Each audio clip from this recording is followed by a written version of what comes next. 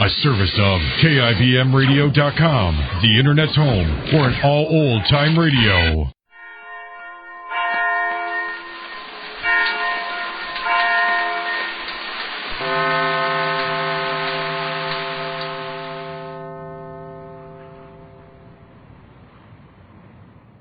Well, the Aces are excited over the chance Mr. Marsh gave Mr. Ace to make back some of the fortune he lost. Mr. Marsh is afraid of an investigation coming up on the crooked deal where Mr. Ace lost his money. So he's sending Mr. Ace out of town on a real estate proposition, Jane to go along. Jane is also quite pleased about her niece Betty finally showing an interest in Cokie. Our scene now is the Ace's apartment after dinner. Mr. Ace pores over maps and papers. Here comes Jane from the next room. Listen. Well, dear, I finally made it. I never thought I'd be able to. What's that? That trunk, getting everything in it. What a job. So much clothes I could hardly close it. It looks like a closet closet. A closet closet. What are you saying? Calm down. Well, I can't help it. I'm excited about this. I like to pack, only it was so much bother getting everything in that one trunk that you said we both had to share. Well, you shouldn't be taking so many things along. Well, if I had two trunks, it would be different. But you said one trunk for the two of us. Well, one trunk's enough for both of us. Well, I had to get in my dresses, and my coats, my hats, my shoes, and your suit. Oh, did you have room for my suit? Yes, I finally got it in. Well, I mean, if you can spare it, Jane. Oh, yes, but it kind of crushed my blue taffeta a little. Oh, well, Jane, I'd hate to think of your blue taffeta all crushed. I could carry my suit on a hanger. Well, now you think of that. After I went to all that trouble of getting all our clothes in that one. Oh, sarcastic, huh? Blue taffeta. Where do you think we're going? To a party? This is work. We're going to stay on this ranch that Mr. Marsh is sending me down to fix up and sell for him. I know it, but you have to look nice. What'll people think? There are very few people to think anything. This is nowhere near people. It's off by itself somewhere. Here, I was just looking over this map and these pictures that Mr. Marsh gave me today. Oh, let me see. Pictures of what? Let me see. Wait a minute now. Here. Now, this is the map. This is Arizona. Oh, cute, isn't it? Yes, Arizona is cute. You see this little place up here, St. John's? Where? Right here. See it? Dear, you need a manicure. Well, we'll talk about that later. Look at this St. John's here. Yeah, I see it. St. John's. Is that where we're going? No, but that's the closest town to where this ranch is. It's a few miles away from there, but St. John's is the only town around there, and it's a very small town. Oh, here, I've got a picture of the town here somewhere where... Oh, yes, here it is. This is the main street in St. John's. That's the main street? Yes, it's a very small town. The population of St. John's is only about 1,200. Yes, there's one of them there. One of what? One of the population. See him in front of the drugstore? Oh, yes, that's one of the population. Well, what I'm trying to show you is, Jane, that we're not going into any big cities. We're not going to be dressing and visiting. This is a ranch. A little run down, perhaps, but Mr. Marsh wants me to fix it up. It's quite large.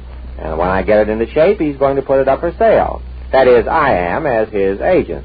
Now, here you see... Oh, what's this? What? This blue point here. Oh, that's a blueprint of the ranch. You wouldn't understand that. You better just look at these pictures here. And look at this map, for instance. Oh, yes, I want to see that map. That's the United States, isn't it? Yes. Now, where's Arizona on here? Down in this corner, see? Oh, yes, in pink. In pink. Yes, it says Arizona, in this pink square. See it? Yes, Arizona is in the pink, I guess. I kind of like this purple here. What's that? We're not going by colors. It just happens. But I like purple. What is this here right next to Arizona? That's California. Oh, California. No wonder I like it. Is it that close to Arizona? Unless they've moved it. Oh, well, we'll have to go there. Go where? We're going to this little town in Arizona. Now, don't start... I know, dear, but I mean for a visit. This isn't a social trip, Jane. You don't understand the seriousness of this thing. I've got a chance to come back financially. I'm going down to work. I know, dear, but you know how they say, all work and no play. Yeah, makes Jack. What? All work and no play makes Jack, and that's what I'm out to make. Now, please don't sidetrack me with visits to California. Well, I meant after you finish the work and we make our money. Well, then we'll see about that. Why think of it before we've made it? Yes, I guess I'm counting my sheep again. Yes, I guess. Sheep? You count sheep when you're trying to fall asleep. Yes, I'm daydreaming again. Oh. But, dear, don't worry. I feel sure we're going to make all our money back, and we'll be sitting on Pretty Street again. It's a woman's tuition, I guess. Mm-hmm. Well, enough of daydreaming tonight. Now, let me see. Where are we? Where are we? On his map, I mean. Oh, well, we're about right here. Oh, yes. And we have to go way down here. Yeah, we go through several states there. That's Colorado right there. Where? See? Oh, yes, Colorado. Blue. Mm-hmm, blue. Yes, sir. There's Boulder Darn. Boulder Darn. Oh, well, you know what I mean. Oh, yes, I see what you mean. There's a lot of beautiful scenery in Arizona at that. It's pretty wild out there in some spots, I guess. I mean, the vegetation. They have a lot of cactus there. Oh, yes. I've seen those cactuses in pictures. Oh, no, not cactuses, Jane. It's cacti. Cacti? Yes, that's the plural of cactus. Oh, isn't it exciting? I just can't wait to get started. I've been on pins and cushions since you told me about it. You know, I could hardly fall asleep last night. I bet I packed and unpacked that trunk about 50 times before I finally fell asleep. Well, it's your own fault for constantly thinking about your clothes. Oh, it's not only mine. How about your clothes? Somebody has to do it. If I didn't pack all... Oh, you know what I forgot? Oh, what now, Jane? You're taking too many things along. No, this is for you. I forgot to pack some of your necklaces. Necklace? Yes, plural for necktie. Oh, plural for necktie. Yeah, I better go do it before I forget. Honestly, there's more. Oh, I wonder who that is. Just a minute. It's probably Marge, isn't it? She said she'd be home about this time. Yes, I guess it is. Yes, it's Marge. Hello, Marge. And Neil. Hi, Dan. It's Marge and Neil here. Well. Yes, it's Marge and Neil. You want to make anything of it? Well, so you two finally made up. Well, it's about time. Dear, look who's here. Yes, I see him. I mean, together. Hi, Ace. How are you? Pretty good, Neil, and congratulations. Not so fast on those congratulations. I'm on probation. Probation? Yep, before Marge would say we're old friends again, she put me on probation for a few weeks. Marge, you know he doesn't drink. Drink? Oh, on probation. Of course she knows it, Jane, but just the same, I'm strictly COD on approval. Well, I think he'll turn out all right. If he behaves himself. Oh, he will. Besides, Betty's going out with Cokie. She's out with him now. Isn't it marvelous how they I'll started? say it is, and I got my fingers crossed. I think she's taken a real interest in that young man. Poor Cokie. Oh, I wouldn't say that. I think it's marvelous the way Betty's interested in him and how she Just feels. the same, I can't help but feel sorry for him. I feel sorry for any guy whose girlfriend takes a maternal interest in him. That's all she's doing. She hopes to make something fine out of him. Yeah, she told us last night she was fascinated by his moronic quality. Yes. And that underneath that gruff exterior beats a heart of gold or something. She's interested in the inner man, she said, and Cokie just stands there beaming. He says she talks so pretty. Well, he's welcome to her. Well, they're very happy, and they make a very nice couple, especially Cokie. Yeah, especially Yes. Yep. Well, enough of this small talk. We've got important business now. Marge, am I elected spokesman? Well, I accept. Mr. and Mrs. Ace, on behalf of my charming colleague and myself, Oh, what did you say? Hush, Jane. I wish to say a few words to show the esteem and regard in which we hold you both. What is this? Hush, dear. Words, of course, are mere words. Here, here. I heard him, but the one... So, we thought we'd say it in something more tangible, something more definite, and we have done so. My colleague will now unwrap the package she hides beneath her coat. Unwrap, colleague. Yes, sir? Well, what is this? Quiet, please. Mr. and Mrs. Ace, I shall not bandy words. I say it simply and sweetly. Please accept this going-away gift as a token of our deep affection and our high esteem. And here it is. Oh, Marge, you should know. Oh, not at all, Jane. Oh, Neil, you should know. Very happy to have been able to, Jane. Oh, neither one of you should. All right, enough of that. Why don't you open it and see what it is and thank the people? I am, dear, but they shouldn't have, whatever it is. What is it, Marge? It's a riding habit for Jane. Oh, A riding habit? You mean to wear on a horse? Oh, no, I think they expect you to wear it, not Oh, you. dear, isn't this sweet? Oh, you shouldn't have. Oh, you too. Jane, I think it's up to you to say a few words in our behalf now. Look, it's got everything. Yeah, now how about a few words of thanks? Me? Yeah. Oh, I don't know what to say. Well, I'm just unspeakable. Well, say something. Well, like Neil said, I guess, huh? Yes, like me. Well, it behooves me great pleasure on the part of my college and myself to thank you. You're welcome, Jane. No, wait, I'm not through. I think you said everything that was necessary. No, and I also want to say that, well, that you shouldn't have. That's her I story. That must be Betty, I guess. Well, you let her in, dear. Isn't this the sweetest gift you ever saw? Well, how did you happen to think of this? It's just what I needed, and just my size. How did you know my size, Mark? Oh, Jane, you forget I know all about you. Oh, yes. Hello, Uncle Abe. Oh, hello, Betty. Oh, hello, Cokie. Hello. Hi. Well, hello there, Cokie. Hi, Neil. And Miss Taylor, I believe. Good evening, Mr. Williams. Oh, don't be so formula, Betty. Wait till you see what they just brought me. Look at this riding habit. Oh, how lovely, Aunt Jane. You ride horseback? Oh, off and on. Off and on. Isn't it sweet, Cokie? Look at it. Yeah, I know. And now I'm supposed to say my speech. What? Oh, Cokie, you're a fine steward. You're not supposed to know about this gift we Oh, bought. it'd be impossible. All right, go ahead now. Speak your speech. Oh, now? What is it, Cokie? And now that you've got a riding habit, on behalf of my friend Betty and myself, I wish to present you something to go with the riding habit. Cokie, not a horse? Oh, you shouldn't. No, Jane, wait for him to finish. Go ahead. Touch deeply. Oh, yes. Mm-hmm. We know that you have been touched deeply by the riding habit, and we feel that when you wear it on the horse, you might be touched more deeply. So we brought you this bottle of liniment. Oh, yeah. Liniment to go with it. Oh, Cokie, you should know. Oh, yes, he should have. I've seen you on a horse. Oh, yes. Now, how about a speech to Cokie and Betty, Jane? Well, I just don't know what to say. Good. No, Ace, let her talk. Now, go ahead, Jane. Well, all I can say is that we both thank you, Mr. Ace the horse and I.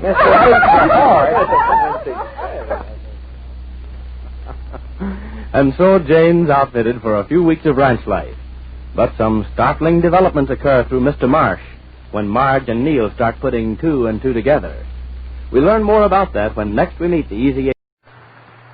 Tonight is the 4th anniversary of Lights Out. After 4 years of fantasy and imagination, chills and thrills, Lights Out celebrates by bringing to the microphone the internationally known actor whose name has become synonymous with the unusual and fantastic. The National Broadcasting Company takes pleasure in presenting Boris Karloff in the first of a special series of Lights Out broadcasts.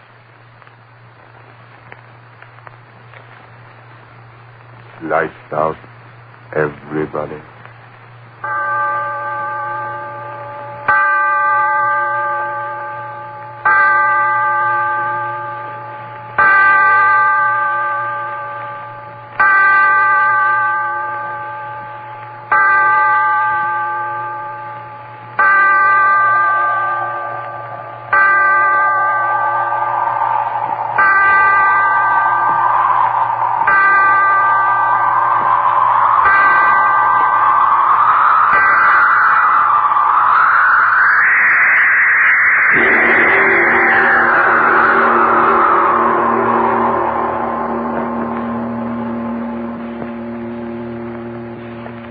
Tonight, Lights Out presents another psychological drama, a play in which the principal part is taken not by the character himself, but his thoughts.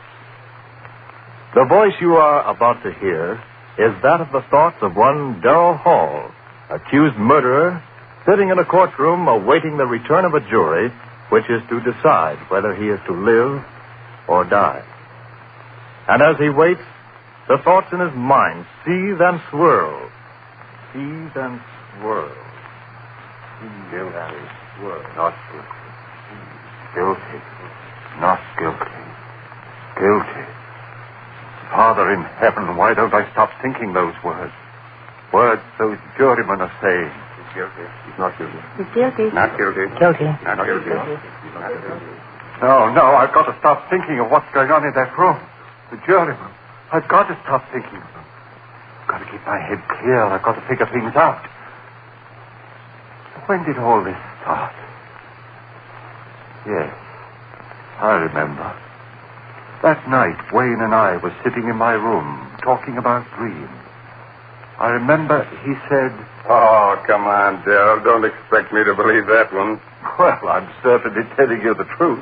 A fellow with your imagination wasting his time teaching biology to a bunch of co-ed nitwits. No, sir, you should be writing fiction. I assure you, my dear Wayne, I've told you the truth. You're really serious? Of course I am.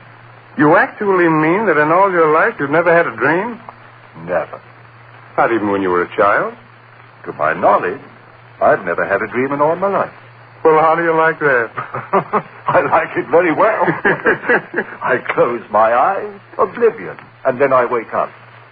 No nightmare hangovers for me, Peg. Now, wait a minute, Darrell. Let me get this straight. You mean you've never even had a dream after, eating a Welsh rarebit at midnight or surrounding a dozen green apples or anything like that? Believe me, Wade, I've never had a dream of any shape, form, or description in all my life. A dream to me is just a word. Something that happens to other people, but not to me. But everyone must dream. Well, perhaps. But it just so happens that my subconscious doesn't work that way. I tell you again, I have never dreamt. Well, what do you know about that? Just unbelievable, I tell you, unbelievable. Yes, that's what he said. Unbelievable. It was unbelievable that I'd never dreamt. Then after a while he went away and left me there. It was early evening. But I remember that somehow, strangely, I was very tired. I sat down in the easy chair. Oh, I was so tired. I closed my eyes. I slept. And then it happened. A strange murmuring in my head. Yes, that's how it started. A murmuring as if in warning. And then in the darkness around me, strange faces lifting and falling. White faces, faces without hope, their eyes full of horror, their white, bloodless lips pleading wordlessly in a way that made the heart in me cry out in pity. And suddenly, I knew I was asleep and dreaming. Yes, dreaming for the first time in my life. And these faces I was seeing were things out of a dream. And even as I knew that, the dream was gone. Blackness. And yet I knew that I was still asleep. And I had a terrible feeling of foreboding, of a horror to come in that dream. What? How? I didn't know. But I wanted to stop sleeping. I wanted to open my eyes quickly before. And then I saw her moving slowly toward me out of the darkness that was my dream.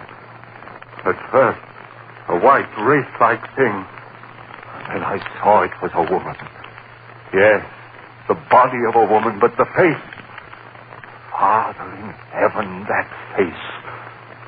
Gross, unclean, thick, bestial brows, wrinkles of venery, the lecherous writhing of thin crimson lips that lifted from teeth, bright and pointed, and flecked with blood. Yes, a glorious body, and a face from hell. Closer to me, and then she spoke one word.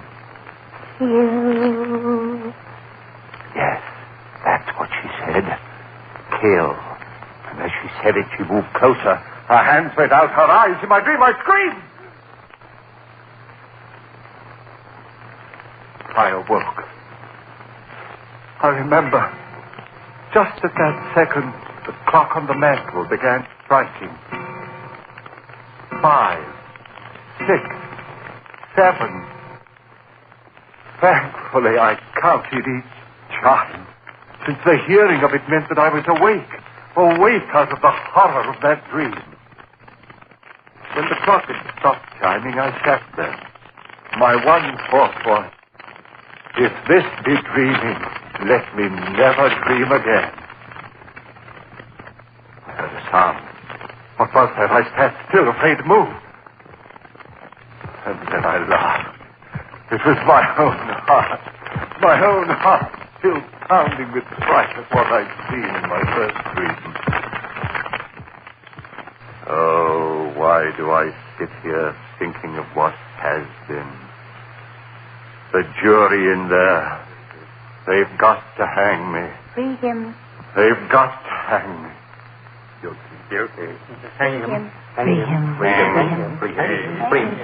No, I mustn't think of that. Better to keep my thoughts on how it all started. Better to figure things out. Where was I? Ah, yes. Sitting there, listening to the beating of my heart, thinking of the horror of that dream. then, suddenly, that strange, wordless murmur I had heard in my dream was whispering in my head again. Quickly as it began, it was gone. How could this be? I was awake. Awake. This was no dream. Then why had I heard that wordless entreaty? That same sound that had come from those miserable white faces that had floated before me while I slept. Why? Why? I heard it. Sound behind me. Oh.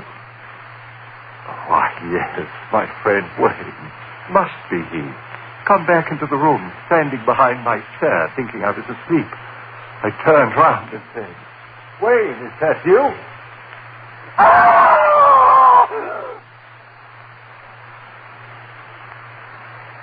Yes. I screamed. I screamed so loudly there was blood in my throat. For it was she again. That woman out of my dream. But this wasn't a dream.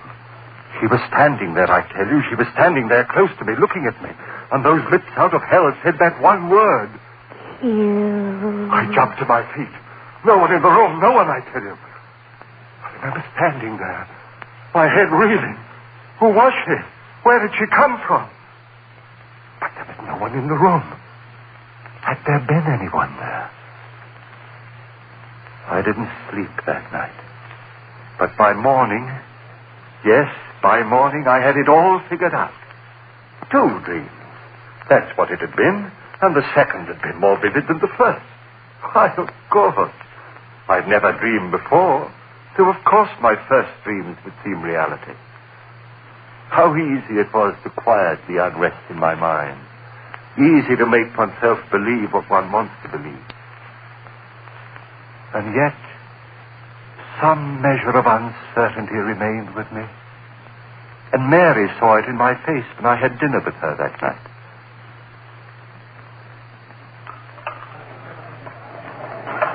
Darryl, do you mind if I ask you something? What a question. Of course not. Is there something wrong? You mean with the dinner? Well, you know, this is my favorite restaurant. With you, dear. Has something gone wrong at the university? Why do you ask that? The worry in your eyes. Oh. What is it, dear? Oh, it's nothing. It's nothing important. You changed your mind about loving me? Mary. Then tell me what it is, please. All right. It's really nothing to concern yourself over. Just a dream. Dream? Darryl, you dreamed. Yes. Last night. How marvelous. Now you're normal even when you sleep. That's right, isn't it? I'm back to normal, see, I'm not. And here I thought from the expression on your face that it was something really important. Funny, isn't it? And I suppose in your first dream you dreamt of a glorious, seductive woman. No, Mary. Ah. Did you have a nightmare? If you don't mind, let's not talk about it anymore. Shall we have our dessert now? Now, I suggest the hot green apple pie with cheese. Darryl, was it as bad as all that? Horrible. Oh, that's cruel. Your very first dream, an unhappy one. Oh, well, I'm sure that if you dream again, you've more interesting times ahead. Oh, Darryl, look at the time. 7:01, and we promised the Armstrongs we'd pick them up at 7:15. Darryl, what is it? Your face. Do you hear it? Hear what? You do hear it, don't you? The voices. Voices? Darryl, what are you talking about? Why, the people in this restaurant are most well behaved. Gone. Just the way it was before. Darryl, please, if this is a joke, please tell it to me. Darryl, what is it? What are you staring at? What's behind my chair? What's there, Darryl? Tell me what you see. Darryl, the table. Why did you throw over the table? Darryl, what is it? What is it? Why did you scream like that? What's the matter with you, Darryl? Yes. She wanted to know why I had done it. Screamed, thrown over the table. They all wanted to know. But how could I tell them? Tell them of her, standing behind Mary's chair, that thing of degradation, and those lips saying, kill. I went home. Mary thought I was overworked. Oh, no, darling, you've been working so hard.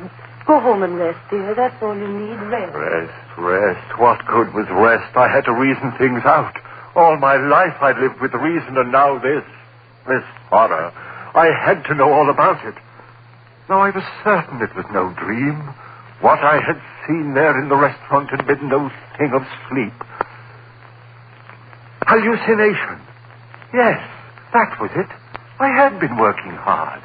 Too much work was the answer, and rest would cure that. Yes, indeed. And so I rested through the next day. It was quite dark when I awoke. The phone rang. It was Mary calling to find out how I felt. Are you sure you're all right, Daryl? Why, yes, Mary, yes, I'm fine, thank you. You sound all right. Your advice was good, dear. Apparently rest was just what I needed. Then go along back to bed. I'll talk to you tomorrow. All right, dearest. Thanks for calling. Goodbye, Daryl. Sleep well tonight. I hung up the receiver. And then the clock on the mantel behind me began striking. Always at 7. Always at 7. Always at 7. Yes, that was true. Each time it had been 7 when it had happened. And then, with the last chime of the clock, I realized it was 7 again. 7. Would I see her again? I stood there, back against the wall, waiting. So quiet, I could hear the clock ticking away the seconds. Would it happen again, this hallucination of mine? I waited. I heard no pitiful murmur of voices. Just quiet. So dark in the room, I could see the shadowy emptiness of a chair near the other wall. And then the chair was no longer empty. There was someone in it. I said, "Who's there? Answer me, who's there?" No answer. A strange darkness in the room. Deeper and deeper, I could see nothing, and then 2 swirling pools of flame led right, closer and closer. I stood there, I couldn't move. A rumbling began in my brain. Fear, I tell you, fear tearing at my brain, louder and louder, while those red circles of light came closer and closer. Father in heaven, what was it? What?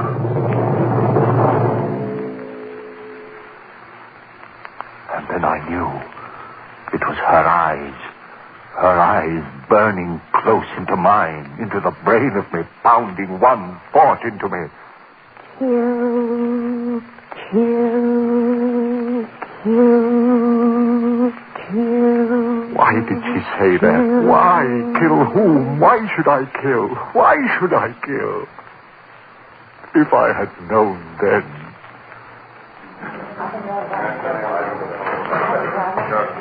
The jury. They're coming back. The verdict. What? No, not yet.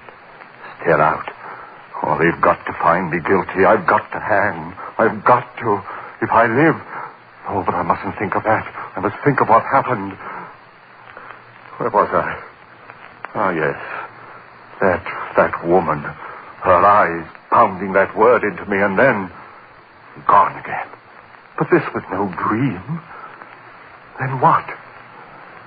A voice within me whispered, "Crazy, crazy, crazy." No, I was fainting. That horror was real as the breath in me.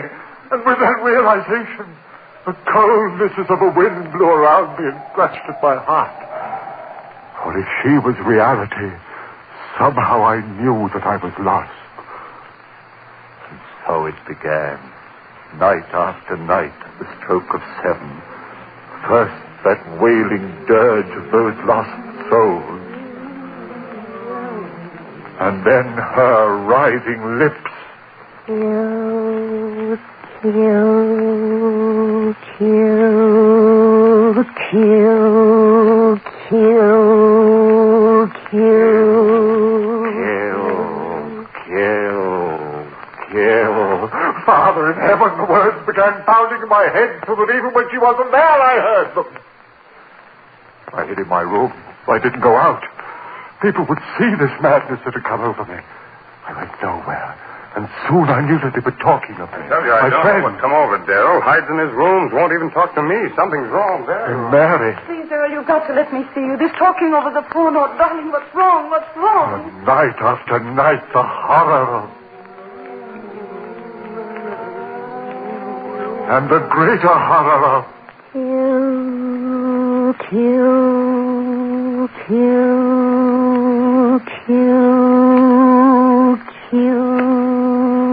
Mary pleaded with me. Darrell, if you love me, please let me see you, talk to you. Come over to my house tonight. Oh, please, Darrell, perhaps I can help you. Please, darling, please. I didn't want to go, but I went that night. Perhaps she could help. Yes, help me understand the madness of those wailing voices and drifting white faces. Understand the horror of that woman and that maddening word. Mary, so understanding, so gentle, she could help me. Clear my head of the madness. Oh, Darrell, you're here at last. Mary, help me. You will help me. Darrell, your face so white. Oh, Don't talk yet. Sit here and rest. I'm sane, Mary. Believe me, I'm sane. Of course, dearest. Of course you are. It's that madness outside of me, those white drifting faces moaning at me. Rest, darling. And that woman out of hell. Woman? Her eyes and lips telling me to...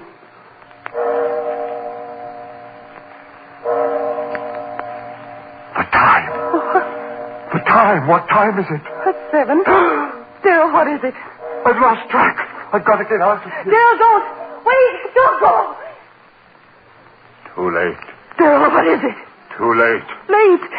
You hear them, don't you, Mary? I'll go call a doctor. Listen to them. Their voices are so loud tonight. Listen, Mary. Darrell, don't. There's no one here. You hear them? You must hear them. What are they saying? Louder and louder, trying to tell me something. What are you saying, you out there? What are you telling me? Darrell, stop! They're gone. Faces, voices, gone. Now she'll be here. Oh, Darrell, please, you're frightening me.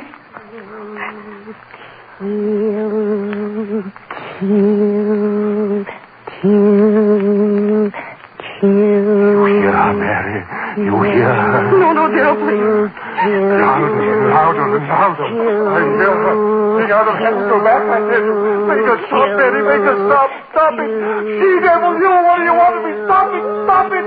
I can't stand it anymore.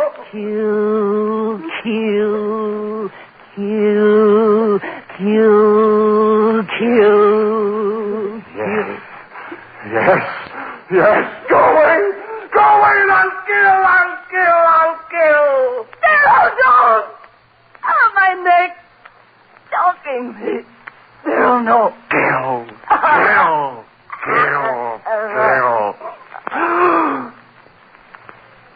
Mary.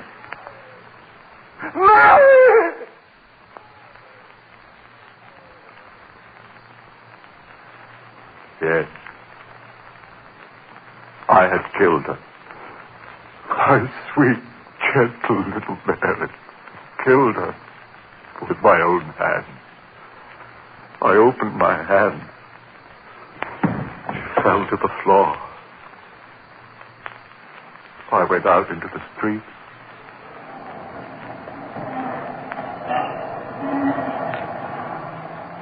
People all around me, hurrying. I was in no hurry. What that woman had wanted, I had done. I had killed. I walked all night. It didn't matter where. And in the morning, I found myself on the campus of the school, before the very building in which a class was waiting for my lecture. I went in. I walked up on the platform and looked down into their faces. I said to them, "Ladies and gentlemen, my lecture for today will be on the subject of the selective factor in the evolutionary..." I stopped. A murmur in the air. Those voices again. But it was broad daylight. I'd never heard those voices in daylight before. What did they want of me? What were they saying? There was a strangeness in their pitiful voices. Yes, Yes, like a dirge of tears and sorrow for someone. For me, yes, for me. And then, her voice, laughing, triumphant. Then I understood. For the first time I understood everything. She had triumphed over me. That was why those lost souls were wailing a dirge over me. I was hers forever. I turned and ran out of there like a madman. Ran, and as I ran, those voices of the damned were talking to me. As we are doomed. No. We listen to her and now you are one of us. No peace through all eternity. For those who murder. Through eternity.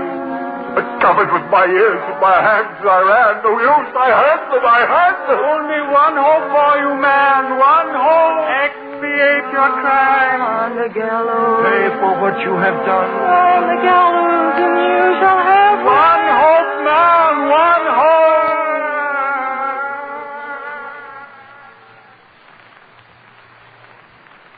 So that was it. My one hope. If I paid society for my crime, she would fail. I would be free of her, that thing, that essence of evil, that siren who called men to murder so that their souls would be slaves to her for all eternity. Yes, I'd pay for my crime. I ran on, back to Mary's house. Yes, I'd paid gladly with my life to have the peace of the rest of oblivion. I went back into the house. Yes. Mary was lying there, cold. I lifted her. Those same hands that had crushed the life out of her lifted her and carried her out into the sun. My eyes were so filled with tears that I could hardly see where I walked. People began milling about me. He's got a woman in his arms. Well, where's he carrying her? She must have fainted. No, look, she's dead. What? Who killed her? Hey, mister, who killed her? I did. Who killed her? I killed her. With my own hands, I killed her. And please, I want to die for her.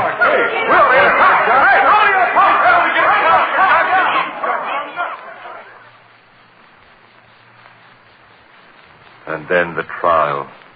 My friends, they wanted to save me.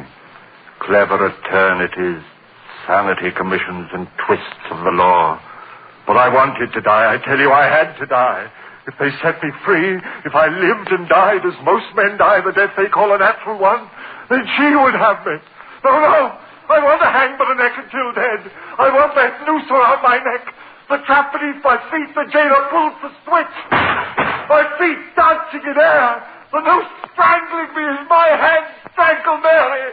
Pay for my crime and I'll be free. Free of that horror with the writhing lips and blood-stained teeth.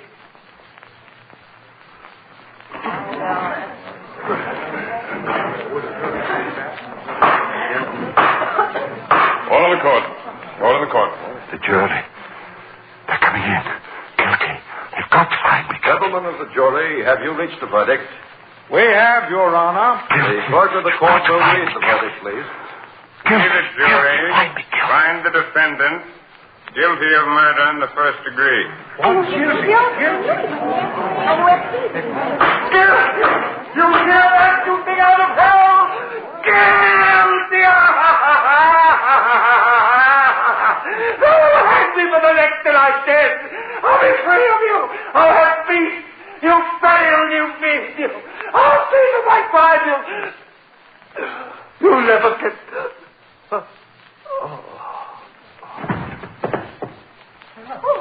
What's the mean? He's fainted. Hey, stand back, everybody. Doctor, right this way, doctor. Ambulance, call an ambulance. Stand back, please.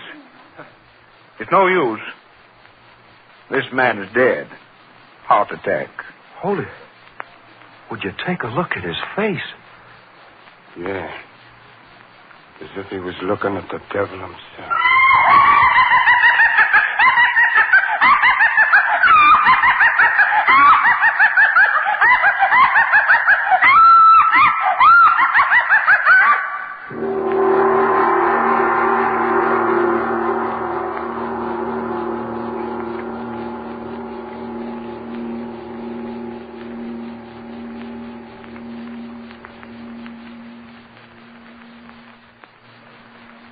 Ladies and gentlemen, you have just heard the first play in a special series commemorating the 4th anniversary of Lights Out and starring Boris Karloff. Next week, Mr. Karloff will appear in another new air drama by Arch Oboler, a play suggested by the Sibelius musical composition, Waltz Triste. It is a story of death and a revenge beyond death.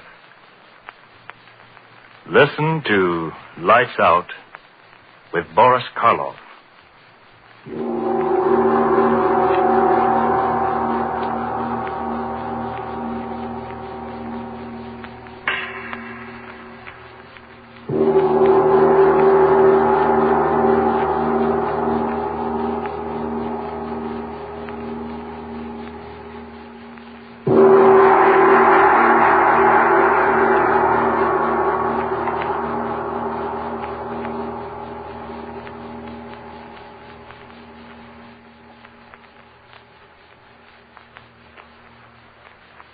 Lights Out, written especially for radio by Arch Oboler, comes to you each Wednesday evening from our Chicago studios.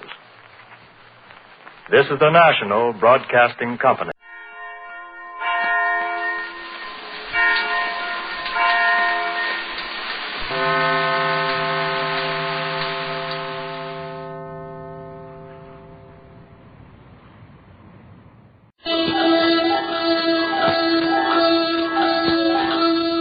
From Hollywood, the clock stars Kathy and Elliot Lewis, the airwaves' most distinguished acting couple, and is produced and directed by radio's master of the art of suspense, William Spear.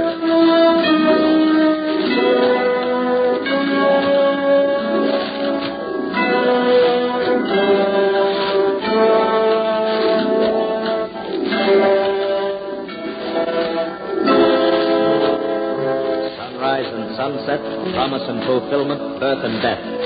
The whole drama of life is written in the sands of time.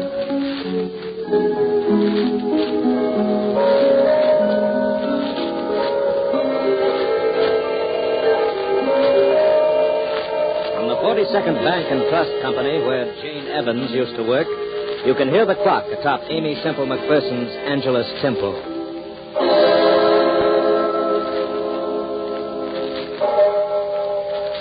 It happened the morning after I became engaged to Harold.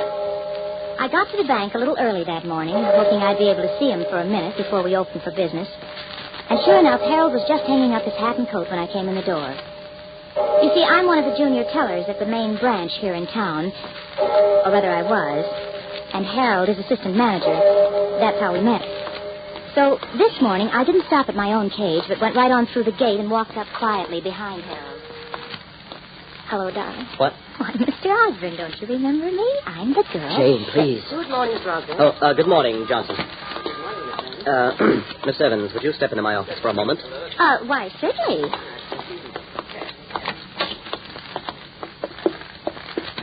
Jane, really, you mustn't. I mean, Why? I didn't do anything. I just But suppose someone had overheard.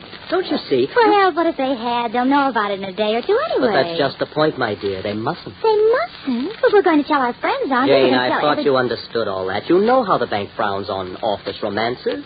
After we're married, it'll be different. But, Harold, this is different. We're engaged. Nevertheless, my dear, the policy of the bank distinctly says... Fooey on the policy of the bank. This is our business. But, Jane, the bank is my career. And I'm only thinking of the bank. And I'm thinking of our life together. Jane, please be practical. In my position here, I simply must live up to the standards that the bank... The bank. Sometimes I wish I could meet somebody, just somebody who hated banks. It wasn't a very good way to start off an engagement. Or even to start off a day's work, for that matter. I went back to my cage feeling miserable. And I got out my cash for the day, including a little package of 25 $1,000 bills that a client of ours always called for on Friday. We never asked why. That was the bank's business. And I unlocked my cash drawer and put the money away. Then it was 10 o'clock, and I opened my window for business. There weren't many people in the bank yet, but at my window, there were two men. Good morning. Good morning. Can I help you? Yeah. This is a stick-up. Just take it easy and do what we tell you, and you won't get hurt. But my friend here's got a gun under that newspaper he's carrying. Darling, can I got to use it, sister? What do you want me to do? Here's a paper bag. Fill it up. Yes. All right. And don't forget those 25G notes that George Oliver calls for every Friday. The what? Don't stall. We know all about him. That's one reason we're here. Don't make any funny moves, sister, because if you do, it's...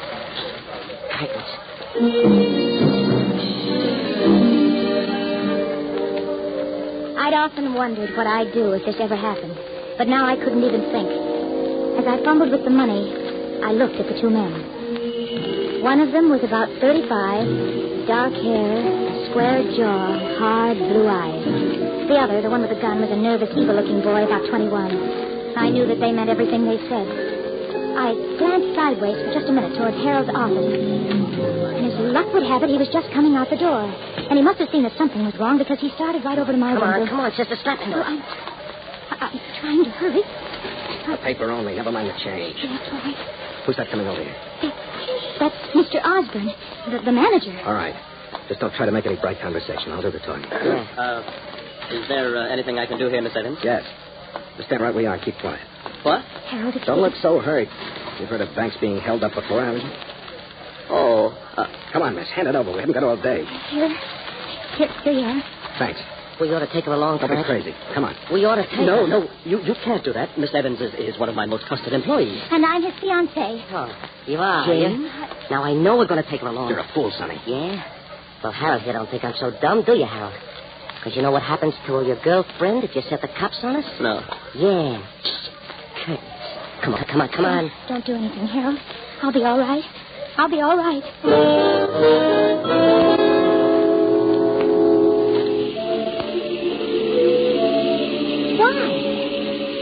would I tell a couple of bandits who came in to hold up the bank that I was engaged to Harold? Particularly when Harold was the manager of the bank. Oh, it was crazy. But there were a lot of crazy things I did that day that I didn't understand myself until later.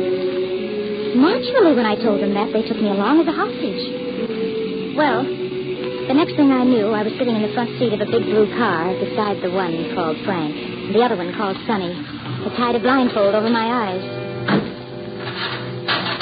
Once we drove in somewhere, and for 15 or 20 minutes, there was a lot of banging and clattering around the car.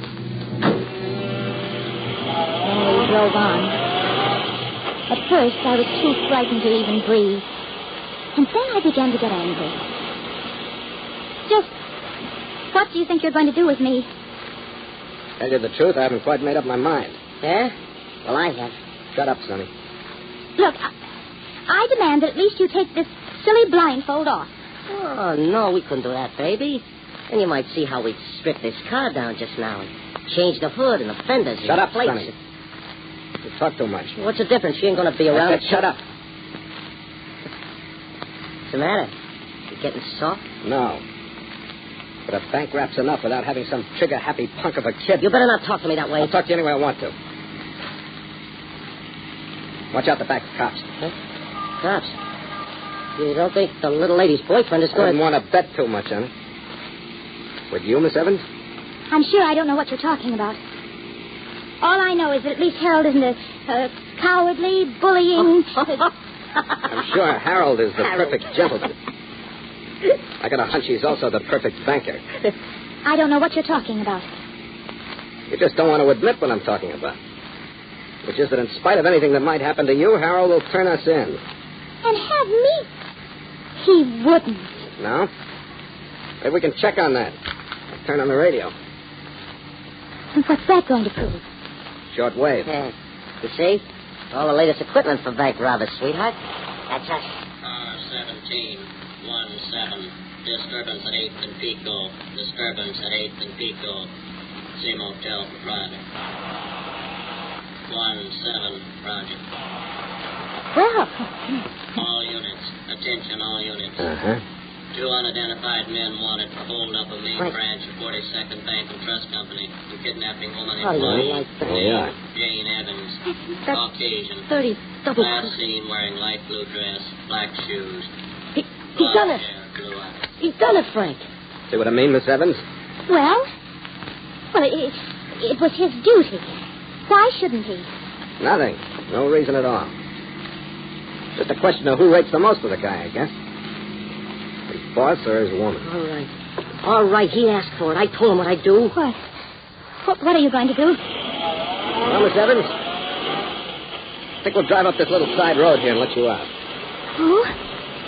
Shouldn't have any trouble hitching a ride back. If you do, just try what Claudette Colbert did in that picture. Huh? Remember? You kidding? You heard what they said. She was nothing but excess baggage anyway. Now she's just another way they can identify us. Yeah, all right, but that don't mean we let the guy get away with it. I told him what I'd do to her if he squawked, and I'm going to. You're going to do what I tell you. Yeah? Well, if I'd known you were so yellow. And what was that you said, Sonny? All right, Frank, but I'm not going to... Cops. They're turning in here. Give me your gun, Sonny. Get down on the floor under the blanket. I'll plug him, Frank. Give me that gun and get down on the floor. You're nuts. Don't get us, Frank. I know what I'm doing. You do what I tell you. That's right. And keep covered up and keep quiet. Take off the blindfold, Evans. Look here, if you now you're think going to kiss me. And you better make it good. Because this gun's going to be right in your ribs. All right, now. I'm going to do more.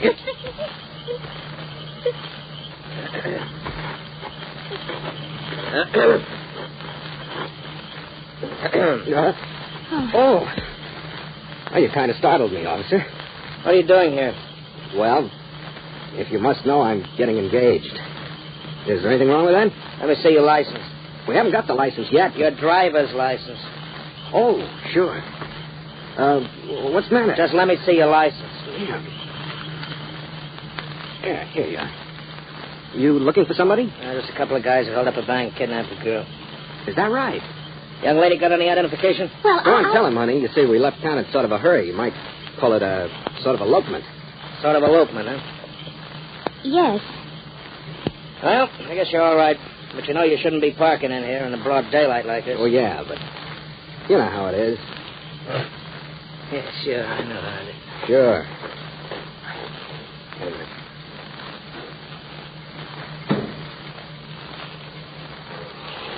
All right, you can come up for air now, Sonny. They're leaving. You sure? Yeah.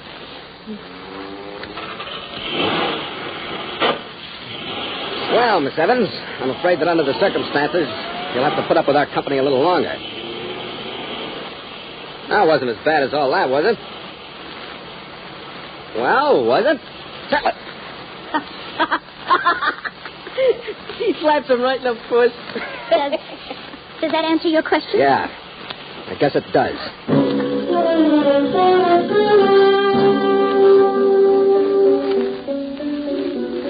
That was crazy, too. Here I was, my life completely in this big ape's hands. And I had to sack his face. I knew I'd made him angry, and what was even more dangerous, I'd hurt his pride. But there was nothing to do about it now. For a long time, we just drove along, and nobody said anything. We were crossing a stretch of desert heading towards a mountain range. We just passed through a little town. I saw the car pull out of a side road as we flashed by, but neither of the two men did. And all of a sudden, my mind began to race, thinking that maybe now was coming my chance to escape, wondering what I could do. Then my blood ran cold again. The way they were talking. They still heading for the same place, Frank? Yeah. The mountain place? That's right. What about Miss Spitfire here? I'll take care of that when the time comes. She knows too much. That's right. Well, if I thought you was getting soft, Frank, What would you do? You know what we gotta do, don't you? Yeah. Where? Well, not right out here in the open desert. That's a cinch. The mountains? Yeah. Maybe the mountains. Maybe. It better not be no... Hey, cops again. Look, right behind us. Yeah. Those others must have got to think of things over. Cops. In the middle of the desert and no one in sight for miles. What are you talking about? I'm talking about this. Sonny! I've been waiting to do this all day. Hey, you're crazy. We get them before they get us, that's all. They're shooting back. They know they got a fight in the head now. And so have we. Shoot at their tires, you hear? Okay. They hit us. And that's not supposed to happen the way you saw it in the movies, huh? You.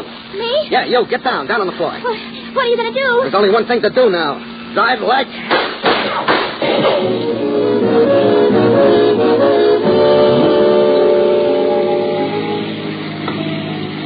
At first, I wasn't afraid at all. It was even a little exciting.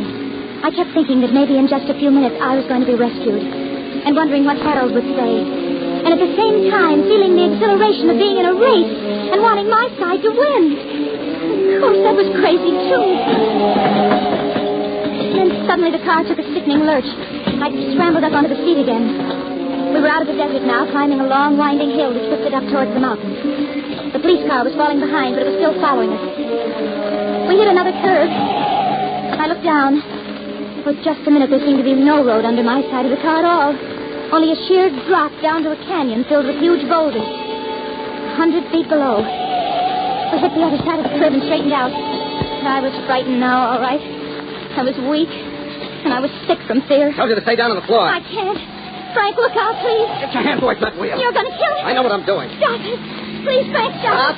Please. It might be all right for you, lady, but it wouldn't be so good for me. I'm afraid. I'm afraid. Take it easy, kid. Close your eyes like you're doing the roller coaster. You'll be all right. Oh, Frank will be killed. What do you think I'm running for instead of fighting? Just so nobody will be killed. Not even cops. Frank, look out. Keep away from that wheel, I told you. Look out. Keep away. Frank. I hate to do this, but...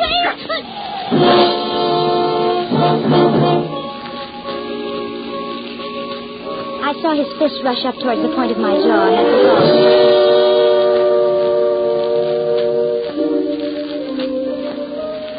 When I woke up, it was mid-afternoon, and I was lying on a bed in a bare little room of what was obviously a mountain cabin. Through the one window, all I could see was the jumble of rocks and boulders piled up against the mountainside. And I felt my chin. It was sore. There was a little bruise on it. But aside from that, I seemed to be all in one piece. Then suddenly I heard voices. They were coming from the next room through the crack of the door left an inch or two ajar. So I crept over. I listened. Now, don't worry. I'll handle it. Okay. Right? Sure. Now go on down into town and get some grub like I told you. Okay, Frank. You sure you don't want me to... No. Get going. Okay, Frank.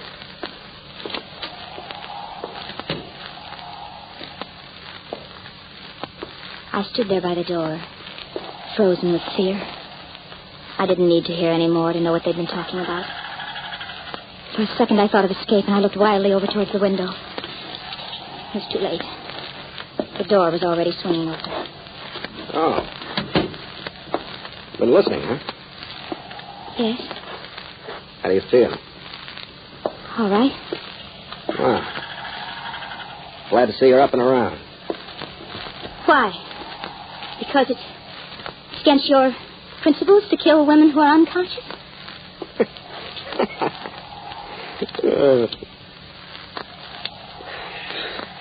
There's a path down the backside of the mountain that leads into the main highway. It's 4 or 5 miles long and pretty rugged, but you ought to be able to make it before dark if you hurry. Oh. That answer your question? Yes, I guess it does.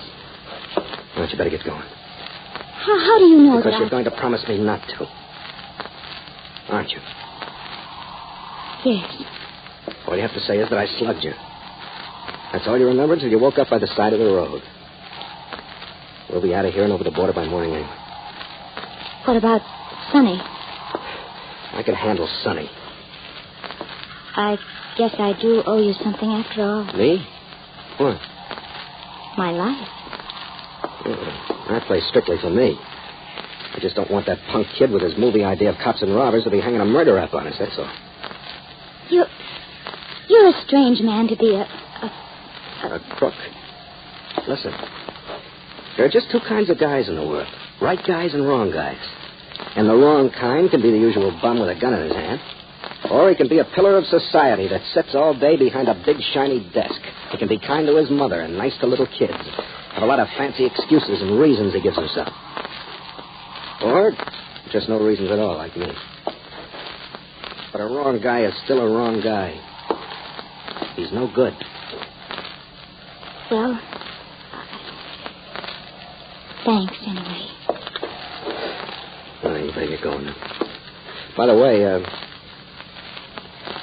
sorry I hit you. That's all right. I guess I had it coming. And I'm sorry I let you get into this mess in the first place. But what? That kiss. I meant that. Did you? Yeah. Frank. So did I. Gee. Frank! Trailed us here after all. Frank, the car. Yeah. I saw him down ahead of me on the turn of the road. I just had to turn around and get back. You still got the dame, huh? Yeah. I was hoping you hadn't done nothing yet. She's about the only ace we got left for him. Take the south window. I'll take the west one. Don't try to go knocking them off. It'll only make it worse. Just keep them covered so they can't rush us. Yeah, well, if I can get a clean shot at You one do of what them. I tell you. Can you see them? Yeah. Yeah, they're down behind the big rock. And that's as far as they can get. That's as far as they could get even if they had an army. Until it gets dark. Frank, we could turn the car lights on them. They'd only shoot them out. We can hold them, Frank. We got enough ammunition You here. can't eat ammunition. Maybe they can't get up, but we can't get down either. We can't stay here forever. They'll never take me alive. They'll never take me alive. Stop it, will you?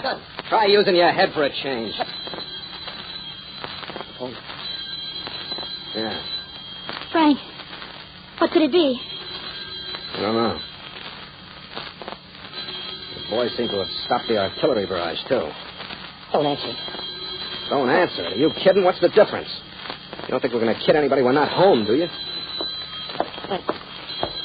Yeah. Oh, yeah. Uh-huh. Yeah, she's here.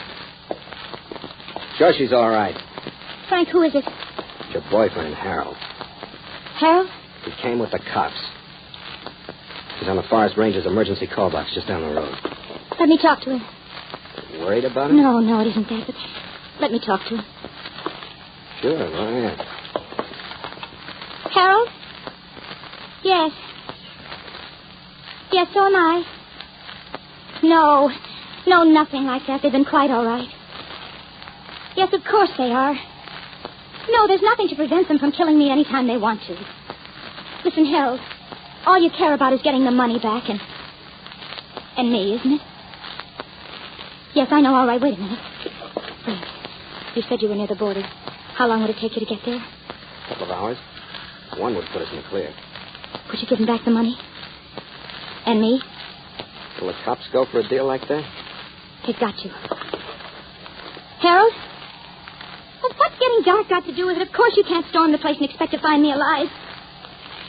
Now, listen, Harold. Harold, they'll give back the money. Yes, I'll bring it down myself, but you've got to give them 1 hour's start. Well, you can just say they rescued me and the money, but the men got away. No, Harold, nothing like that. You've got to promise me, Harold, on your word of honor, your solemn word of honor. All right. They'll do it. Okay. Are you nuts? It's our only chance. Harold? All right. Yes, I'm coming down. Now. What if she goes? She's going. The dough's still in the paper bag. It's on the table. Frank, Get going.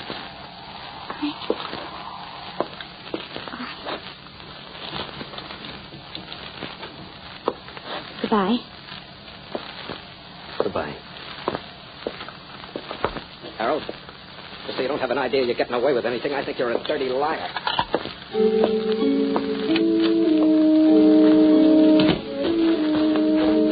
I hardly heard. I didn't even think about it. I was so relieved and still so bewildered by everything. Running down the hill with the paper bag of money clutched in my hand. And then I saw Harold crouching behind a rock. And then some policemen.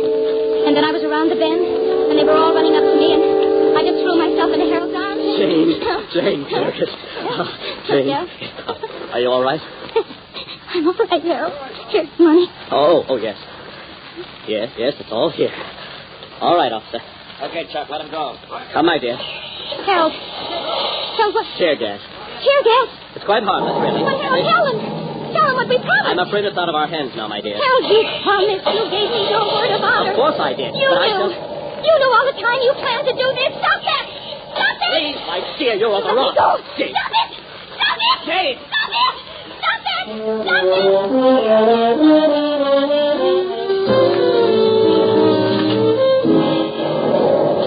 I tried to run back, but they held me. And I had to watch.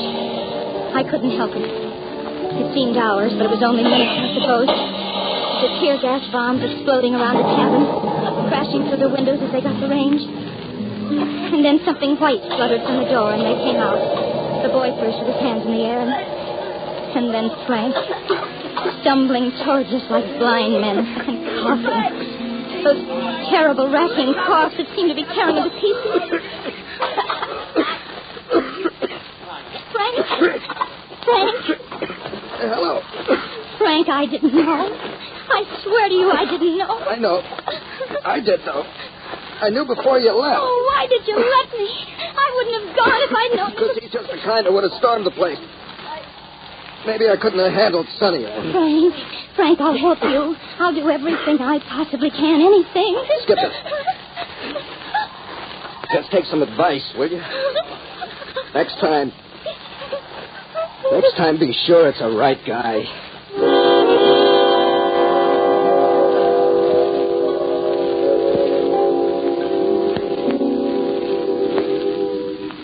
You know, it's funny. It's like he said. People can be honest and dishonest in so many different ways. Well, I got to the bank early the next morning, too. Harold was already there waiting for me. Hello, darling. Hello. I'm so glad you're here early. There's some things I wanted to talk over with you. You know, you're quite the heroine now. Am I? Oh, yes. And you know, darling, I've been thinking perhaps I was a little too conscientious yesterday. About our marriage, I mean. I think perhaps you were right, after all. We ought to tell them. Harold, about our marriage. Yes? There isn't going to be any marriage. Isn't going to be any? I found out something about a girl getting married, Harold. Marriage is something you do second. Do second? Yes. First, you find a right guy.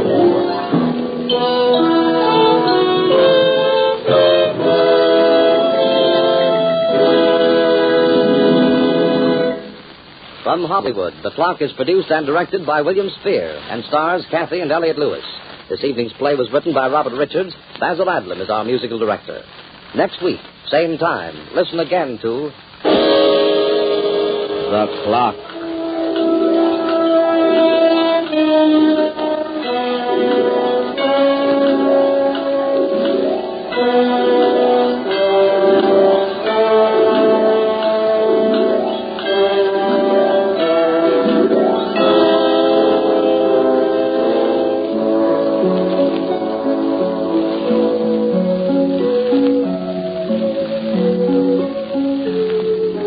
A listening reminder.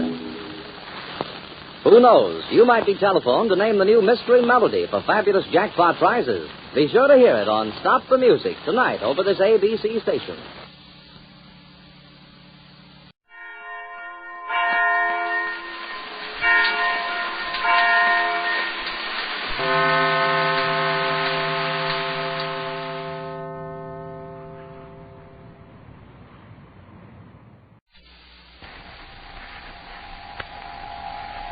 Have you heard the strange tales of the Whistler?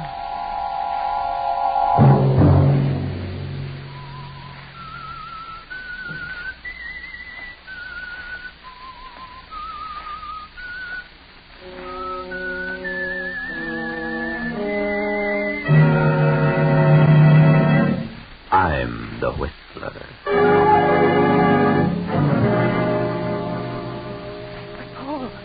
It was pitch dark.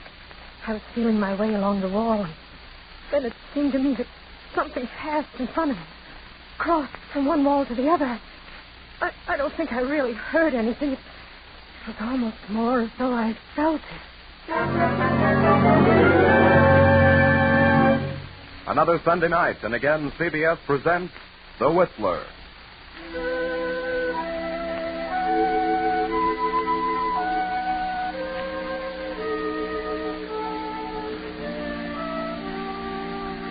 I, the Whistler, know many things, for I walk by night. I know many strange tales, many secrets, hidden in the hearts of men and women who have stepped into the shadows. And so tonight, I tell you the strange story of Patience for the Doctor.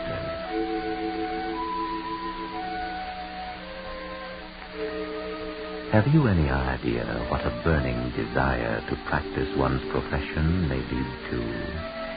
A man whom I know can tell you of such a desire.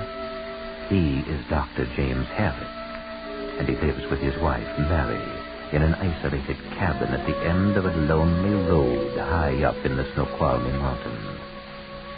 The Snoqualmies are treacherous, especially in winter. Many people find themselves in need of a doctor throughout the year in these mountains.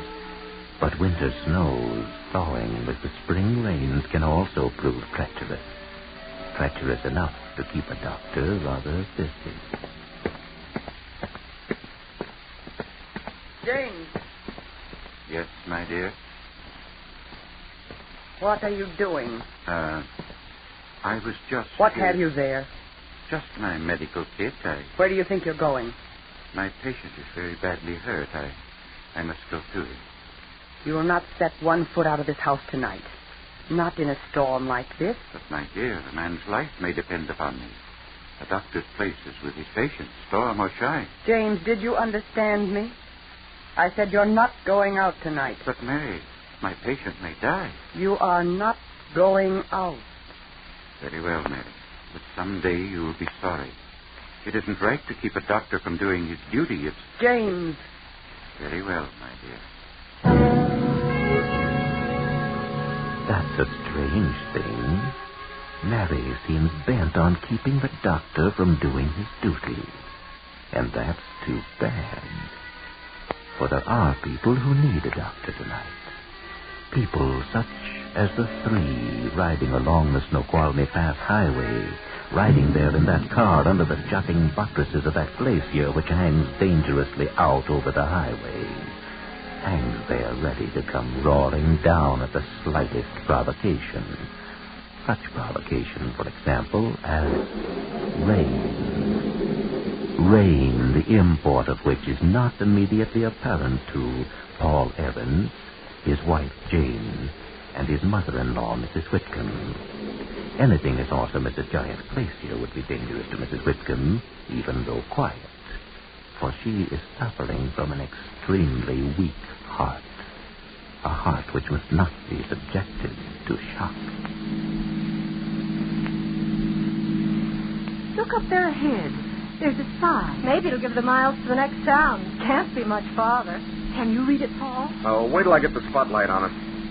Oh, it just marks that little side road. Oh, Dr. James Harris. What do you suppose the doctor's doing way up here? He couldn't possibly have any patients. Oh, hardly. I'll bet there's not another house 5 miles in any direction. Well, perhaps he's retired. Yes, that's probably it. Oh, Paul, that's a slide. Paul, stop the car. Oh, yes, yes.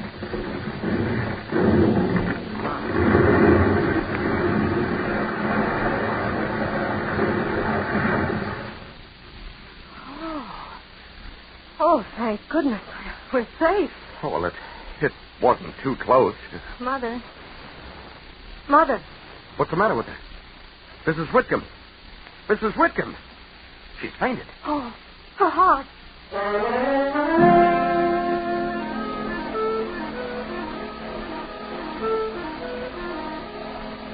But Mrs. Whitcomb is more hardy than her daughter imagined.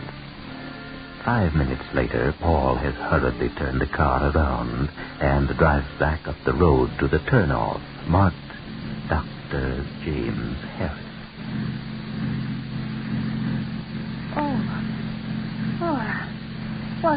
What is that? The slide. Mother, it's all right. We're safe. We're all right. Oh, I must have fainted. Do you feel all right now? I don't know. Don't try to talk, Mrs. Whitcomb.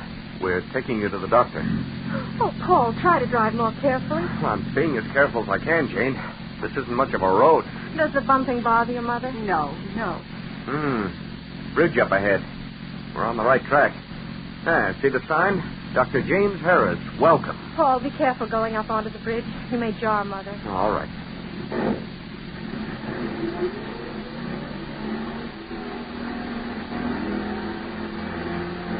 Oh, Paul, for heaven's sake, don't stop so short. What's the matter? Take a look at that bridge. Oh, but it doesn't look very safe. I'll say it doesn't. 2 planks out, rail gone. If you asked me, the weight of the car would have been enough to bring the whole thing down. That ought to be marked. Just what I was thinking. Perhaps it happened so recently that... Those aren't new brakes. No, this bridge has been out a long time. Maybe all winter. And no sign but Dr. James Harris. Welcome. What a welcome. Toss on your head in the creek. But if the bridge has been out all winter, Well, how have the people in the house gotten in and out? That's a good question. Well, suppose we back up a little.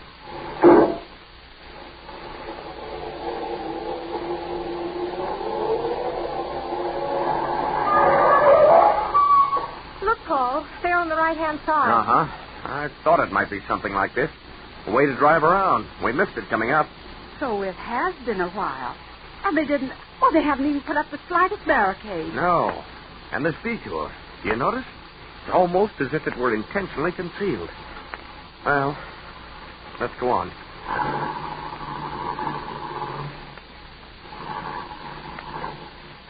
Paul. I don't know. Maybe we better not go on. What else can we do? We can't risk going back to the highway. Might be another slide. Anyway, it'll be tomorrow afternoon before they can get the road cleared, even if the storm lets up. But maybe strangers aren't wanted here in spite of that sign. Well, that's the chance we take.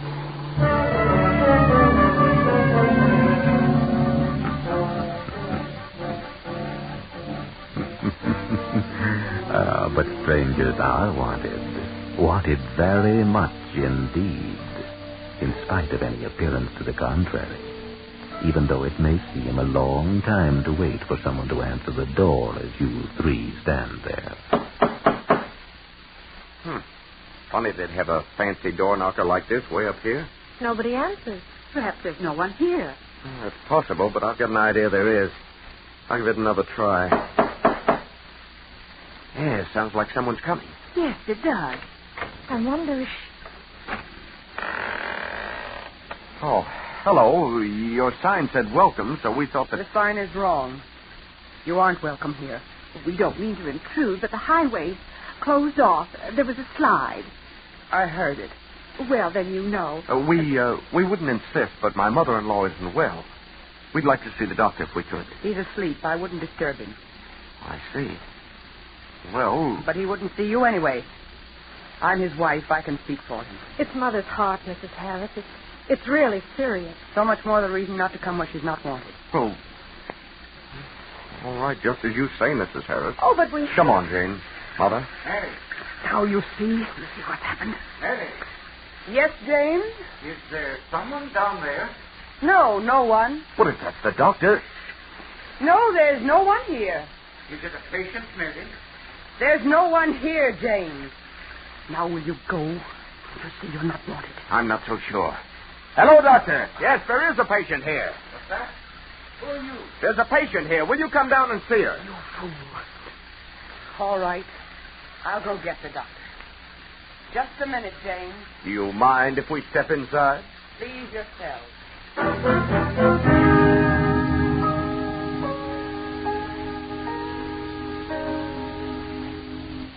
Well, you'd better take this chair, Mother. Thank you.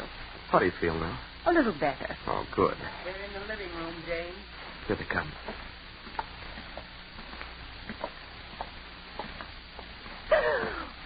Which one of you is the patient?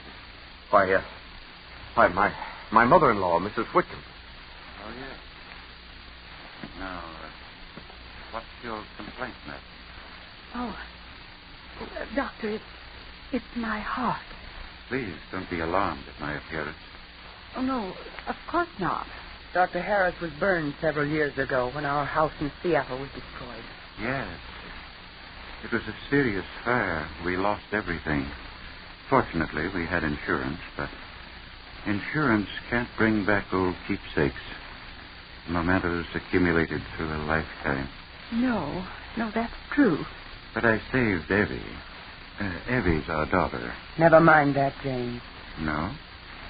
Well,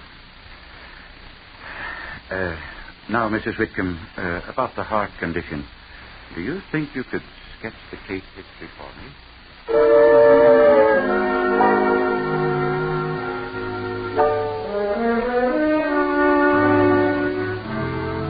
Half an hour later, Dr. Harris gives Mrs. Whitcomb a sedative and sends her off in the care of his wife to be shown a room where she will be able to enjoy a long and peaceful sleep. Later, when Paul and Jane are in their room, Jane goes out and down the hall. A few moments pass. Then... Why, Jane, Jane, what is it? What's the matter? Jane, darling, you're trembling. What? I was so frightened. Frightened? What happened? I hardly know. It was so dark. In the hall? Yes. But there was a light on a few minutes ago. Oh, I know. There was when I went out. But... Did someone turn it off? Yes. Well, maybe they were just closing things up for the night. Oh, no, it wasn't that. They turned it off on purpose. Are you sure? Yes. When I came out into the hall again, it was pitch dark. I couldn't see a thing. I thought I heard a sort of creaking sound. I don't know how to describe it. Like boards being pried up. Though I don't suppose I thought of it that way at the time, but it was very slight, and I stopped, and then I thought my mind was playing a trick on me, that there wasn't a sound, just the rain dashing against the window down at the far end of the hall, so I started forward again. I was feeling my way along the wall, and then it seemed to me that something passed in front of me, crossed from one wall to the other. I don't think I really heard anything. It was almost more as though I felt it. Felt the person? No, not really. Sensed them, I should say. Oh, Jane. Oh, no, Paul, there was someone, and just then, just after they passed in front of me, I stumbled. I fell forward, and one hand, Paul, part of the floor was missing. I felt the hole with my hand. Good heavens. I was on my hands and knees, and I felt across the gap. It was only a foot or so, and then I heard someone move behind me. I didn't stop to think. I was too frightened. I scrambled to my feet and I ran. And did the person follow you? I don't think so. I don't know. Well, we'll soon find out. Oh, no, Paul, don't go out there. Please Of course I'm going out there. Just get my jacket on. It's lucky I brought the flashlight from the car. Paul, I'm going with you then. I don't think you'd better come. I don't want to be left alone. Well, maybe you're right. All right, come on. Now, keep back while I open the door. Yes. All right. Step past me. This way. Yes. Just a few feet down the hall.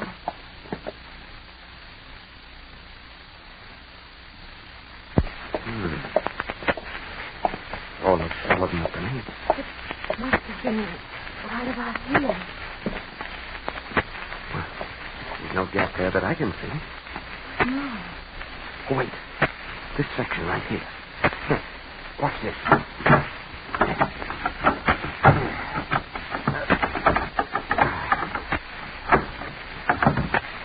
So that's what it is. Just get it in here. You can lift it right out. And someone did lift it out. No, I'm sure not. What? Mrs. Harris. Don't shine that light on my face. Thank you. That's better. No, I'm sure no one was careless enough to leave this section of floor out. Oh, but it was out. Never mind, Jane. Go on, Mrs. Harris. This is an old house. Once the boards fitted so perfectly, it was impossible to see the juncture. There was a little place to cache valuables beneath. It was an earlier owner's idea. I see. Not exactly the place anyone would look for things to be hidden, was that it? I suppose so. The man was very rich, and this is a lonely neighborhood. Yes, it is. You don't have many visitors, do you? No. I gathered that from the condition of the bridge. Oh, yes, the bridge. Well, good night. Well, good night. How do you like that? Paul, something's awfully funny. Yeah, I think so, too. Yeah, she walks along in the dark like a cat. Do you suppose Mother's all right? I was just wondering about that myself.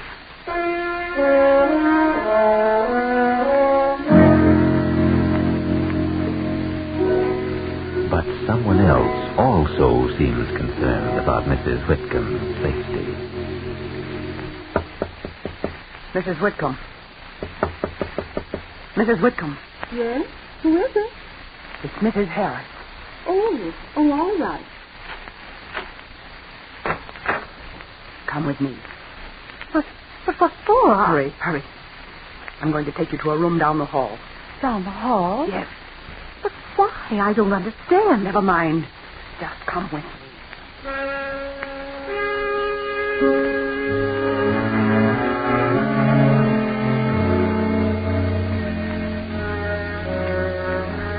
So, when Jane and Paul arrive at Mrs. Whitcomb's door... Mrs. Whitcomb? Mrs. Whitcomb? Paul, why doesn't she answer? Mrs. Whitcomb! Who is it? That's not Mother. Who is it? It must be the daughter. Open the door, Abby. No, I don't want to. I'm afraid of you. No, we're not going to hurt you. You promise? Yes, of course we promise. You are Abby, aren't you? Yes, sir. Oh. What a terrible scar on your arm. Did that happen when your house burned down? Yes, sir. And what happened after that? Daddy and Mother brought me here. Does any company ever come, Abby? Well, sometimes hurt people do. Hurt people. I see. And then what happened? Daddy fixes them. He does? And did he fix you? Yes, sir. Evie, how did you get in this room? It isn't your room, is it? No, Mother brought me here. She said I was to sleep here. Did she say why? She said the sick lady was to use my room. Which is your room, Evie? It's down the hall. Well, Abby, you get back into bed and go to sleep. We'll see you in the morning. Yes, sir. Good night, Abby. Come on, Jane. This must be the door. Why do you suppose Mrs. Harris moved Mother in here? I don't know. But we'll soon find out. Mrs. Whitcomb! Paul, try the door. There's something wrong. Yeah, maybe you're right. I'm not. Come on. Don't come any farther. You! Your mother isn't here, Mrs. Evans. Isn't here? What do you mean? Now, look here, Mrs. Harris. Stay where you are. I have a gun. Please don't force me to use it. Oh. All right. But suppose you tell us just what's going on. Where is Mrs. Whitcomb? I don't know. I just came in here to see if she was all right. She was gone. You expect us to believe that? Evie told us you brought her in here. Yes, I brought her here. Well, where is she? She's gone. Gone? Yes. And now you mustn't delay me any longer. I must find Mrs. Whitcomb. Stand back. Don't try to follow me. Say, now, wait a minute. Stay where you are. She does walk like a cat. Well, come on. Where, Paul? Downstairs. Downstairs? To that room Dr. Harris has rigged up like an examining room. I've got a hunch. A hunch? Oh, have you, Paul? Well, the door of the examining room stands a few inches open. There's a light on inside, and a thin golden shaft shines out through the crack of the door into the dark downstairs of the old house. So listen, Paul. Listen to the sound coming through that open door. The sound of someone happily at work. Come on. We'll have a look before he knows we're here. Paul, do you think Mother... I don't know. What's he doing? Looks to me like he's fixing a hypo. Yes, but what... Oh, there's Mother, stretched out on the table. Yes. Come on. Oh, hello? What's going on down here? What's the matter with Mrs. Whitcomb? Please don't take her out. Why not? The heart condition. Mother. No, please. You really mustn't. It might be safe. Oh, maybe he's right, Jane. You mustn't be disturbed to be aroused. Roughly, they get like a shock. All right. Oh, Mother. She'll be all right, Jane. Yes, she will. If you'll just permit me to go ahead. We'll permit you to do nothing. What I want to know is, how did Mrs. Whitcomb get down here? Why, I carried her. Carried her? Yes, I found her unconscious on the floor in the upstairs hall. And how do you suppose she happened to be out in the hall? My wife may have disturbed her. Yeah. Your wife is a little odd. Oh, you mustn't mind her. She's just a nervous type. And she's that, all right. Perhaps she frightened Mrs. Whitcomb. She'd have meant nothing by it. But with Mrs. Whitcomb's heart so bad... And then you found her and carried her down here. Is that it? That's right, Mr. Evans. I see. I wanted to care for her properly. You, like caring for people, don't you? Oh, yes. Paul, look at Mother. She's stirring. Oh, she's regaining consciousness. You seem disappointed, Doctor. Where am I? Mother. Oh, Jane. If I were to administer the hypodermic... You keep out of this. How did I get down here? We're not quite sure. Dr. Harris says he carried you. Dr. Harris? Yes. Try to think now. Can you remember what happened before you fainted? Yes. Yes, Dr. Harris came to the room. Oh, never mind, Mother, never mind. Don't try to tell us any more now. If you'd just permit me, I could quiet Yes, that you. You've treated your last patient. No, you mustn't say that. You wouldn't interfere with my work, would you? A doctor's work must not be interfered with. No? Wait till I get down to Seattle tomorrow and look up the authorities.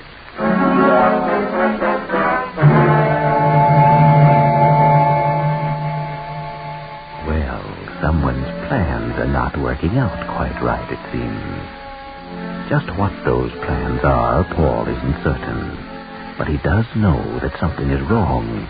So wrong that he feels he must sit up and keep guard outside one of the upstairs rooms where Jane and her mother are preparing for bed. Now, just lie there quietly, Mother.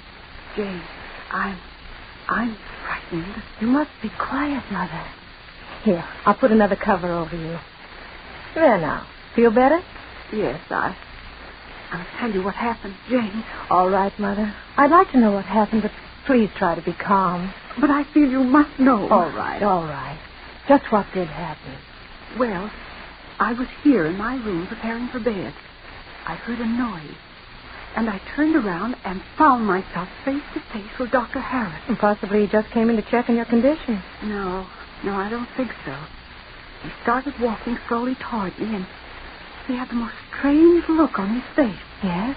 He came closer, and then he raised his arms as though he was reaching out for me, and I... Yes, Mother. What then? Oh, I guess I must have fainted. I don't remember anything more until I regained consciousness down here. Oh, it was a very shocking experience, Jane. Yes, Mother, I know. Now try not to think of it anymore. I'll stay here with you for the rest of the night. Now you try to go to sleep.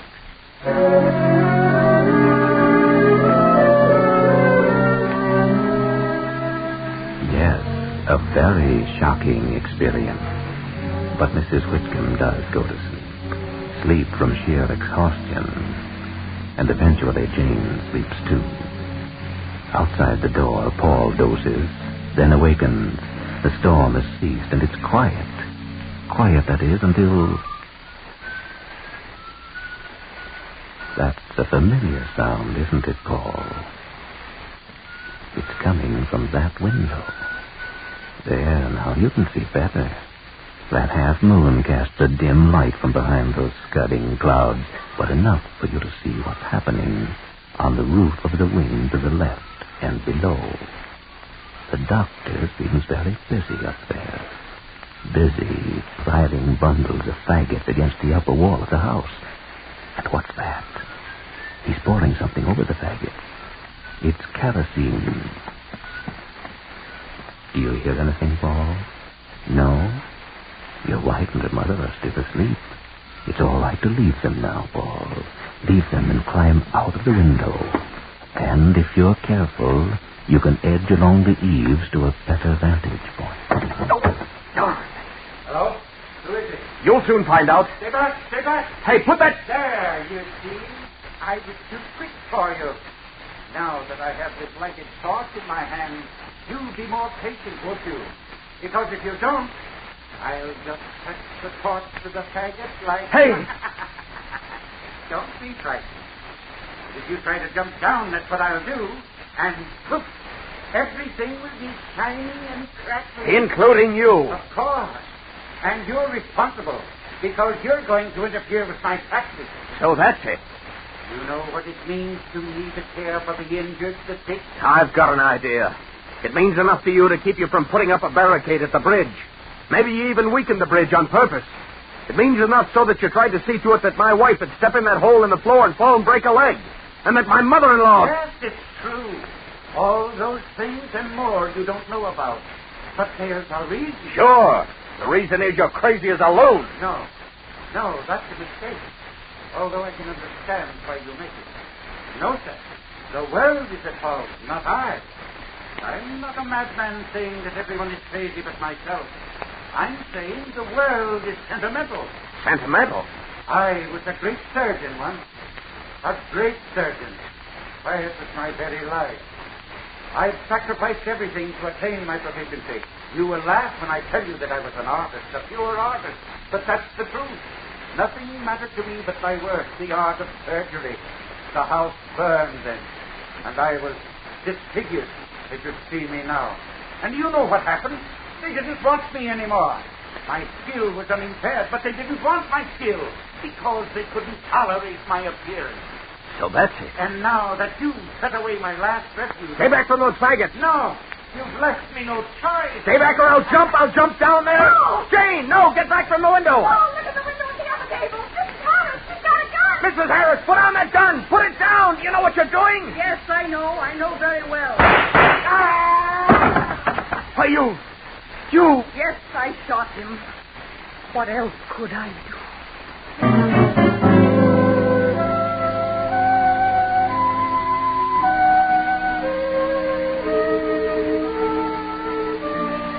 Mrs. Harris was right. What else could she do? Her husband had finally driven her to the last extreme. She had seen his inept care disfigure the little daughter from a burn scar that would mark her the rest of her life. She had seen him so happy in doing it that he'd begun to think he was a real doctor. In support of this belief, he'd made up a story about being a great surgeon before having been scarred by fire. And then he'd begun to invent ways of getting people injured so that he might have patients to care for. She'd stood all these things. But when she saw him lean toward the kerosene-soaked faggot, torch in hand, she realized that he had lit the fire which had burned and disfigured both himself and the child. And so she shot him, bringing to an end 18 terrible years of life as the wife of a hopelessly crazy pyromaniac.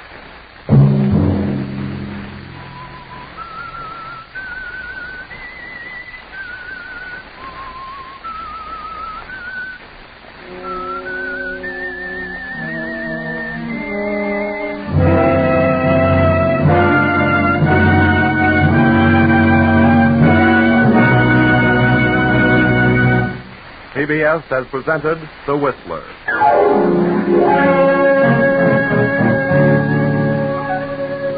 Original music for this production was composed and conducted by Wilbur Hatch. Tonight's story was written by William Fifield, directed by Ted Bliss, and came to you from Columbia Square in Hollywood. Next week, same time. I, the Whistler, will return to tell you another unusual tale. Good night. This is CBS, the Columbia Broadcasting System.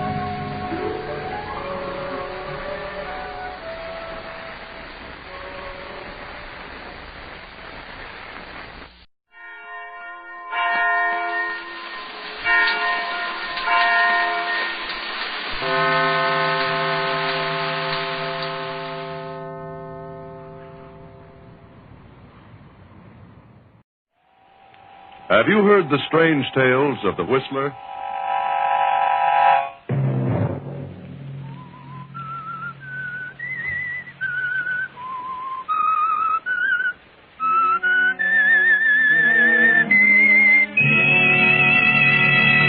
I'm the Whistler. I no longer see fearful things in the night. All that has changed. Night and the shadows are friendly. Now it is the daylight that frightens me. Another Sunday night, and again CBS presents The Whistler.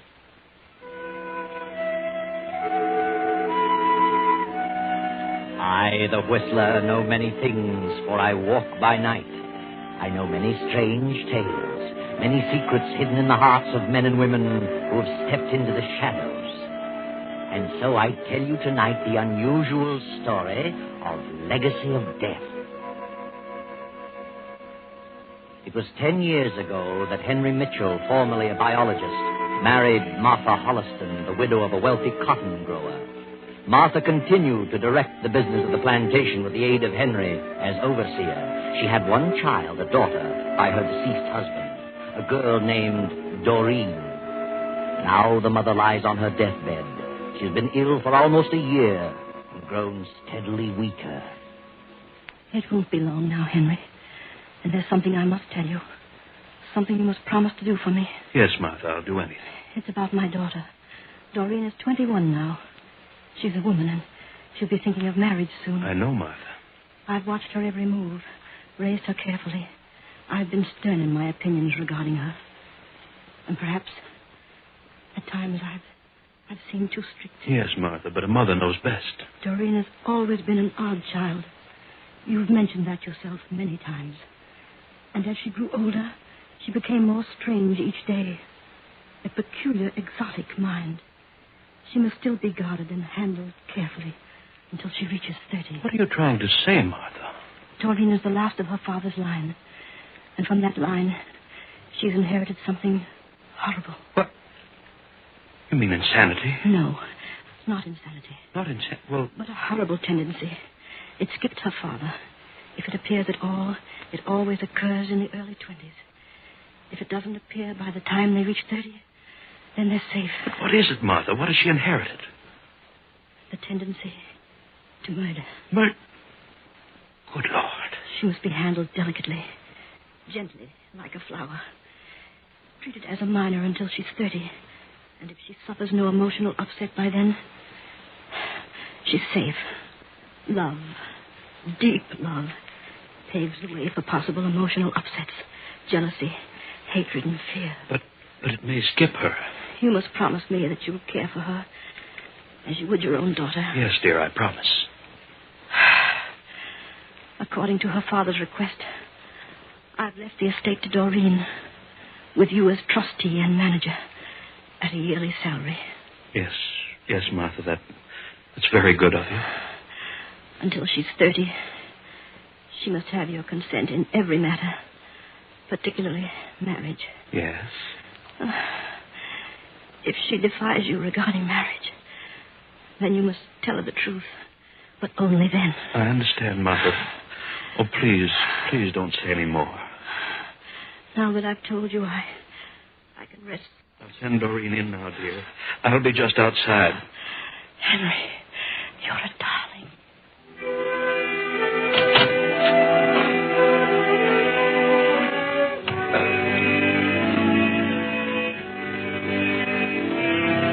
Doreen stepped into the room, knelt at her mother's bedside, and a few minutes later, Martha was gone. Now 6 months have passed, and Henry has hired another overseer, young Irving Wallace, a graduate of Agricultural University. Irving has fallen madly in love with the strange, unpredictable Doreen.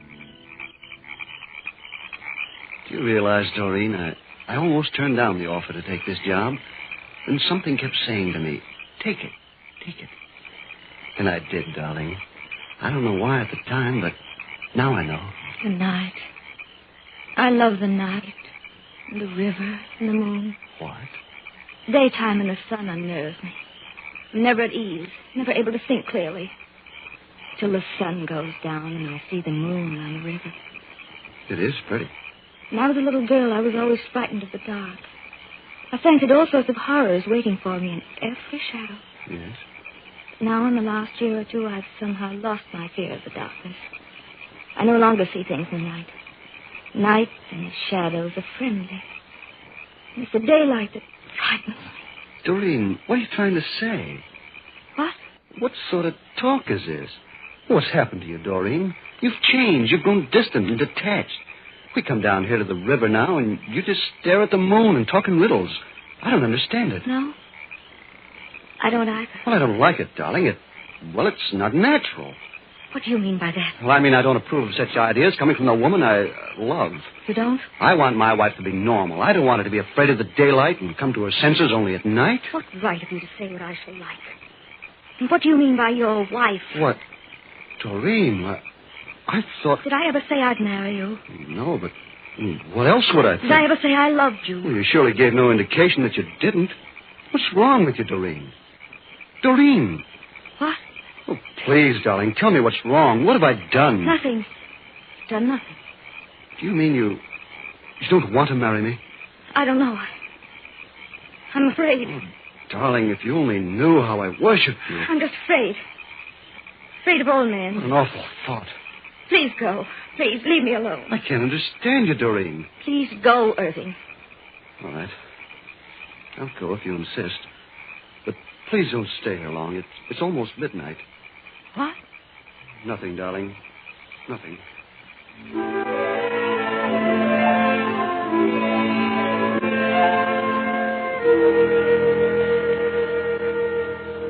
I saw the light in the library, Mr. Mitchell, and I wanted to talk to you. Have you noticed anything strange about your stepdaughter lately? Strange? I mean about her behavior, her actions. Not particularly. Well, I just left her down on the riverbank, and she's talking a lot of nonsense. Nonsense? And what were you doing down at the riverbank at this time of night? I may as well tell you. I'm in love with Doreen. I want to marry her. Marry? Yes. I knew nothing of this. Well, I suppose it's only natural. It's just the way it happens. But, well, really, Mr. Mitchell, I love her so much that I... Never mind. You needn't say any more. Good heavens. Is it such a shock? After all, she's a woman. What's wrong, Mr. Mitchell? Are you ill? No, I'm just... What did you say about Doreen acting strangely? Well, in the last few days, she's changed. She's acting in a weird sort of manner. Weird? Yes. She says the daylight frightens her, and she loves the dark and the moon. Tell me, is Doreen in love with you? Well, I certainly thought she was. She led me to believe so. Until tonight. And had you talked of marriage? Well, not until this evening. I thought the idea was mutual. Then all of a sudden, she turned cold. Well, that's why I came to you. Maybe she's ill or something. Yes. Yes, Irving, she is ill. What? Sit down, my boy. You really love her? Oh, more than I can tell. You have only her best interest at heart? I do. Thank heaven you told me this in time. I'm going to ask a sacrifice of you, Irving.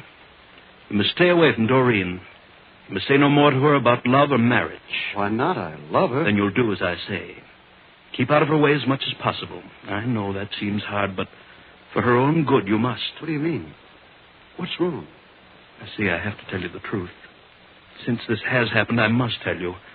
Doreen has inherited something that may lie dormant, but which under emotional stress may appear without warning. You're trying to frighten me? Oh, no. Doreen has inherited a tendency to... To what? To murder. Murder? Oh, I can't believe it. Yes. It's a strain in her father's family. It appears only in the 20s, but if it doesn't appear before 30, the person is safe from the malady. Oh, it just doesn't seem possible. I promised her dear mother I'd do my best to protect her from emotional disturbance of any kind until she reached 30. Now, do you understand? Yes, I understand you, but... Well, I'm not cold. You say she's acting strangely. That may be an indication. And you must do your part to help by staying away from her. Very well. I will. If it's for her own good. It is, Irving, believe me.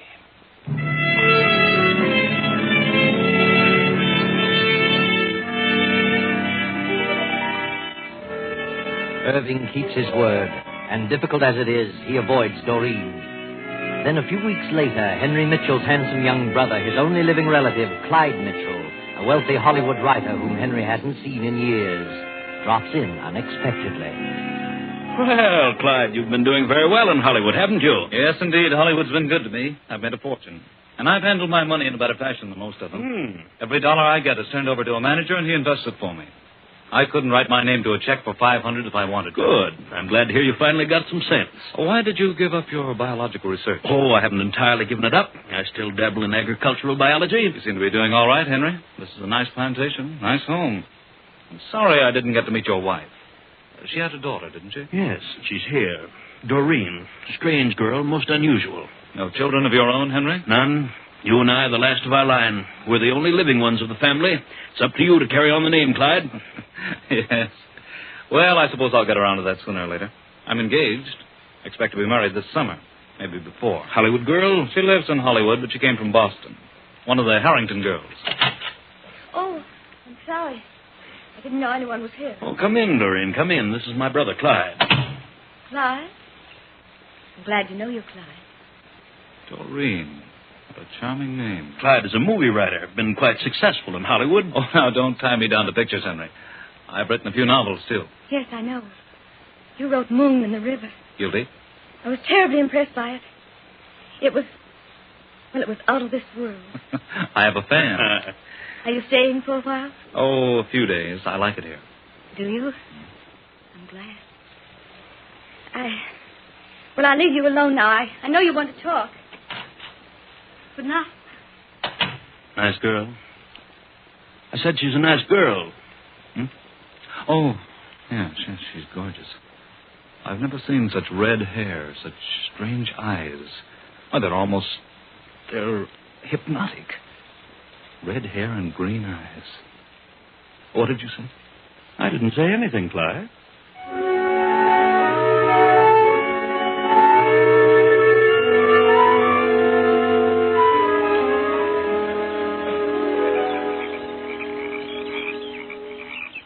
Why have you brought me down here tonight, Doreen? The river, Clyde. The moon in the river. Look at it. A stream of silver and gold flowing on and on. Down to the sea. To the melting pot. To eternity. Yes. It's very beautiful. That's your river. Moon and the river. You made me conscious of that, Clyde. It breathes and lives. That's why I've come to love the night and hold no fear of the dark. You mean you're at ease in the dark? Tonight I'm soothed and the moon thrills me. The moon and the river. And they mean the same to you. The same? They must. Or you could never have written as you did. You and I are the same, Clyde. We see alike. Look at me, Clyde. Yes? Why don't you say it? I know what you're thinking. Say it. Doreen, You love me. No, don't turn away. Look in my eyes and say it. I love you. I love you, Doreen. And I love you, darling. Oh, Clyde, dear. If you only knew what it meant to me, your coming here 2 weeks ago. You saved me, Clyde. Saved me. But you don't understand, Doreen. It's all wrong. Everything is wrong. Look at me, Clyde. Look. Everything is right. Just as it was intended. Isn't it? But you must listen. Hold me close, Clyde. Kiss me. Doreen, darling, Yes, dearest. What are you trying to tell me? I don't know. I can't remember. Oh, I can't think. Nothing else matters. Nothing is real but our love. And the moon and the river. And you won't leave me, Clyde, ever. I won't let you. Doreen, please. This can't go on. It isn't right. I've got to get away. You won't leave. You can't leave me because you love me. Yes, help me. I must be mad. But I do love you. But I just can't seem to... Don't say a word, dear. Just us. And the moon. And the river.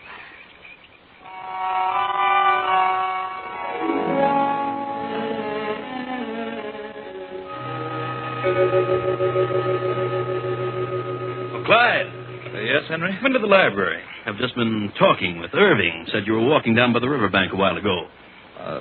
Yes, I was. That is, What's wrong with you, Clyde? What's happened? I don't know, Henry. I'm leaving in the morning. Leaving? I must. I've got to get back to Hollywood. I'm getting married, you know. Next summer, you said? Did I? Well, I've decided to get married as soon as possible. Clyde, I know where you've been. You've been with Doreen. Irving told me. Yes, I was with Doreen. I don't know what's happened to me since I've been here. But I do know I mustn't stay another day. I'm leaving in the morning. You've fallen in love with Doreen? I don't know, Henry. I don't know what's wrong. Is she in love with you? Is that it? Yes, she is. I tried to fight it off, but... Well, it's just I lost all sense of logic. Doreen is a strange creature, Clyde. I'm certainly aware of that. It seems to... I'm powerless to keep away from her. I mustn't stay longer. I'm leaving the first thing in the morning. I'm sorry to see you go, Clyde. I hoped you'd stay longer, but perhaps under the circumstances it's best. I only wish I were free to go with you. You can come along if you want. No, I can't leave, Clyde. Because of Doreen? Is that what you're trying to say? Yes, Clyde. I can't leave her alone for a single moment. What's wrong with her? There's something odd about her, and you know what it is. Does she know you're leaving? No, I tried to tell her. I see. And I'd better tell her? Yes. Good night, Henry. Clyde climbs the stairs and goes to his room. Henry stands in the door of the library, lost in thought. A few moments pass, and Doreen comes into the hallway from outside and starts for the stairs. Doreen? Yes? Come in. What is it? I've just learned that you've become infatuated with my brother. Infatuated? And before it becomes more serious, I want to warn you that it'll be a mistake for you to fall in love. What do you mean? Why shouldn't I fall in love? Well, don't you think it'd be better to learn more about a man before you allow your emotions to carry you off your feet? I don't understand you. Why should I wait? It'll be better if you do. Please believe me. What's the reason back of all this? Well, Doreen, I hate to tell you this. Why don't you say it? What is it? You're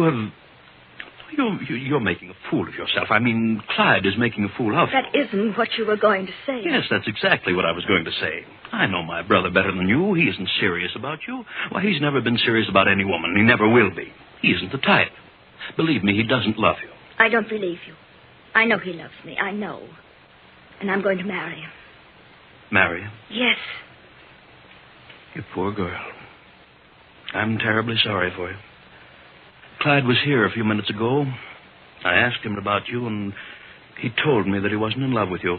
You see, my dear, he's engaged to another woman. He's going back in the morning to be married. Married? If he had been serious, he'd have told you the truth. I'm sorry this had to happen to you. I've tried my best to keep you from falling in... What did you say? Go on, finish. I said that... Oh, please, Doreen, don't become upset. You tried to keep me from falling in love. That's what you were going to say. Doreen, you must... Why didn't you want me to fall in love? Why? No, Doreen, control yourself. Do you know what I'm thinking? Doreen. I despise you. I hate you. Oh, no, you don't understand. You don't want me to marry Clyde. You don't want me to marry anybody. And I know why. You're lying to me. You told him something to drive him away. I've told him nothing, and I'm not lying. I'll find out in just a moment. Wait, Doreen, wait. I didn't want to tell you, but I see now that I must. You see, my dear, you've inherited a complex, something that lies dormant and may be brought into action under emotional stress. Inherited a complex? Yes. A tendency to murder. Murder? And that's why I've tried to keep you from falling in love, from subjecting yourself to emotional stress. So that's what you told him. Another lie. Oh, no. So I've inherited a desire to kill. Does anyone else know that? Yes, I had to tell Irving. I see. Good night. Oh, I beg your pardon, Mr. Mitchell. Oh, no. Come in, Irving, come in. I wanted to talk to you about... Hello, Doreen. I said, what's the matter with you, Doreen? Nothing. Nothing is the matter. You look as though you... Doreen, what is it? Are you ill? Yes, I am ill. Haven't you heard? Doreen! Good night, both of you. What's wrong with her? I've never seen her like this. Do you suppose... I had to tell her, Irving. I had to. That it's happened. She snapped. I can tell. I don't know what to do now. I just talked to Clyde. I told him he had to leave at once. The sooner the better. And I told him why. Told him about Doreen. I begged him to go for her sake. He only laughed at me. Told me to tend to my own business. Oh, Clyde tells her the truth, which he will. She's liable to snap completely. But what can we do? I know what to do.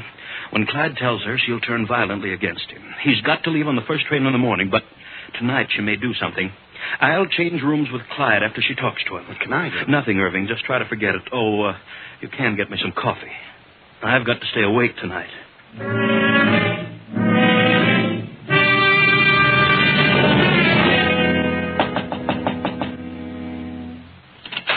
Doreen. What is it? I want to ask you something, Clyde. What?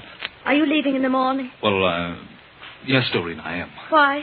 I've some business to attend to. Why are you leaving me, Clyde? Why don't you take me with you? Take you? But I can't do that. Why didn't you tell me you were leaving? Well, it came up all of a sudden. Oh, did it? What did your brother tell you about me? Why, he didn't tell me anything. No? I love you, Clyde. But you can't leave without me. I can't take you with me, Doreen. It's impossible. Why is it? Because I'm going to be married. Married? Yes. I wanted to tell you, but... Married? I thought you loved me, Clyde. Oh, Doreen, I can't stay here any longer. I can't go on like this. Why didn't you tell me you loved someone else? Why? I don't know. I really don't know. Are you afraid of me? I'm leaving in the morning, Doreen. That's definite. Good night, Clyde. Doreen, Goodbye, darling.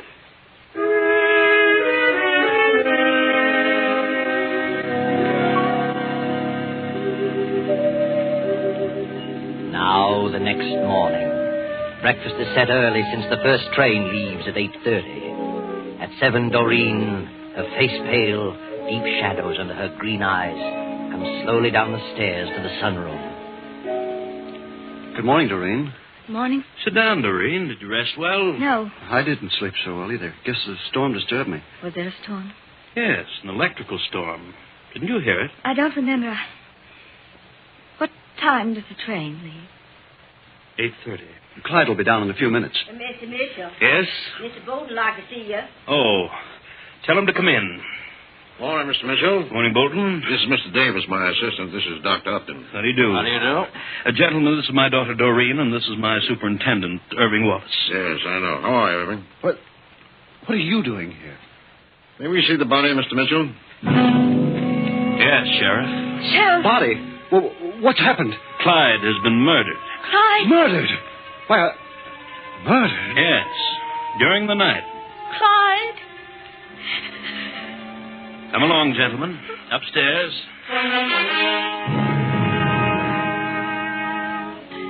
The sheriff and his deputy make the routine inspection of the room and the body.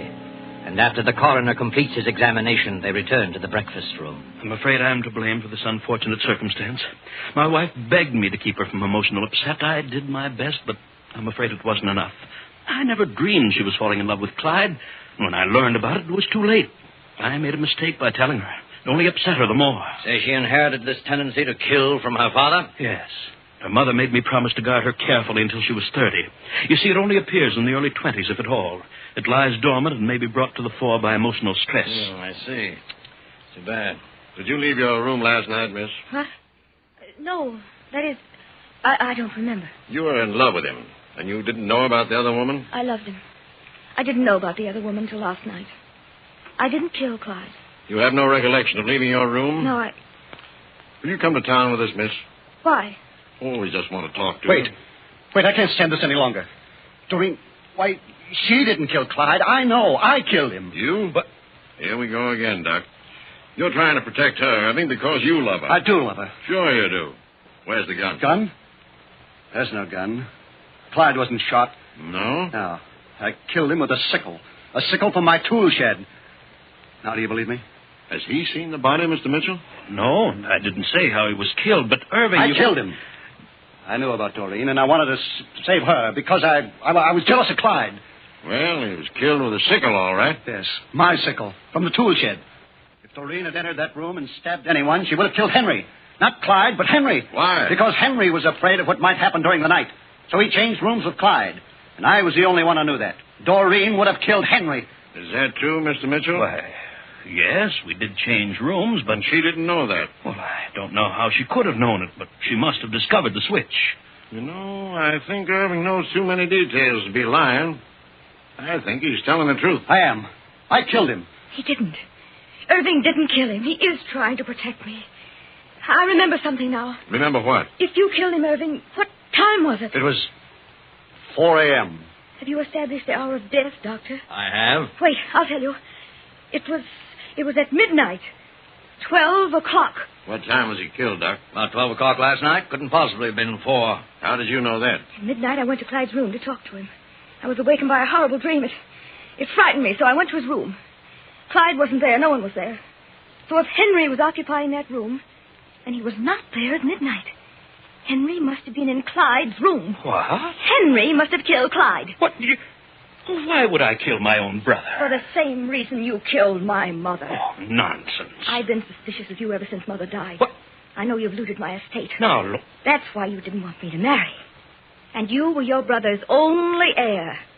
He was wealthy and his money could save you. You knew I was suspicious of you. Why, this is ridiculous. So you killed Clyde for his money and tried to blame it on me because you knew I'd be suspected. That's why you told Irving about my hereditary tendency. Why, she's crazy, gentlemen, completely insane. Examine my mother's body. Check the account. She's mad. Mr. Mitchell, do you believe she inherited this tendency to murder? Why, Certainly. Her mother warned me of all this. You're a biologist, aren't you, Mitchell? Oh, yes. Yes, I was. Still are, Dr. Henry Mitchell. Well, I still dabble in biology, only as it concerns agriculture. Mm-hmm. I recently read an article you wrote a few years ago in which you proved the one thing that was not hereditary was a criminal instinct. That such tendencies were the results of environment. You proved that. Well... And you knew from the beginning that the mother was merely a victim of a false belief. But you used that belief to suit your own purpose. It all adds up against you, Mitchell. We'll just follow through with the girl's advice about your wife's body. And I wouldn't be at all surprised by the results of the autopsy. Let's go, Doc. And they did follow through on Doreen's advice.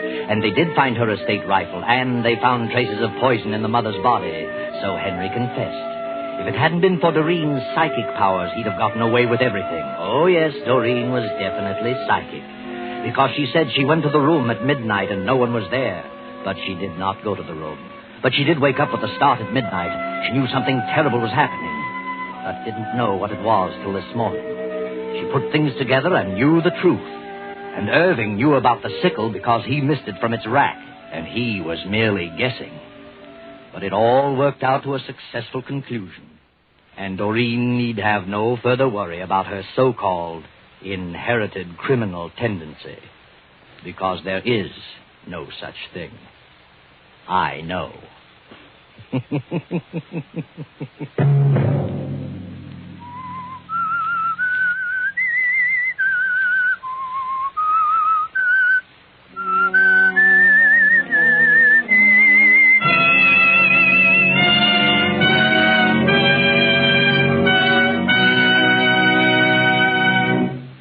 CBS has presented The Whistler.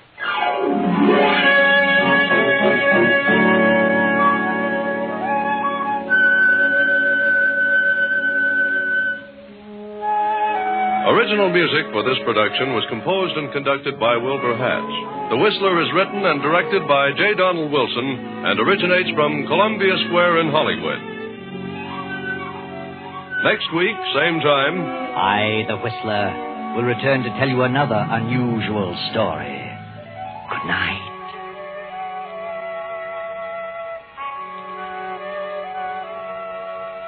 this is the Columbia Broadcasting System.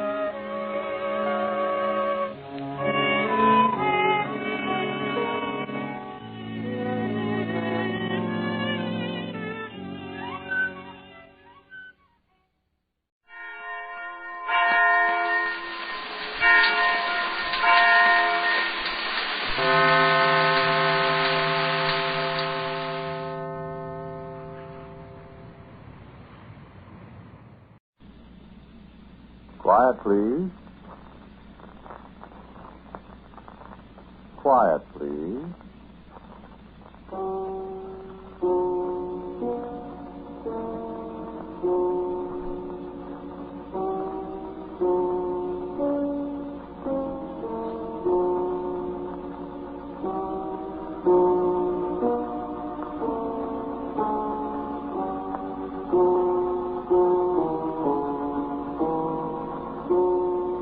The Mutual Broadcasting System presents Quiet Please, which is written and directed by Willard Cooper and which features Ernest Chappell.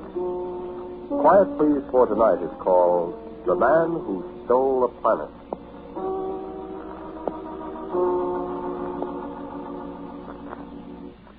I've been a very fortunate fellow, having money enough to do what I wanted to do, knowing what I wanted to do with it. I suppose I'm the best-known amateur authority on Mexico and the ruins of the Mayans and the pre-Mayans there is. Although if you're not interested in that kind of stuff, you never heard of me. So what? So if you're not, go on and read the baseball scores or tune in a quiz program or just do whatever you want to. I can't stop you. And I frankly don't care what you do if you're not interested. But if you are interested, just keep quiet and listen. And sit still. No, don't sit still. Stretch your neck a little and look down into this thing. Ever see one before? A deep freeze. People keep frozen foods and stuff in these things. That is, most people do. I keep dead men in it. See? Oh, no, I didn't kill him. Matter of fact, I'm not entirely sure he's dead. He doesn't breathe. His heart isn't beating. If he isn't dead, he ought to take down his sign. He was just like that when he was walking around, like a mummy. And that outfit he's got on, that's the uniform of a very high priest of a race of people who inhabited a certain part of Mexico in the 5th century A.D. Yeah, it fits him, too. It's his own uniform. Well, sure, I know about these things. I've spent too many years at this business to be fooled. Fantastic, huh? Yeah, I know that's what you laymen expect to hear from archaeologists. Lots of stuff about walking mummies and weird curses and all that Boris Karloff routine.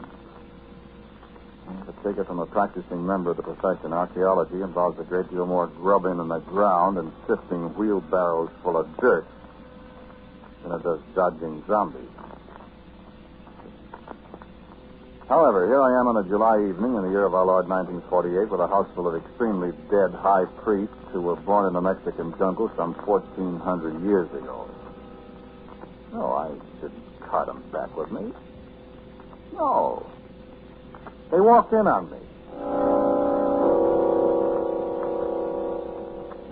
Take that supercilious smile off your face. Yeah, I know what you're thinking. More of that supernatural stuff. More of that H.P. Lovecraft stuff. That my blood froze in my veins at the eldritch, whatever that is, being that towered above me. Well, don't kid yourself. What you people call supernatural is just as natural as apples growing on a tree. The only thing is, our great thinkers, our figures out, they all stop when they come to something they can't explain immediately with their slide rules and their log tables and spectroscopes and stuff. And once in a while, somebody finds out something, and a little chunk of the so-called supernatural slides over into the field of exact science, and everybody says, I knew it all the time. My eyes. So if men dead 1,500 years can walk around, it's a perfectly logical explanation for it. They know the explanation. We don't. And if we ever find out, accidentally, there'll be 100,000 scientists to tell you they could have done it a long time ago, only they were working on nuclear fission and other more practical benefits to the human race. Thing is, I don't care how they do it. My interest is in why they're here. That's what affects me. Oh, I didn't tell you why they're here. That's quite simple. Well, they want something I've got, something I brought back from Mexico with me. Something I stole from them. And I may say something I want very much to keep. So, that's my problem, children. What's yours?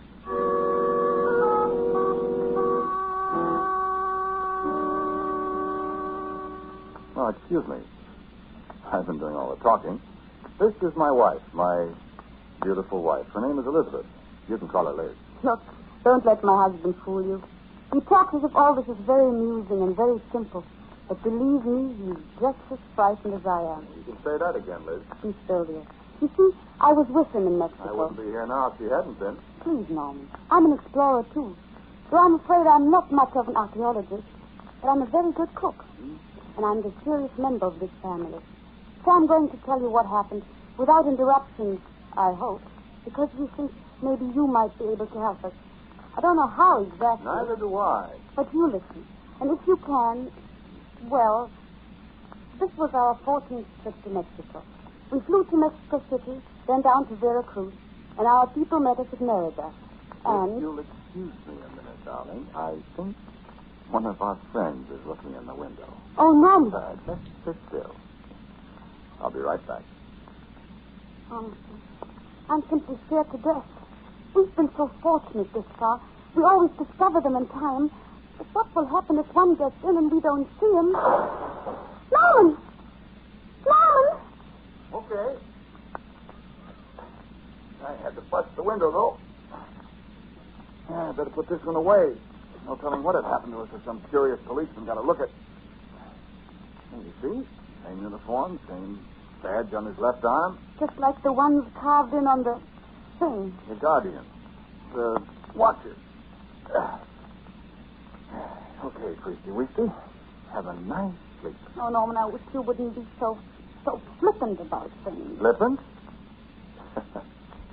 Listen, sweetheart, do you mind? I'm just about ready to go over in that corner and scream. If I see one more of these... I'm sorry. Oh, Darling, hadn't we better take it back? No.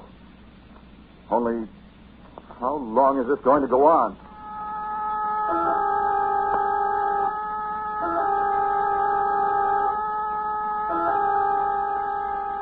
Yeah. How long is it going to go on? You've never been inside one of those great stone pyramids the Mayans built in the Guatemala jungles so many, many forgotten years ago. You've never smelled the dead smell. The sour, sweet odor of the rotting vegetation that's crept in through the crevices between the stones and died 1,000 times.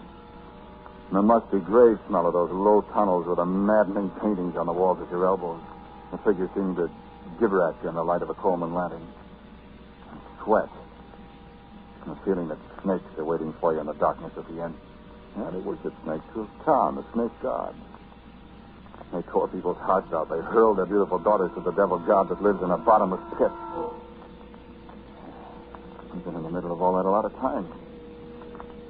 Haven't we, darling? And the rites of spring and the harvest.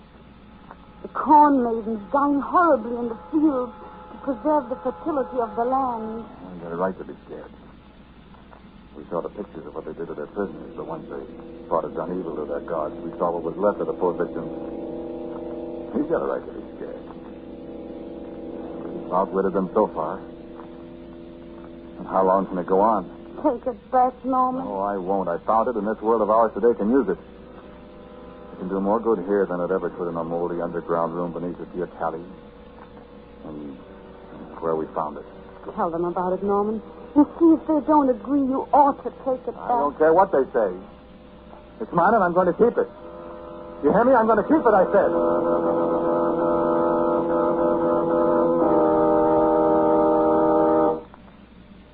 We'd heard about the place so many times. The place where the world lives, they called it. And the place where the world lives is what it's still called. Though the world doesn't live there anymore. Not since Liz and I found the deep galleries and took away the greatest treasure that the world has ever seen. All right, now you know. When you hear a little more about it and see it, you'll forgive me for being dramatic. The greatest treasure the world has ever seen. You'll agree. Well, tell about it. Will you take it easy, please? We finally found a place. Let's see if I can tell you about it. A wilderness of high grass, the kind of grass we'd never seen before, higher than our heads, sharp-edged as razor blades. Look at my arm. Loathsome insects hanging out of the 2-inch blades of grass, silent and dripping, heat and crawling things. How I found a place I'll never know. There was nothing to warn us. We just slashed our way through one more stand of high grass, and there was the door. The door was open. A kind of ramp led straight down into darkness. Darkness that seemed to begin a little too close to the bright entrance. Darkness that made you shiver there in the horrible heat that covered us like a coffin lid.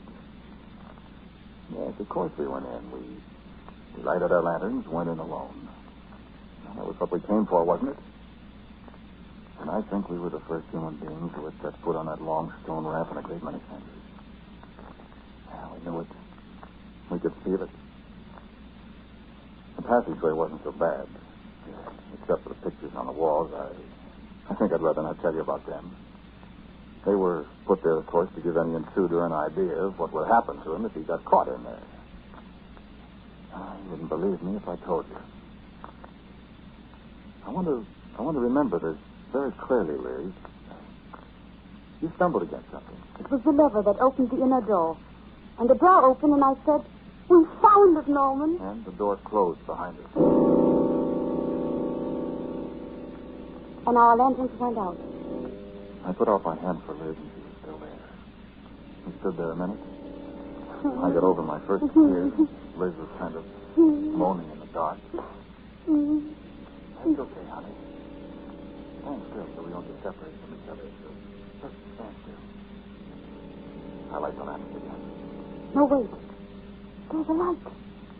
And there was a little light, a little faint light, down there under the earth. And at first I couldn't see where it came from. But our eyes got more and more used to the dim radiance. I finally saw where it was coming from. But there's a globe there, Norman. So, too. Come on, let's look over. What is it, Norman? Looks like a baseball. Doesn't it, Kent? What's holding it up? Oh, I don't. I can't. It just seems to be suspended in the air. I'll be darned. Lost the lantern. Yeah. Wait. Don't touch it, Liddy. What?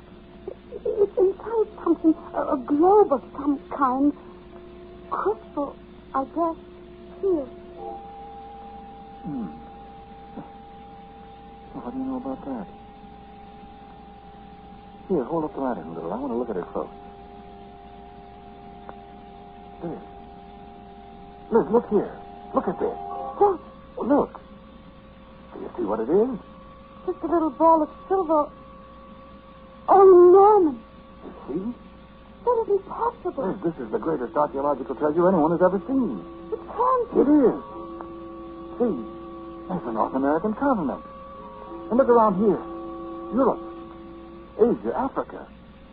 It's the world. Do you realize what it means? It means that these people knew the world was round hundreds of years before Columbus proved it. It proved that the people who lived here knew all about the world. Look, even Australia. Yes, it does. Perfect. Why, this will upset every scientific... My Lord, woman, do you realize what a discovery this is? I'm afraid of it. Oh, I found what holds it up. What? It's not suspended in midair at all. See these two little wires? One from each pole? And you see? I see. Oh, Norman, it's so beautiful and so terrifying. Terrifying, my eye. Yeah, this is one treasure the Mexican government isn't going to get. Are you going to take it? Are you kidding? What was that? Oh, the door blew open. I was wondering how we were going to get out again. Now everything's going to be all right. And I nearly dropped the lantern. Because when I turned around to look at the door, the rays of my lantern lit up the walls of the circular rock-hewn room we stood in. And ranged around the walls 2 feet apart were the high priests and all their regalia, just like these you looked at. All of them staring at us, each one of them with a bow in his outstretched left hand, and an obsidian-tipped arrow drawn to the head, aimed straight at Liz and me.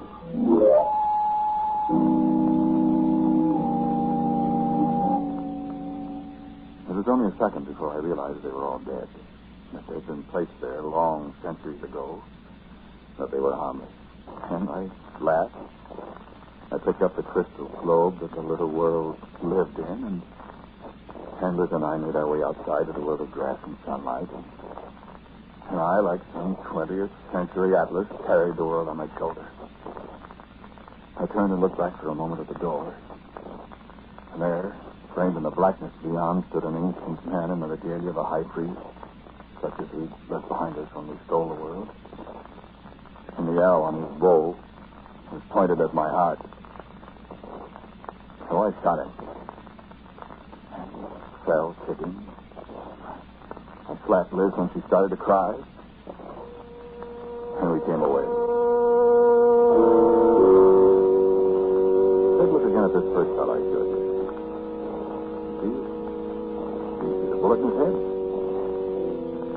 Yeah, he's the same one I shot. Never forget his face.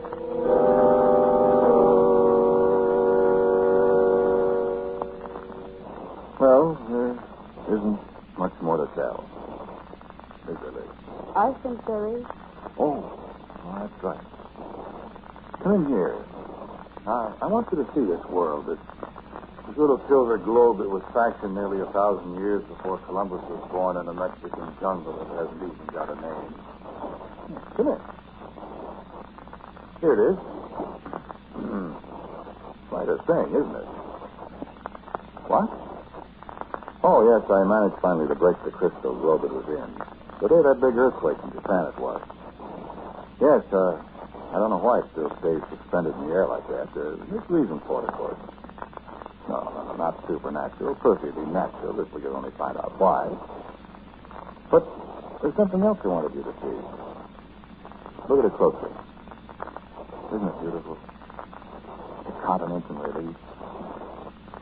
See the mountains, the Rockies, the Himalayas over here? And the ocean really looks wet, doesn't it?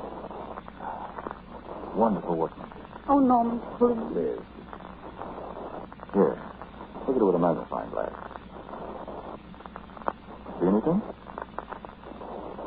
No, I guess you can't. You'd have to watch it for a long time to see. I was, well, I'll say surprised when I discovered it. Well, it's turning. Turning on its axis once every 24 hours. It's been revolving like that once every 24 hours for a million years, friend.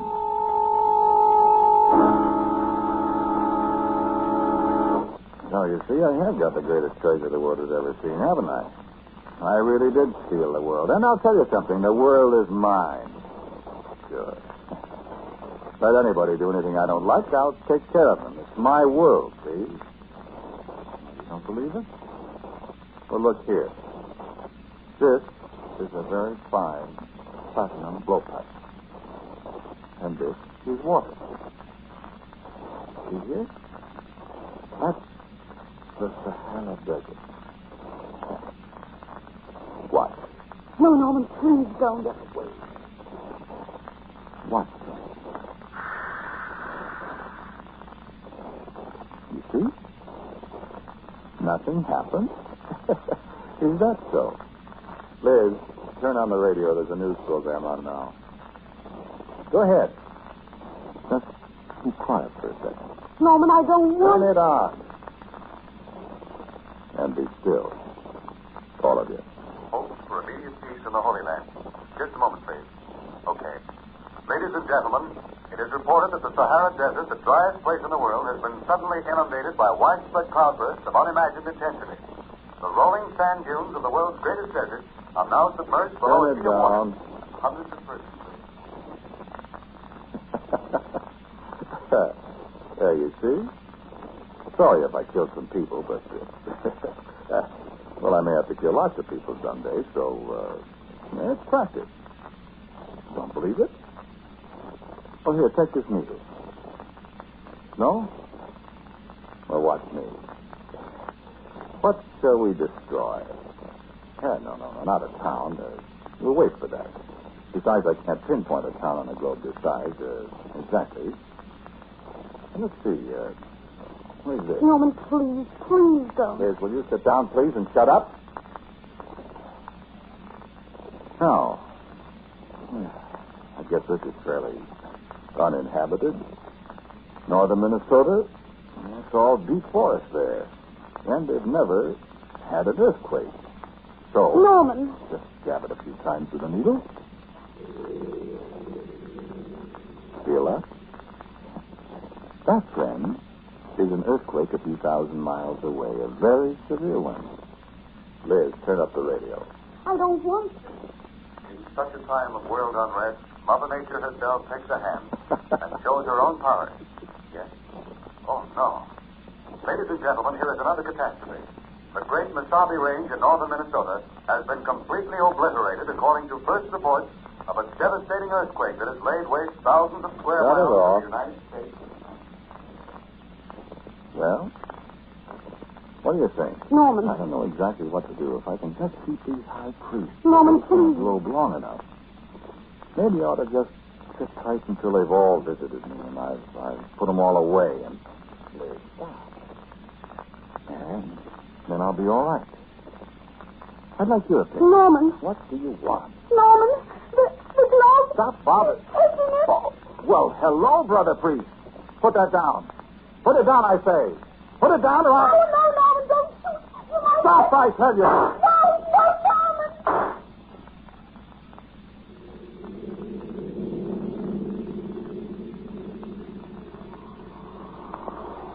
Cut.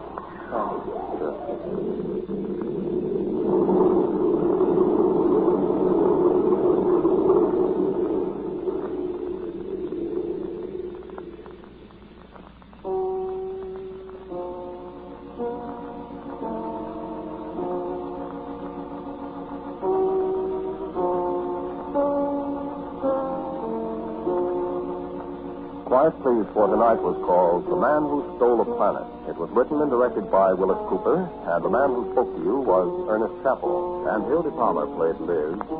The voice on the radio was that of Phil Tompkins. Music for Quiet Please, as usual, is played by Albert Berman. Now, for the word about next week, our writer-director, Willis Cooper. No, nobody is still in the world, really. Everybody in the studio is, at least at this moment, still alive, and while they were on the air, they represented nobody living or dead, or you wouldn't have lived to hear this story, you see. So for next week, I've written a story called It's Later Than You Think, and I hope you'll listen.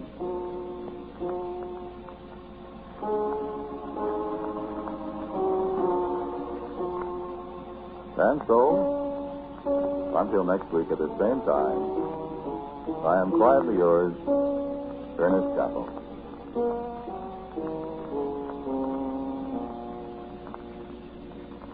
Everyone is aware that the high cost of living keeps going higher. But did you know that the cost of dying is also going up? Last year, the price was $2,200,000. That's right. $2,200,000 was the price we paid for 1947 traffic accidents which injured 1,100,000 Americans and killed 32,000. We complained about the cost of helping the war-torn countries of the world, and yet we recklessly squander lives and dollars and file the expense away under the caption, "Isn't it a shame it had to happen to them?" We forget that a moment's carelessness on our part might result in it happening to us. Whether you're driving or walking, obey all traffic rules. Look right, look left, look ahead, so you won't be looking up from 6 feet under.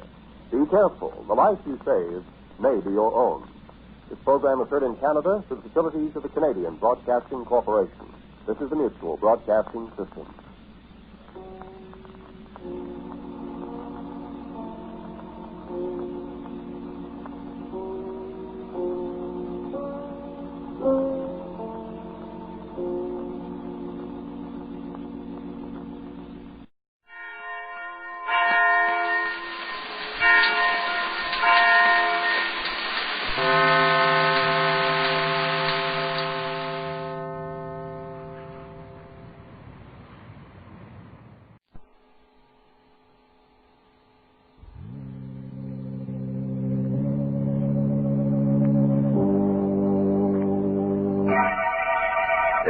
Sanctum Mysteries.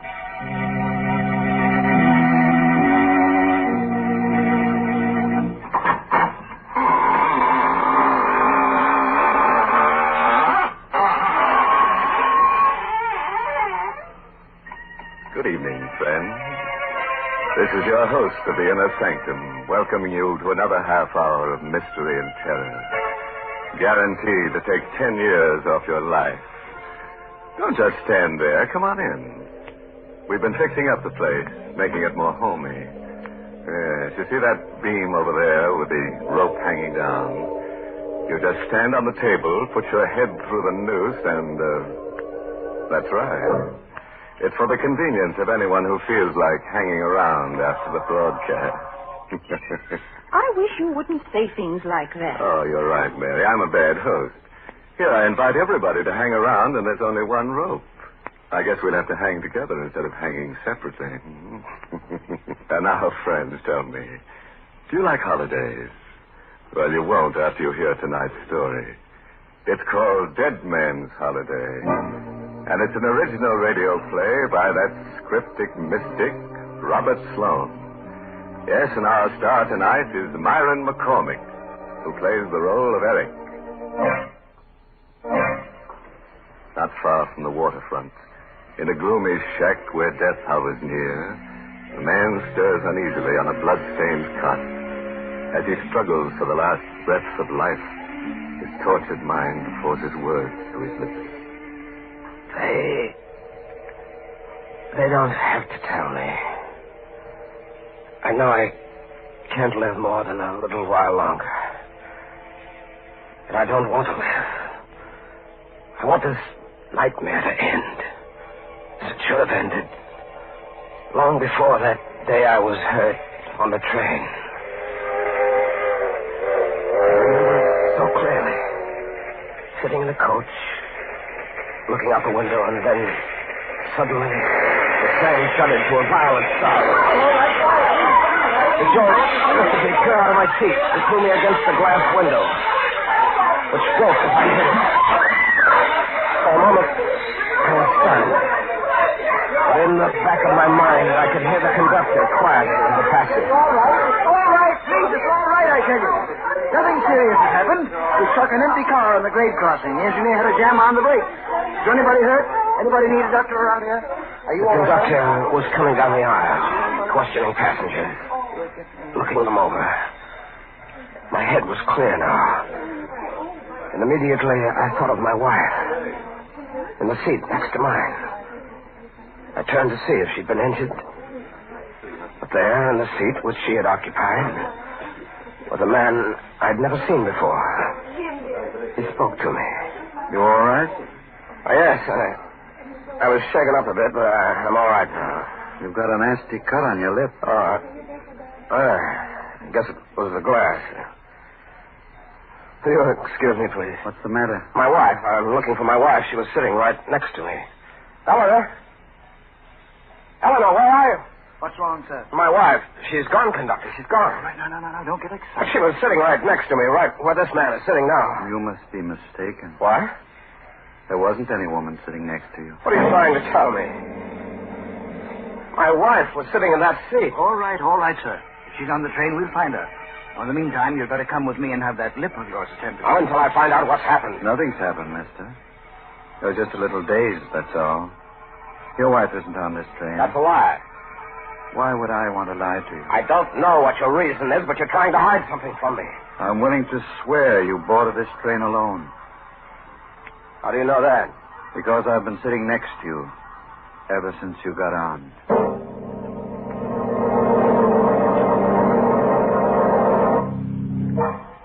I was taken to a hospital and given an anesthetic. When I came to, the doctor was standing over me.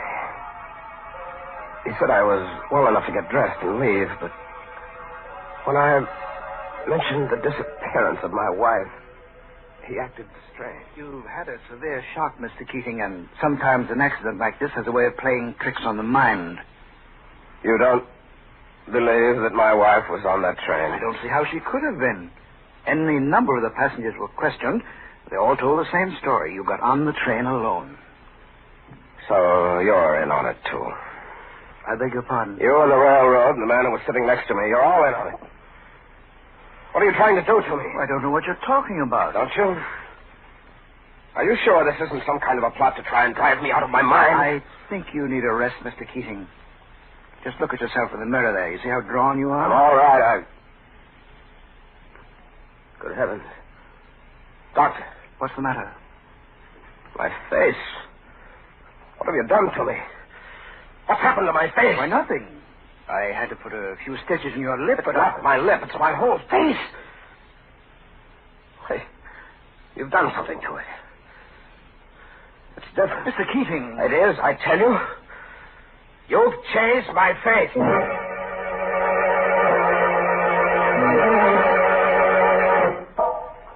The next morning, I went straight to my house on Pine Street. I had no key, so I rang the bell, hoping against hope my wife would be there to answer it. But when the door opened, I was face to face with a gaunt, middle-aged woman I'd never seen before. Yes? Who are you? I beg your pardon. Come on, answer me. Who are you? Well, I'm the housekeeper. Don't lie to me. We don't have a housekeeper. What are you doing here? I don't see why I should answer your question. You'd better answer them. I'm Mr. Keating. Who? Mr. Keating, I live here. Where's Mrs. Keating? What have you done with her? You must have the wrong address. What do you mean? Nobody by the name of Keating lives here. What? I work for Mr. and Mrs. Drury. Don't you see the nameplate on the door? Yes, I see it. When did you put it there? Last night? You've got the wrong address, Mr. Oh, I have I? You see that picture over there? The one on the hall table? Yes. That's a picture of my wife. I beg your pardon, sir, but that's the picture of Mrs. Drury. Drury. I didn't know anybody by the name of Drury. I couldn't imagine why he or anybody else would go to so much trouble to keep me from my wife. I walked down to the corner drugstore to phone the police. But just as I got there, a car drove up and stopped. In it was the man who sat next to me on the train. I hurried over to speak to him. You remember me? Why, yes, of course. Did you find your wife? No. Oh, I'm sorry to hear that. Can I be of any assistance to you? I work for the railroad, you know. Yes, I had a feeling you did. What's your name? Drury. Drury? You live in the white house around the corner? The one on Pine Street? That's right. How did you know? I was just over there. I thought it belonged to a man named Keating. Well, it did originally. You knew him? Knew him? Yes. Why do you speak in the past tense? You sound as if the man were dead. Well, didn't you know? He is dead. You can't imagine what it was like to have him tell me that Eric Keating was dead. I was Eric Keating. I hurried away from him, kept walking toward the center of town.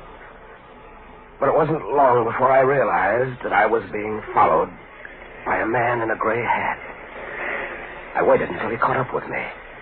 Then, as he started to pass, I stopped him purposely to get a good look at his face. Excuse me. Yes? Can I trouble you for a match? Certainly. Thanks. Thanks. Wait a minute. Why are you following me? Who says I am? It's pretty obvious. Now, you'd better tell me what your game is, or I'll call a cop. That wouldn't do much good, mister. I'm on the force. What? Staying closing. Connors is the name. Why? I don't understand. Why are you watching me? That's my business, watching people. Your face looked kind of familiar to me. What's your name? Eric Keating. Try again, mister. You better tell me the truth this time. I am telling you the truth. Why don't you believe me? Does I happen to know where Eric Keating is right now? I saw his grave just the other day. His grave? Yes. He's buried in the same cemetery as my sister. Been buried for 6 years. I had a feeling that Connors was lying. When he let me go a moment later, without proving my identity, I could have sworn he wasn't a detective. But I had to make sure. I had to catch him in a lie. I took a bus out to the cemetery. It was dark by the time I got there. But I had a flashlight, and with it, I saw the very thing I hoped I wouldn't find. A tombstone with my name on it. The shock was like a blinding light in the darkness, and for a moment I lost my senses.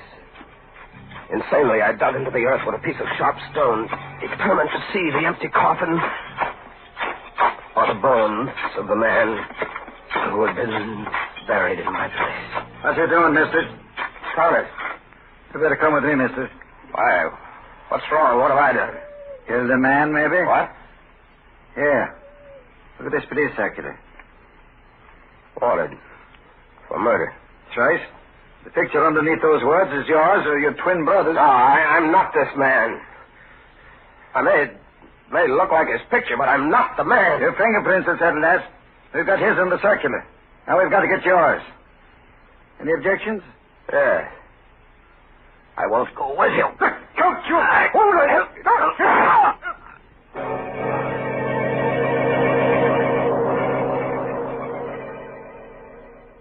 Now, let's see. When we left him, he was telling us how a detective named Connors was about to arrest him for murder. Eric resisted, and they struggled at the cemetery. Connors fired a shot. A bullet went through my left arm before I could reach Connors with the stone I had in my hand. I pounded it against his temple, and he dropped to the ground, unconscious. Then I ran as fast as I could, holding one arm with the other, losing blood all the time. Somehow, I got away. I was exhausted by the time I staggered into the doctor's. Well, I guess you'll be all right now, Mr. Keating. Thank you, Doctor. Tell me, how did you happen to get this wound? I was carrying a jar, and I fell. You'd better not lie to me, Mr. Keating. The bullet was still in your arm. Who shot you? I don't know his name. Well, it would help a great deal if you did. I have to report this, you know. So you'd better tell me the truth. I will in a moment, Doctor, but first I'd like to ask you a favor. What is it?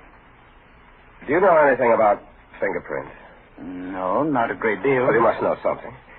Here, take a look at the ones on the circular. Mm-hmm. Why is the circular torn in half? Never mind about that. Just look at the fingerprints. Mm-hmm. Now, look at the ones on my hand. Yeah? Would you say they belong to the same man? Unquestionably. Of course, I'm not an expert. No, neither am I. But I can see that those are my fingerprints, all right. Somebody's done a perfect job of framing me. Either that, or I'm a murderer. Mr. Keating, suppose I just report my work to the police and let it go at that. I can't let it go at that. Don't you understand? I've been framed every possible way. And if I let it go, I'll be sent to the chair. No, not if you're innocent. I can't take the chance. Well, I'm very much afraid you'll have to. I reached for the paperweight on his desk. I crept a little closer. And then... Keating, put that down! I struck him hard on the side of the head. His body dropped to the floor, and I bent over him. My heart was pounding against my chest. And something in the back of my mind kept driving me on. A voice kept saying, "Kill him! You're a murderer! Kill him!" I don't know why, but I struck him again. And again. And again. Until his lifeless body choked out its last breath. And then I knew I was a murderer. I hurried away in the darkness, took a bus to a neighboring town. I hired a room in a boarding house. I stayed there 3 days, hiding, not going out on the street. Then, on the 4th day, the landlady paid me a visit. You'll have to get out of here. I can't take a chance of having you around anymore. Killing that doctor. Weren't you in enough trouble already? Shut up. I gotta think. I've got to get out of here. They'll be searching this place before you know it. Why? Because you were here before. I never should have let you come back. Come back? Now get your coat and beat it. Where'll I go? Take it easy. I never let anybody down yet. Here, this is the address of a shack I own over near the waterfront. You can hide out there for a while. Any food in that shack? Never mind about that. I'll get in touch with Ruth and tell her where you are. Ruth? Yes, go on now. Get out of here before it's too late.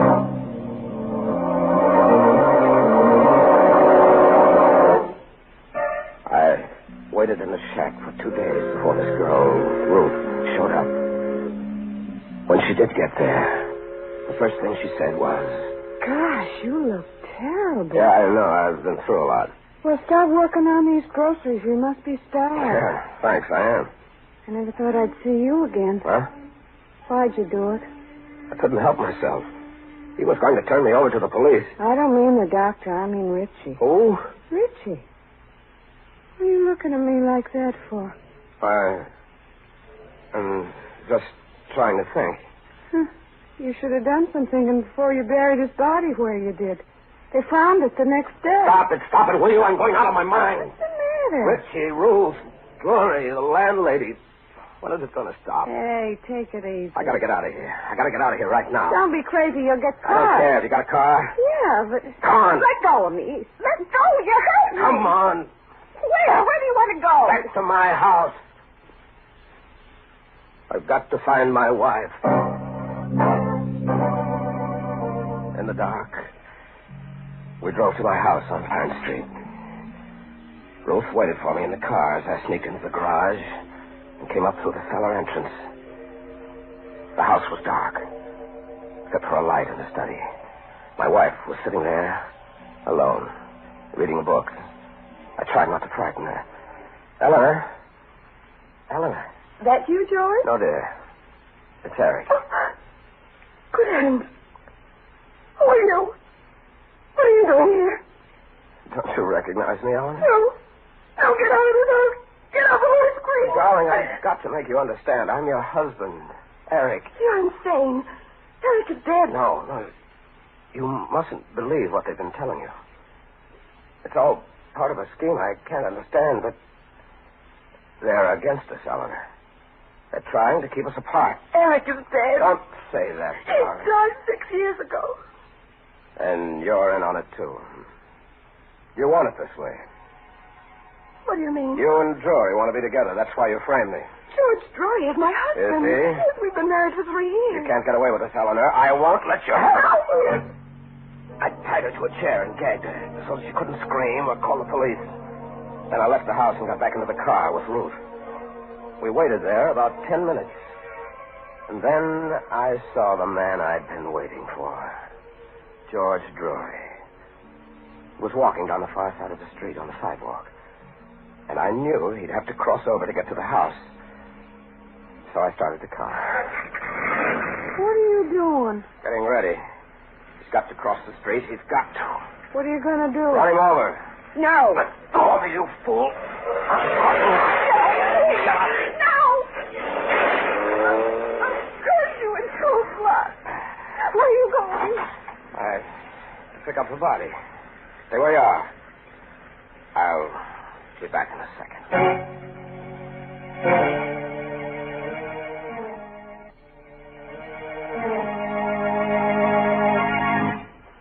The three of us had a long ride that night. Ruth, George Drury's body, and myself. Automatically, I seemed to know where I was heading. Even though I had no destination in my mind.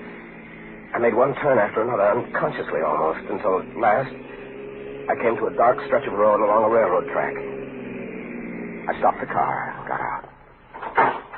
What do you think you're doing? Don't ask any questions.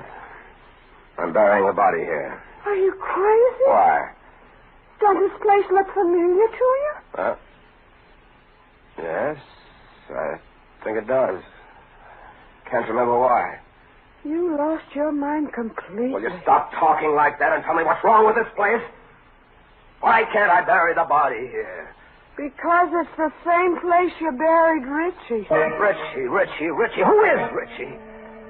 Why am I wanted for his murder?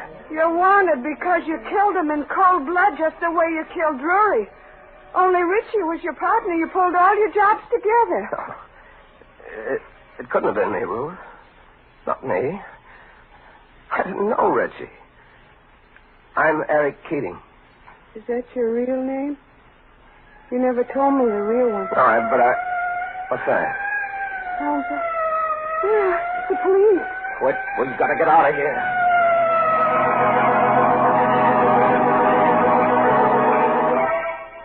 We left Drury's body near the railroad track and drove back to the hideout on the waterfront, where Ruth had met me earlier in the evening.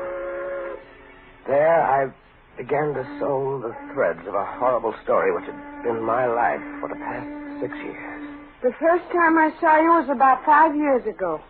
And I looked as I look now? Yeah, more or less. You just had a plastic surgery job done. You told me it was because your face was burned, only I didn't believe you. Yes, that was true. My face was burned, badly. How? Yes, I'm beginning to remember. A railroad accident just about 6 years ago. The car I was in caught fire. I struck my head trying to climb out of a window. You mean you lost your memory from that blow? I must have. I must have wandered away from the scene of the wreck, not knowing who I was. And you began a new life with people like Richie, huh? Yes. I began to steal. But your wife and the railroad company give you up as dead. I can understand that. There were charred bodies in that wreck, charred beyond recognition. When I didn't show up, they must have listed me as one of them and buried another man's remains in my place. I wish it had been me. Oh, Eric, that's awful. All the while you were suffering from amnesia, your wife thought you were dead. And I didn't believe her when she said she'd married this fellow Drury. Oh. Funny how I sat next to him on the train that day. The jolt sent my mind back 6 years. And I thought I was Eric Keating. Coming home from a trip. With my wife. Who's there? Come out with your hands up, Keating. The police. They got this place surrounded. You better do what he says, Eric. What for? Why prolong the agony any more than I have to? Eric, don't call me Eric. Eric Keating is dead. Now let this other man die the way he should have died. Eric, don't be a fool. You can't get out that window. The cops got it covered. I know it, Ruth. I know it. It's all right. I wanted it just this way.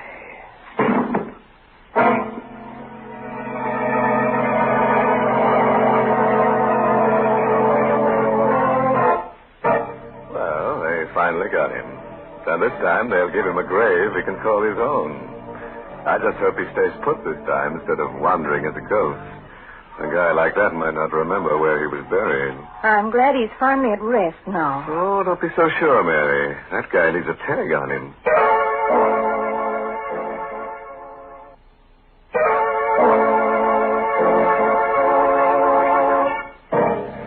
Well, it's time now to button up my shroud and start combing the catacombs. If you insist on a moral for tonight's story, try this. The evil that men do doesn't always live after them. Sometimes it catches up with them. Oh, by the way, this month's Inner Sanctum mystery novel is Lay That Pistol Down by Richard Powell. Next week's story is a real chiller. It's about a man who owes a debt to society, and he tries to pay it in blood, only to discover that in so doing he has to pay a stiff price. Well, now it's time to close the squeaking door. So, good night. Pleasant dreams.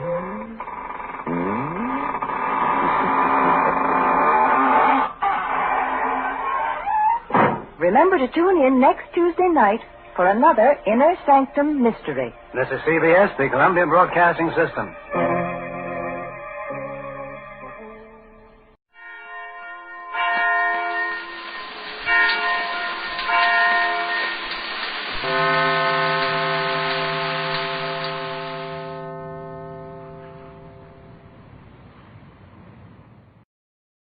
And now,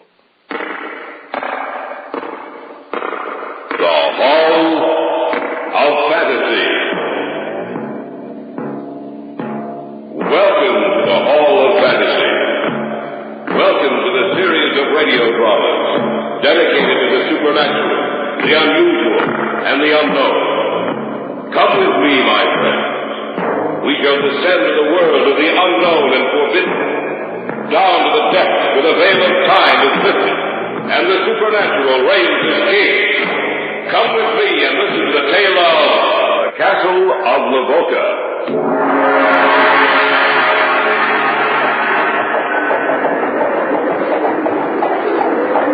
One night, shortly after sunset in the dead of winter, they say a carriage drove through here.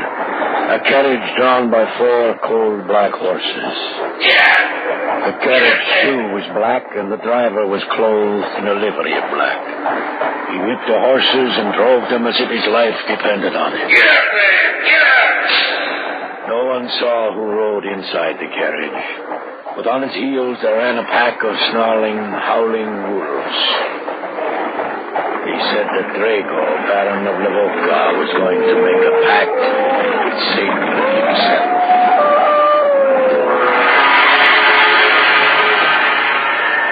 In just a moment, the Hall of Fantasy will present the Castle of Lavoca.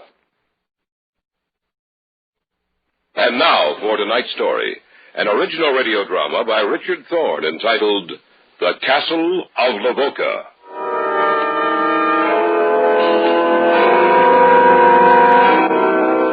We were on vacation in Europe. It was a warm summer's day. Doris and I had cycled out from town, intending to find some inn along the way at which we'd spend the night. What time is it, Grant? Let me see. It's about a 4:15, Doris. I think we'd better find some place to stay before it gets too late. Well, according to the map, there should be a little town about a mile away from here. Grant? Yes, dear? Look, over there. Where? Right over there. Hey. Why, it's an old feudal castle. That's just what it is. Hey, let's stop a minute. Right. Will you look at that? Oh, I've never seen anything like it. It looks like like history come to life. A walled fortress. Look at those 3 towers rising up from the walls. Oh, the whole thing seems to have been built in the form of a triangle. There only seems to be 3 sides to it. Well, from what I can see from here, it looks to be in pretty good condition. I wonder how old it is. Hey, Dor, I've got an idea. It's too late tonight, but why don't we find the inn and then tomorrow morning see if we can't go through that place? That sounds pretty good. As a matter of fact, I wouldn't mind spending a day or two around here. It's beautiful country. Well, I say we do it. What about you? Oh, you twisted my arm. Grant? Yes, dear? Maybe we shouldn't. Shouldn't what? Shouldn't go through that place. Well, why not? I don't know. It's just that suddenly I felt cold inside. You're just remembering a lot of stories about old castles and ghosts. There's nothing to worry about, Dor. The man who probably built that castle and all his descendants are only memories now. And memories can't hurt you.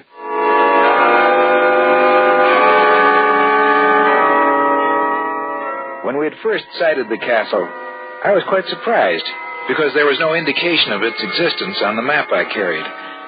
And what Doris had felt, I had felt also. When I first looked upon it, I felt, as she had said, cold inside. What it was, I didn't know. But that feeling had passed, and the only feeling I had was one of enthusiasm for the adventure that was to come the following day.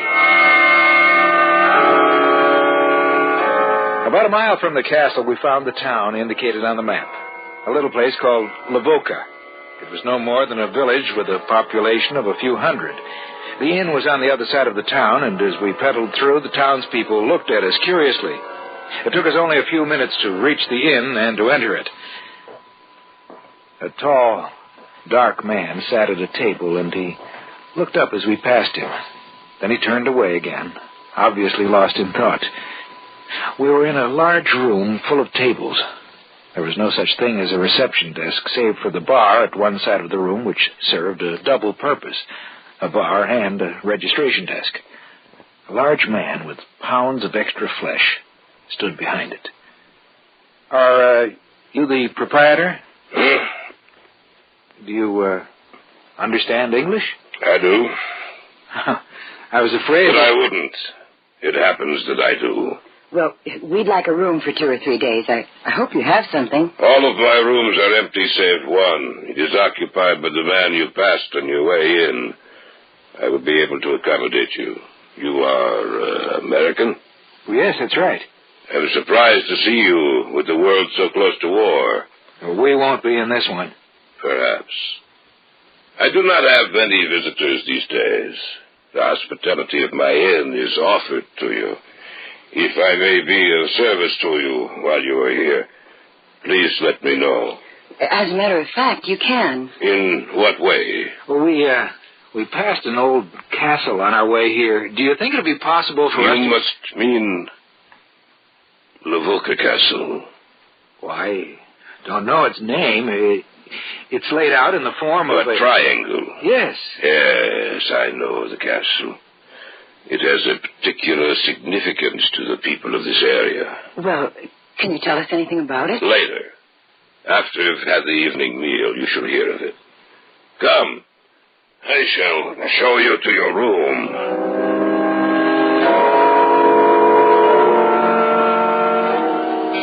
As he led us upstairs to our room, we passed again the man who sat alone at the table. He was staring at us and made no attempt to hide the fact. As we went up the stairs to the second floor, I wondered why the innkeeper had seemed so afraid when I mentioned the castle. I had no time for further speculation, however, at least for the next hour. Our time was spent in cleaning up, and Doris kept talking of other things.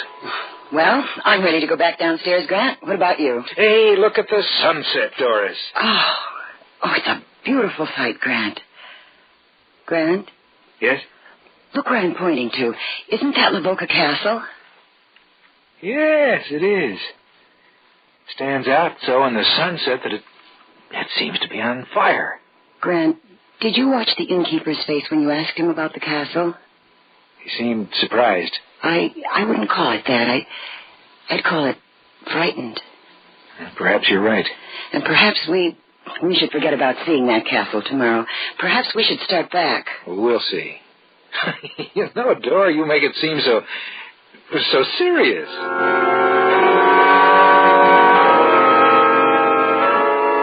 We stood there by the window, looking out at the medieval structure that stood there at the base of the mountains. That afternoon, when we had first seen the castle, it had seemed to be a beautiful relic of a dead past. But as we watched it, bathed in the redness of the setting sun, it seemed to be a mass of molten rock.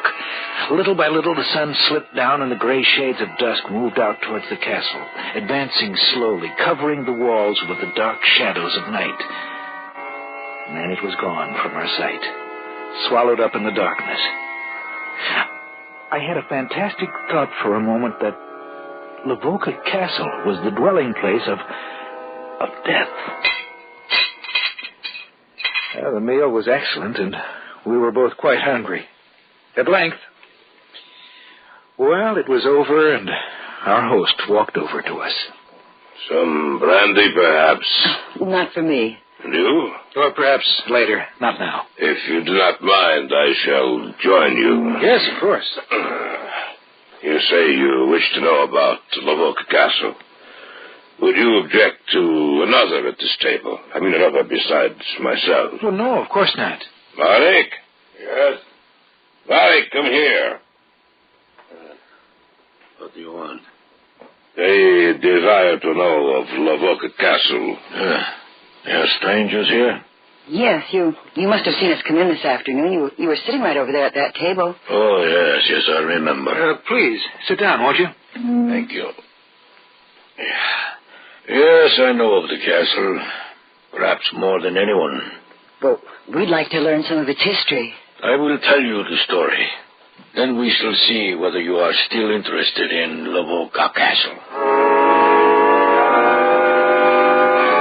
The castle was built centuries ago, sometime in the late 1600s. It was built by Drago, the first and only Baron of Lavoca, a man renowned for his cruelty and his prowess in the arts of war. War was his life, the only life he knew, and he lived for the feel of a strong blade in his hand. He lived for one purpose: to kill. It is said that the only thing Drago feared was death. He dealt with it almost every day of his life, yet he feared it. He feared the day that he would die. It is said that he made a pact with Satan himself so that he would not die. This is the legend. One night, shortly after sunset in the dead of winter, they say a carriage drove through here. A carriage drawn by 4 coal-black horses. Get up there! Get up! The carriage, too, was black, and the driver was clothed in a livery of black. He whipped the horses and drove them as if his life depended on it. Get up there! Get up! No one saw who rode inside the carriage, but on its heels there ran a pack of snarling, howling wolves. Those who saw what happened that night were frightened almost to death. The carriage drove straight to the gate of Lavoca Castle. And a huge drawbridge was lowered to admit an entrance. The carriage rumbled across it, but the pack of black wolves stayed outside. They stayed outside, and the sound of their howling voices drifted back to this town, and the people were afraid. People looked up towards the castle, and they said it was bathed in an eerie luminescence. The visitor to the castle was there for the better part of 3 hours. And then the drawbridge was lowered again, and the carriage rumbled out. It seemed to be going even faster. And the driver whipped and drove the horses. Till their mouths were white with foam and their eyes wide with fear. The carriage rushed through the center of the town, and the people were so afraid they turned their eyes away, lest by looking upon it they should die.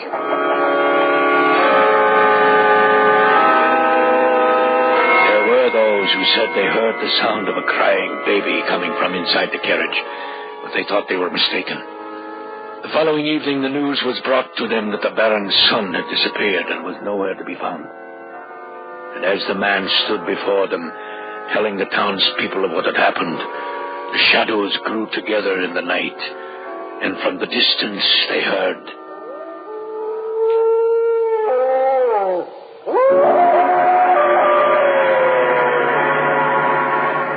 You are listening to the tale of the Castle of Lavoca on tonight's journey down the corridors of the Hall of Fantasy. We'll return to our story in just a moment. And now back to tonight's story, entitled The Castle of Lavoca. We sat there around the large oak table and listened to a story so fantastic it defied description. There were 4 of us in that room, the innkeeper, Doris, and myself, and Mark, the storyteller. He continued with his story. The shadows grew together in the night, and from the distance they heard the howling cry of a wolf. The face of the Baron's servant blanched with fear, and he turned and made his way back to the castle. He never reached it alive. Well, of course, this is nothing but legend. Isn't that right? It is legend, yes, but it is also truth. But it can... What Marek says is true. I would stake my life on it. Let him go on with the story. I'd like a little brandy first. I thought perhaps you might. For you? Thank you, no.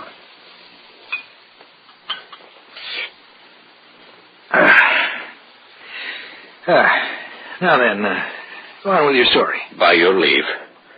As I said, they found the servant outside the castle gate, and there was a great uproar about his death.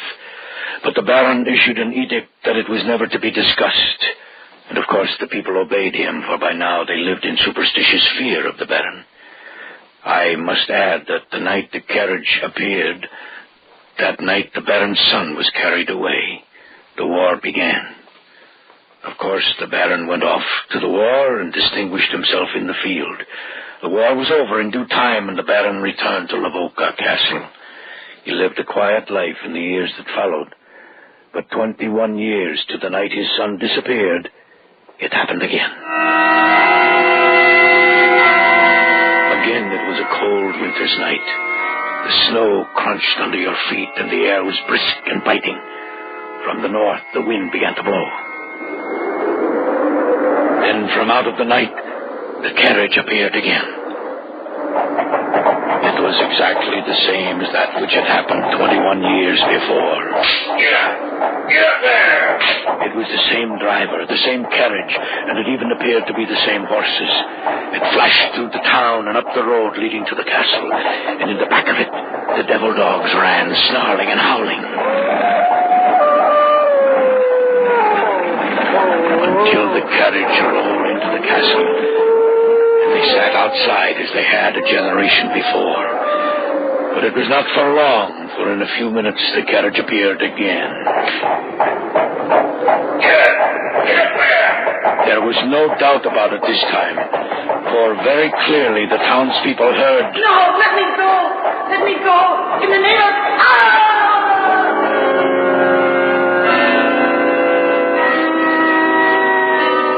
And in another moment the carriage was gone. The following day, the townspeople learned that the Baron's wife had disappeared. They knew who had come to claim her. That night, war broke out in Romania, and the Baron hastened to join the conflict.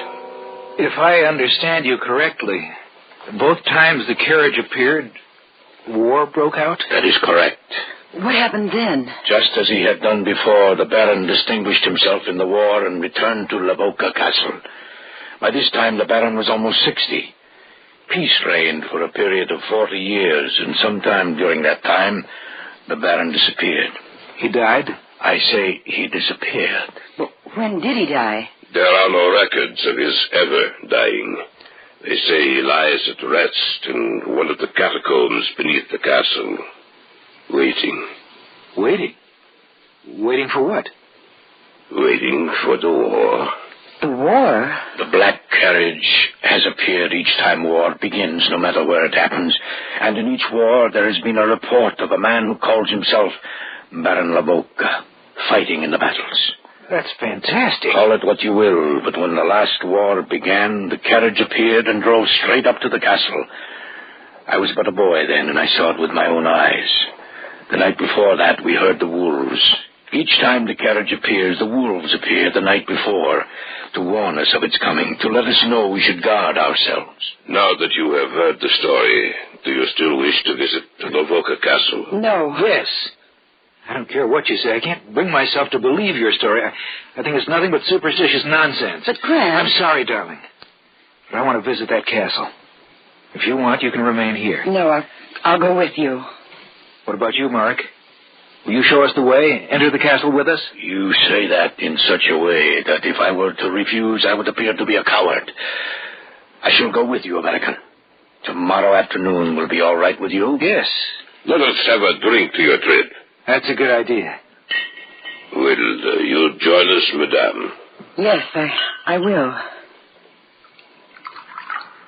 All right, then. To your trip tomorrow. To Lavoca Castle. To Lavoca Castle. We went upstairs to our room shortly after that. The story Mark had told had been quite long, and the hour was late. We went to bed, yet neither of us could sleep. Grant. Yes, dear? Don't you think we should go home soon? Why? Well, how long have we been over here?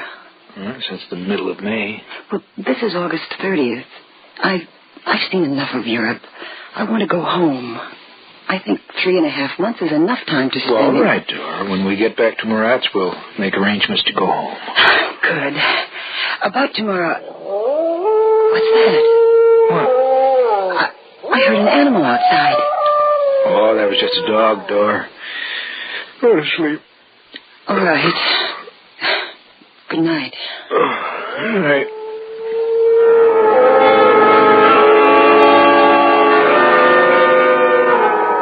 It was the following afternoon. For some reason, we hadn't been able to get started until late in the afternoon. It was after 3 o'clock when we started out. We discarded our bicycles in favor of horses, which Mark had been able to procure for us.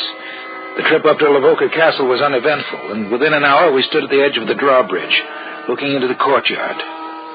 Shall we go across? Of course. It doesn't show any signs of age. It has been perfectly preserved. I'll take you on a tour of the inside. We can leave the horses here. I'll give you a hand, Doris. That's all right, Grant. I can manage. All right. Now, just follow me. Mark led across the courtyard and into the gray building. The huge wooden doors were slightly ajar at the entrance, and with an effort, Mark pushed them open and led us inside. We were in a huge hall, which must have served as both a reception hall and a dining place. From there, he led us into the Baron's chambers, his wife's, which formed 2 sides of the massive triangle. Members of the retinue must have occupied the 3rd side of the triangle. We visited each of the 3 towers which looked out across the countryside, giving a clear view of anything approaching. And then Mark led us down into the cells beneath the castle. Coming finally to another stairway, he turned to me. This leads down into the catacombs. Well, let's go down and take a look at them. Perhaps we... Oh, nonsense, Dor. We both have flashlights. I see you brought a gun, Mark. Nothing could hurt us. Let's go. All right. Oh, it seems colder down here. Yes, it does. I shall show you where they say Drago is sleeping. What time is it, Grant? Well, it's 7:30. Yes, we have been in the castle for several hours. We have been down here in the lower sections where there is no light for over an hour. I shall show you the Baron's resting place, and then we shall return to the inn. This is the chamber where he sleeps. Oh, Grant, there is someone in here. This isn't a joke, is it, Mark? I have never been down here before. It is no joke, as you call it. I want to have a look at him. No, Grant, don't. I can't believe it. This man seems to be sleeping, yet he's not breathing. Let's get out of here, Grant. All right. I've been nervous ever since I heard that dog last night. You say you heard a dog? Yes. There are no dogs in this area. No animal will come within miles of the town and castle. The animals fear it. That was no dog you heard last night. You mean? We have no time to lose. We must get out of here. Follow me. Yes. It was the warning you heard. I knew it shouldn't have come. Don't worry, Dor. We'll get out of this. I wish I felt that sure. The horses are out in the courtyard. It won't be long now. The horses are on the other side. They're gone. What are we going to do? Be quiet.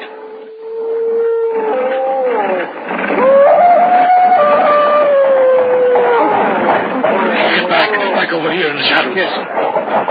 Perhaps you will not see us. Grant, the drive. Be quiet. What's that noise? I don't know. The driver's pointing to the doorway.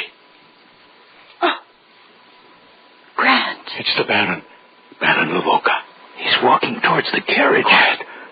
He's looking this way. Oh. He's turning away. He's getting into the carriage. Get up! Get up there!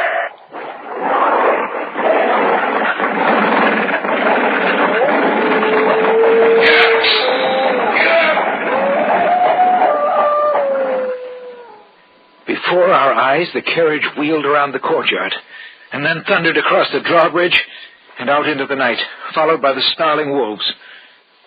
We found our horses later and went back to town. When we returned to the inn, the innkeeper was relieved to see us.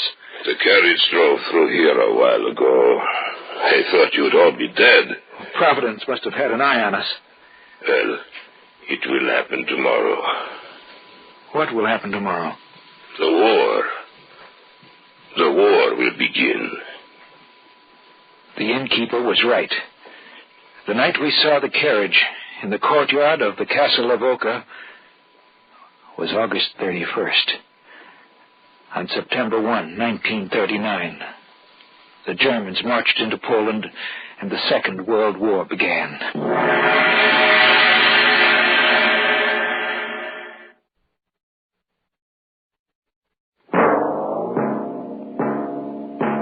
So runs tonight's tale of the unusual, the terrifying, the unknown. Join us again when next we journey down the corridors of the Hall of Fantasy to hear another strange tale of the supernatural. All characters and events portrayed in these programs are fictional, and any similarity to actual events or persons, living or dead, is purely coincidental.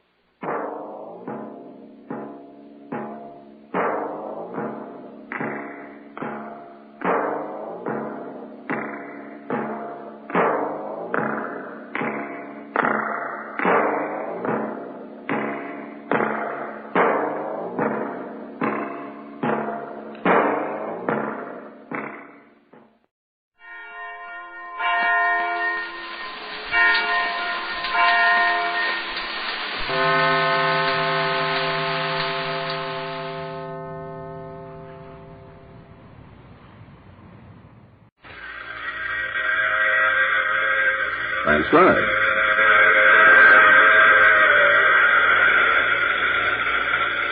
The Mutual Broadcasting System presents The Mysterious Traveler, written, produced, and directed by Robert A. Arthur and David Copen, and starring one of radio's foremost actors, Cliff Carpenter, in Murder in 2952.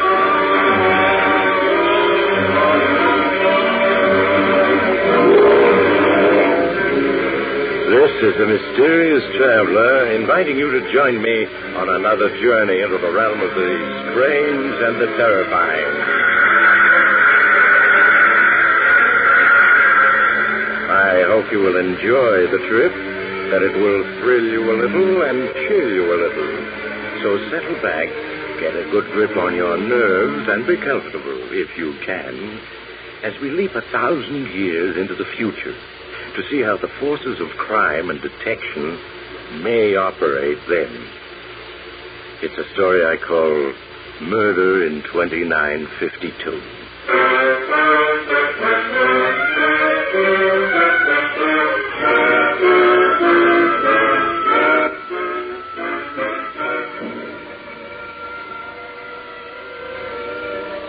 The date, the year 2952.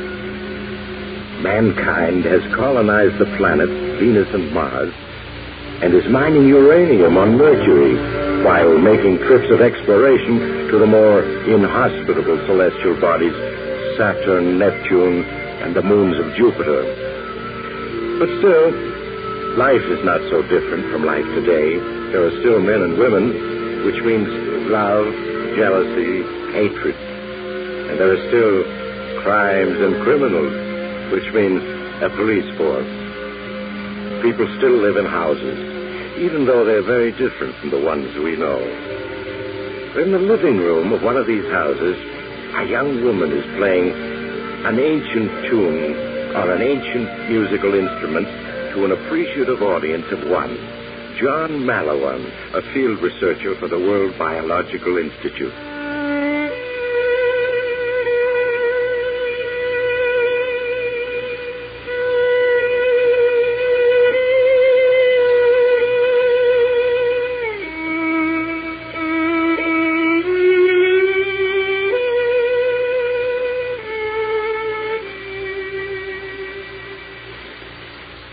There, John. How did you like it? I liked it very much, Trina. But I never heard it before. What in the world is it? It's so different from the music I'm used to. Oh, it's at least 1,000 years old. Maybe older. I found the score in the musical section of the Library of Congress. You play it very well. Oh, I'm glad you think so. I hope Randy will like it. Randy Morgan? He doesn't go in much for music, does he? Oh, Randy doesn't go in for music at all. I wish he did. But it's just because he's never been exposed to it. He'll learn to like it yet. Any man would if you played it for him. I wish I could be here for the music competition. Nobody else will have anything like that 1,000-year-old tune of yours. What's it called? Liebesgott. In one of the old languages, that's supposed to mean love's dream. Well, if Randy doesn't appreciate it, I'll personally blast him down. He'll be at the competition to hear you play, won't he? Oh, yes. He's promised, even though he hates music. I do wish he enjoyed something besides catching criminals. Well, that's his job. After all, he's the lieutenant of the World Police, Interplanetary Division. Yes, I know, but if only he didn't seem to enjoy it so much. Catching murderers and space pirates. Well, I'm being silly. He's nice. Sure he is. Also very handsome. Yes, he is, isn't he? Well, John, you'll be much longer. Time's getting short. There's Dad. He's waiting for you. I'll be right in, sir. Guess I've got to say goodbye for a few months. I'll miss you, John. We always have so much fun. Do be careful, won't you? Ganymede is supposed to be such a horrible spot. I'll be careful. You know, there's a very rare plant growing there. It may do something for the one disease we can't cure. Old age. Well, give my best to Randy when you see him.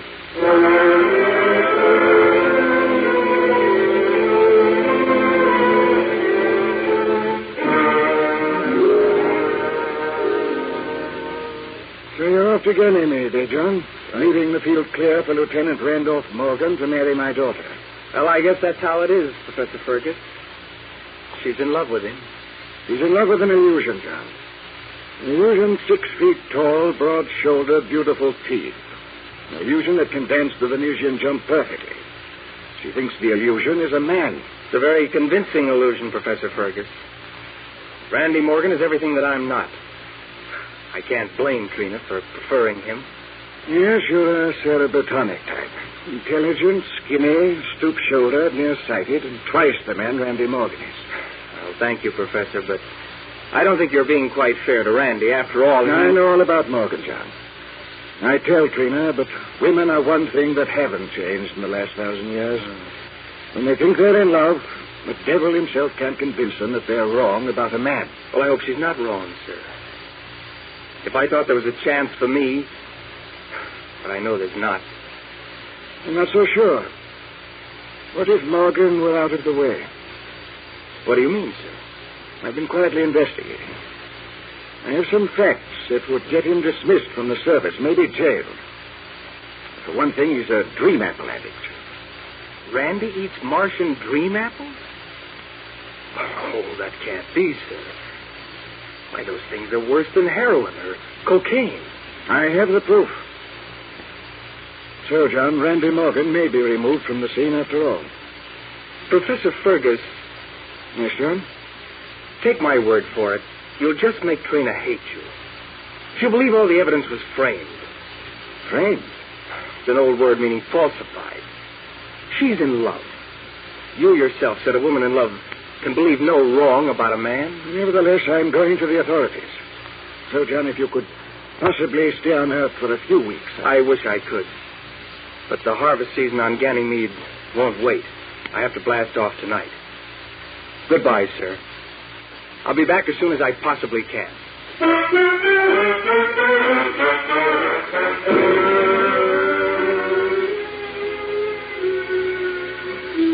39,308 meters per second.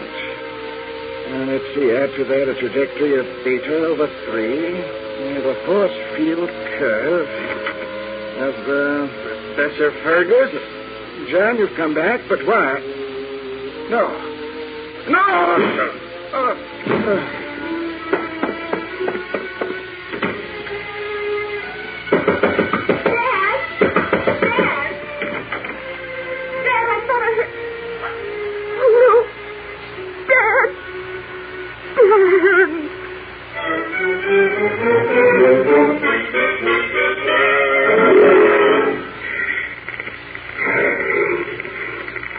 John Malawan, field researcher speaking.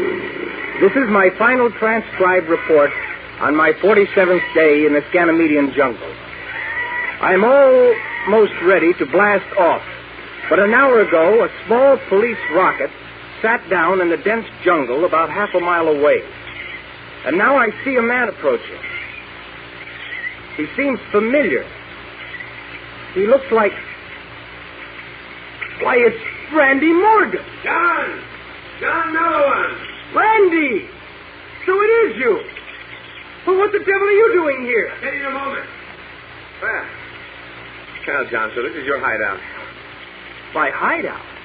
What do you mean? It's a very clever old man. It's taken me 5 weeks to track you down in this planetary jungle. What do you mean, track me down? I'm here on an official mission. That's what I mean by very clever. It gave you the perfect excuse for hiding in a rotten jungle.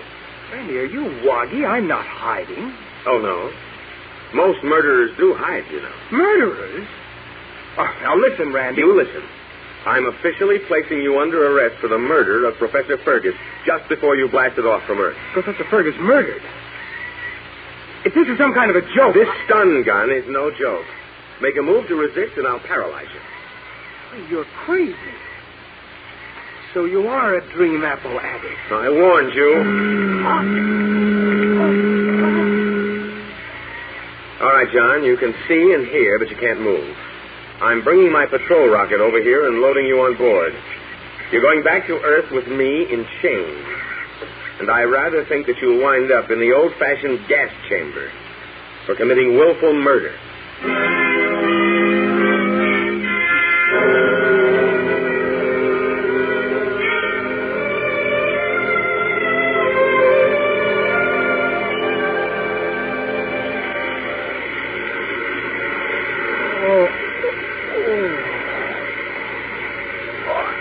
I feel as if I had a toothache at every muscle in my body. Coming out of it, are you? Those are muscle cramps from the stun gun paralysis, John, in case you've never had them before. I never have. I suppose you dealt them out often, no? A few hundred times, that's all. Here's something to make you forget your trouble. Catch. What is it? Just a little fresh fruit. Make you feel better. Fresh fruit? It's 1 pound of dynamite. This is a Martian dream apple. So what? It'll take away your aches, make you feel like 1,000,000 credits. Here, I'm having one, see? Wouldn't harm a baby. So Professor Fergus was right. You are an addict. Oh, Fergus was in his second childhood. By the way, what was your motive for killing him? For killing him? Randy, what is this all about? Is Professor Fergus really dead? You should know you bashed in his head with a rocket control lever from your own rocket. That's nonsense. He was fine when I left him. Now, what happened? Keep it up, John. It's a good impersonation of innocence. But all the same, that chain around your ankle doesn't get unlocked until we blast in on Earth. Very ingenious way to keep me confined. I can't quite reach you, or the rocket control board. But I still have some freedom. Now I can see this chain won't come off. All right. I'm not going to make any fuss. Now tell me what happened. Well, half an hour after you went into her father's library, Trina heard a groan and a fall. She hurried in, and there was the poor old boy dead on the floor. She ran to the front door screaming for help, and I was just coming up the walk. I had a date to see her, fortunately, and I took charge of the case. I can just see it. Amazing how you just happened to be there. Very lucky, wasn't it? Well, Fergus was dead, but I had some of our technical crew bring over our finest instruments. With the atomic pressure recorder, we analyzed the stresses still present in the molecules of the air in the room. And we were able to reconstruct Fergus's last words before he died. And what were they? I took off a recording and brought it along so you'd see that your case was hopeless. Here, I'll play it for you. John, you came back? But why?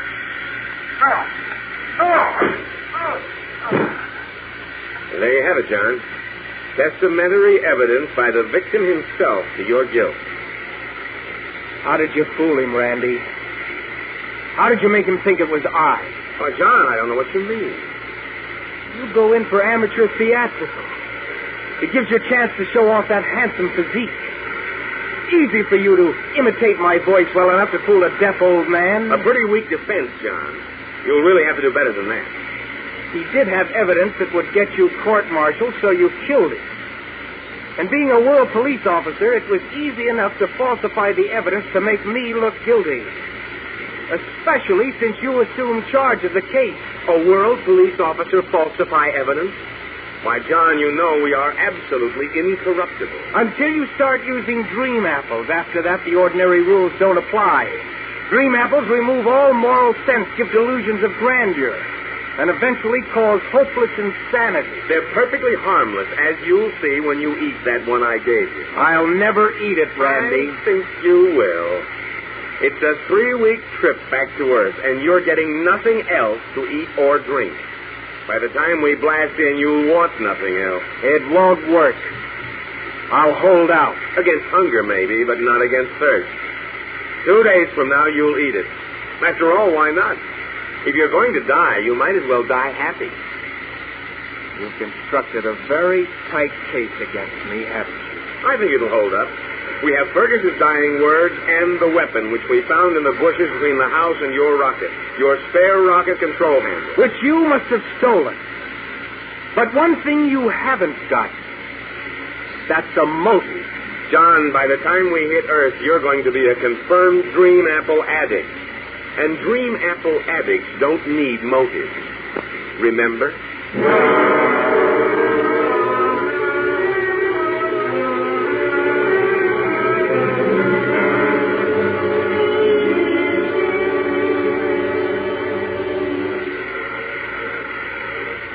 Randy, give me a drink of water.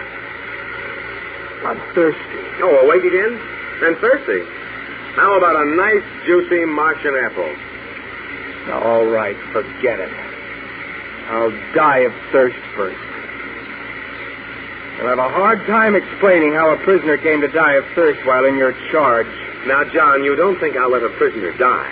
It isn't done in the world police. Oh, no, when you're weak from thirst, I'll just pour a little dream apple juice between your lips and you'll swallow automatically.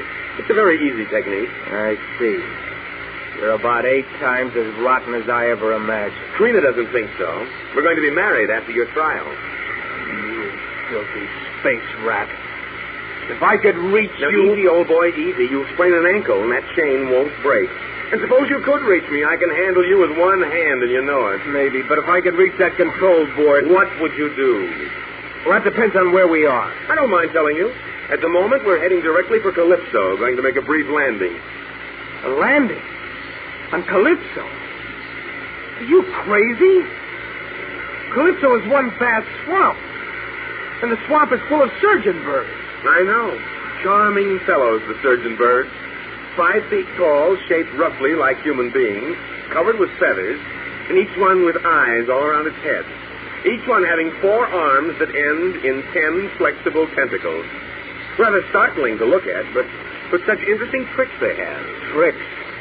Their favorite hobby is to cut up space-wrecked human beings and sew them back together again a new way. Did you read about the poor devil they gave an extra pair of arms to, salvaged from a shipmate who was killed when their scout rocket crashed on Calypso? Of course. And I actually know a space police officer who fell into their hands. Just for fun, they mixed up his taste and hearing nerves. Now, when he eats sirloin steak, he hears music. And when he hears a bird chirping, he tastes chocolate ice cream. He's genius, what? I know that Earth has warned them any more tricks on space-wrecked rocket men and will bomb their villages.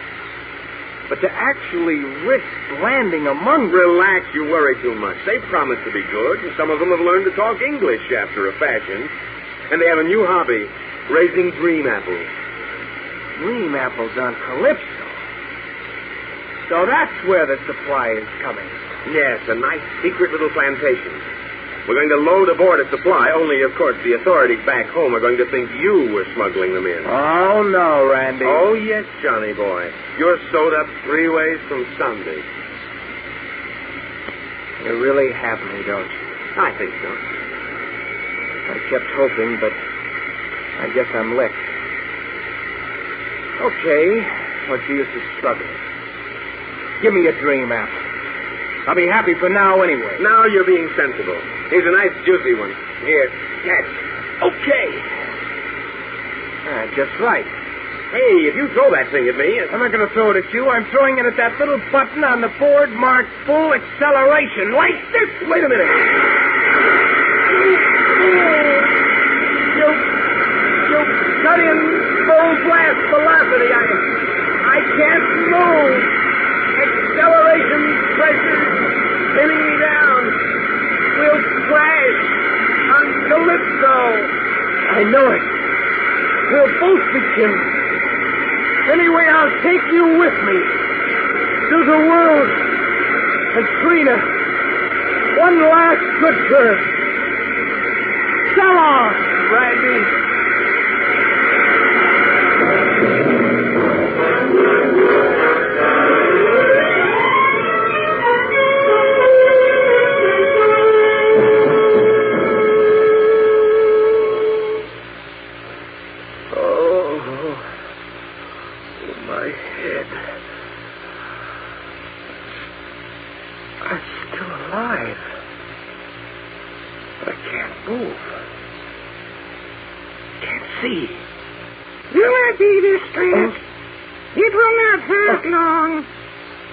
That? It is Rick Rail who speaks. I'm chief of the 7th village of Claybury. A surgeon bird. You are a surgeon bird, aren't you? It is the name you humans call us. Oh, no. Go away. I'm dead. I have to be dead. We hit at full acceleration. The braking rocket acted automatically. Cushioned your fall. But you are dying. Accept Rick Rail's regrets. Randy, the other man. What about him? He is dead. His brain was badly injured. I see. I'm in bad shape. Your body is crushed. Rickrew is so sorry, but it will not hurt long. Rickrew will ease the pain. Sleep, Earthman. Sleep.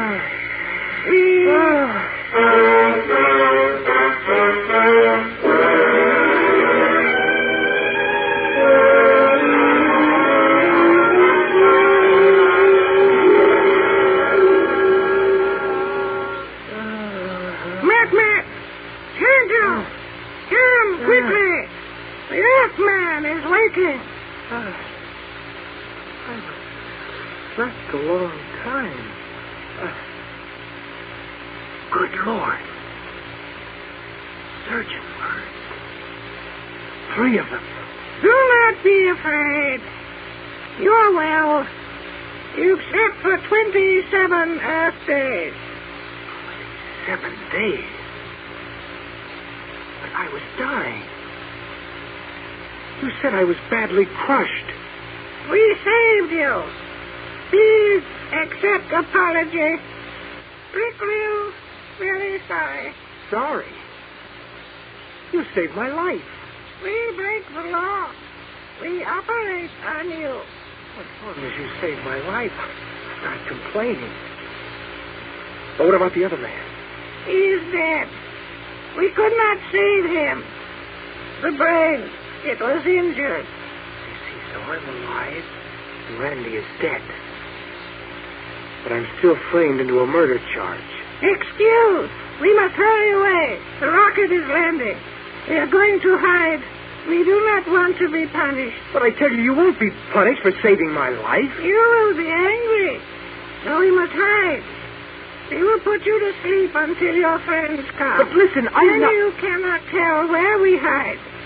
So we will not be punished. Apology, please. The temptation was too great. Never before has such an operation been tried. Look, you don't make sense. Goodbye. So sorry we saved life. Please accept apology. Sleep now, Earthman. Sleep. But if you'd only listen to me. If you'd only...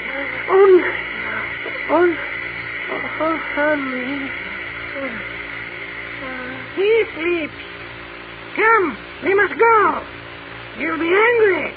I know he will. Earthmen get angry so easily.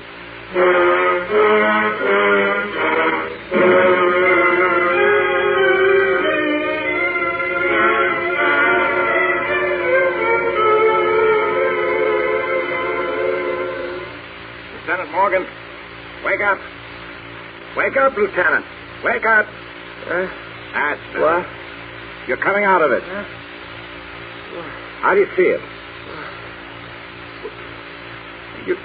You're Captain Phillips of the World Police. I know you. Of course you do. You ought to. I'm your superior officer.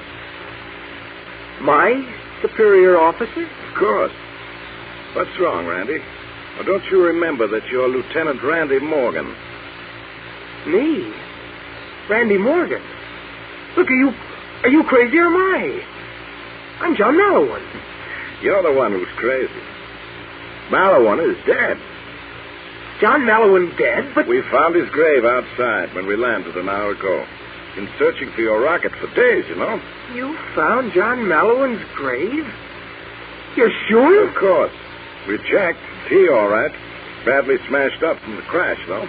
But it was me who was badly smashed up. I remember. Good Lord. Look at my hands. But these aren't my hands. You're still groggy, Randy. I understand. It must have been rough. My face. My hands. They're Randy's. I better call the doctor and have him give you a sedative, Randy. You're in bad shape. It may be a form of amnesia.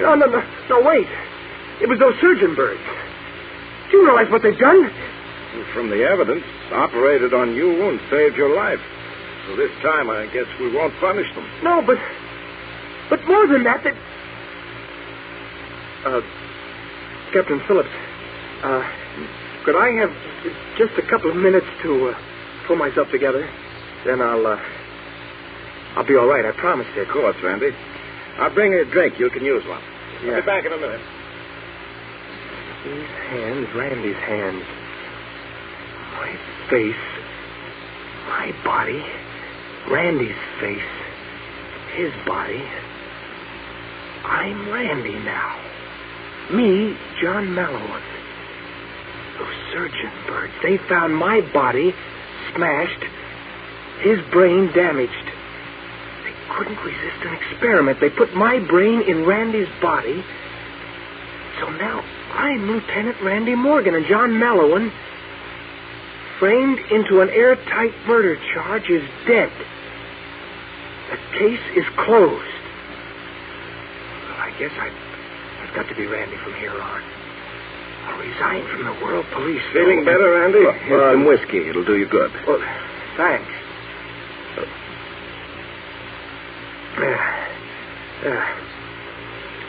Well, I feel better now. Good. For a minute, I was worried about you. Oh, by the way, there's a call from Earth waiting for you. I brought the field transmitter. You can talk to her here in private if you want. To her? I think you know whom I mean. I'll be outside. Well, bring the transmitter along when you're through. Certainly, sir. Hello? Oh, Randy. Randy, darling, are you all right? Trina. Yes, I'm fine. Oh, I'm so glad. But poor John. Did he really kill Father? Yes, Trina. The guilty man has paid for his crime. And you'll be back soon, Randy? As fast as the rocket can make it. I have a lot to tell you. Some things to explain to you. I'll be waiting, darling. But, Randy, they said you were hurt. Had to be operated on. And your voice sounds different. Are you sure you're all right? Yes, Trina. You'll find that I'm a little changed, but I think you'll like the change. The operation was a great success.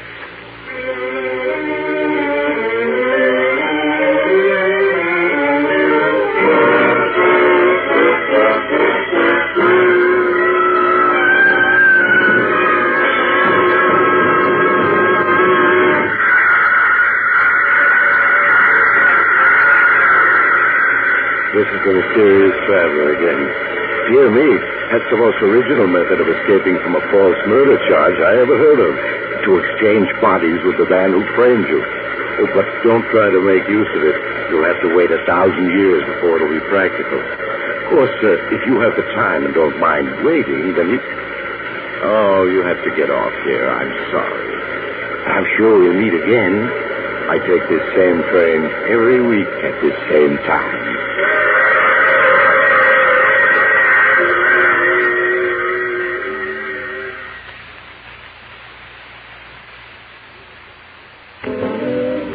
You have just heard The Mysterious Traveler. Now you can enjoy other tense and exciting stories of The Mysterious Traveler in the current issue of The Mysterious Traveler magazine, now available. In our cast with Chuck Webster, Gene Carson, Sidney Paul, and Robert Donnelly, with Maurice Tarplin starred in the title role. Music is under the direction of Emerson Buckley, composed by Richard DuPage. All characters in our story were fictitious. Any resemblance to actual persons, a name or otherwise, is purely coincidental. Phil Tonkin speaking. This program came to you from New York and was transcribed.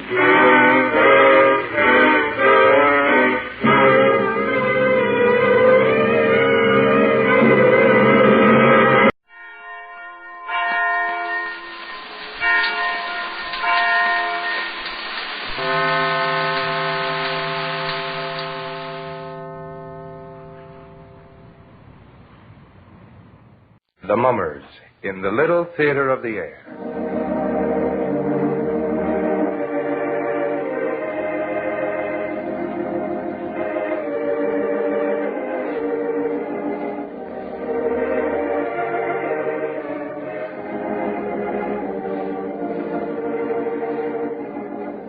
Now, the Hermit.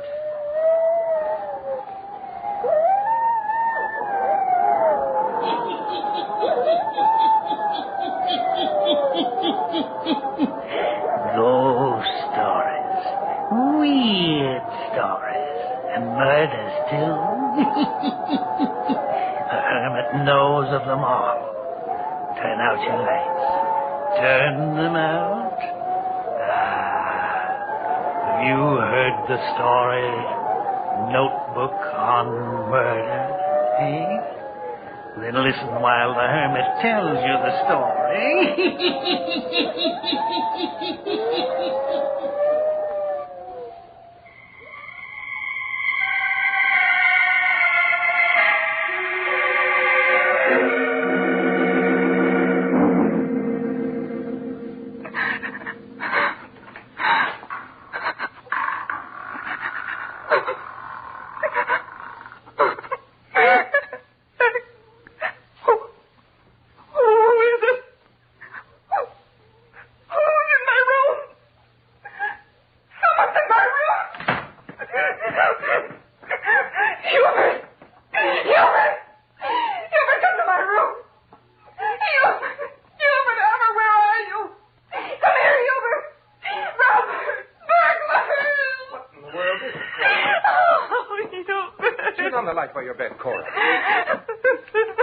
There, now, what's all the racket about? Well, stop crying and tell me what it is. There was someone in my room. Oh, you've been dreaming. No. I woke up and heard my door creaking open. I could feel it. There was someone standing in my room, and then I heard them run down the stairs after I called out. Hubert, you've got to go downstairs and look. Well, of course I'll look, but you don't think there's going to be anyone in the house after all your screaming, do you? Oh, Hubert, wait a minute. I'm going with you. You better stay right in bed, Cora. No, I'm afraid. You said you heard someone go downstairs. I know, but I won't stay here alone. All right, come on. I think you just had a nightmare. Oh, no. That's a nice way to wake a guy up out of a sound sleep. All the screaming. Oh, you'd have screamed, too. Well, not much. I tried to nab whoever it was. Look, careful, Hubert. The burglar may have a gun. I can't find the light switch here in the living room. I'll get it. What? Look. The rug is kicked up. Someone was in here. And look. The things on the table have all been disturbed.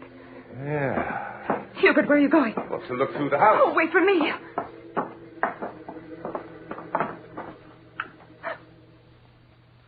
Hubert. The dining room window. I see it. Well, by George. I came in through the dining room window. Well, it should have been locked. I thought it was. I haven't had these windows open for ages, not since I've been home. Well, I'll be... Where are you going? Why, to phone the police. There sure has been someone in this house.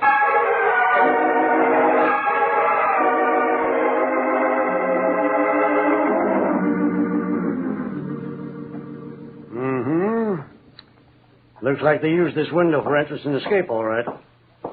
Hal, find any footprints outside the window? No, not a darn one. Well, maybe they didn't use the window. Well, there's a cement drive outside this window. It's possible they could have stepped on the cement both entering and leaving. We'll take fingerprints of the window. Now, let's see, a few questions. You were the only one who heard the noise, Mrs. Armour? Yes. I heard the door to my bedroom open slowly, then close, and then someone running downstairs. And the first thing you heard? My wife screaming. How far is your room from hers? Just across the hall. Are you a sound sleeper, Mr. Armour? Well, I guess so. I rarely wake up during the night. And you, Mrs. Armour? I don't sleep so well. You see, I've been ill and in the hospital. I'm not well at all. There now, Cora, everything's all right. My wife had a nervous breakdown recently, officer. Oh, I see. Well, just a few more questions, and then we'll let you go back to bed.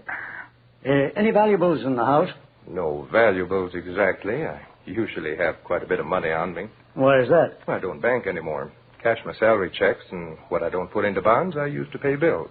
How about tonight? Oh, the money's safe in my room. How do you know, Hubert? Oh, silly, I looked when you yelled burglar. Who knows that you carry a good sum of money around with you, Armour? Oh, I don't know. Some of the boys around the office, I guess. I may have mentioned it in the bar. They got those fingerprints, Hal? All set. We won't disturb you any more tonight. Obviously, there's no one here now. They didn't get anything this time, and they may not disturb you again. Oh, I hope not. It was awful. My nerves can't stand it. Go back and get a good night's rest. That is, what's left of it. You won't have any visitors again tonight.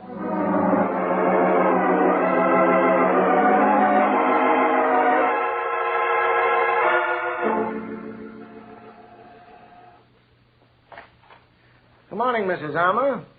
Remember me? Oh, yes.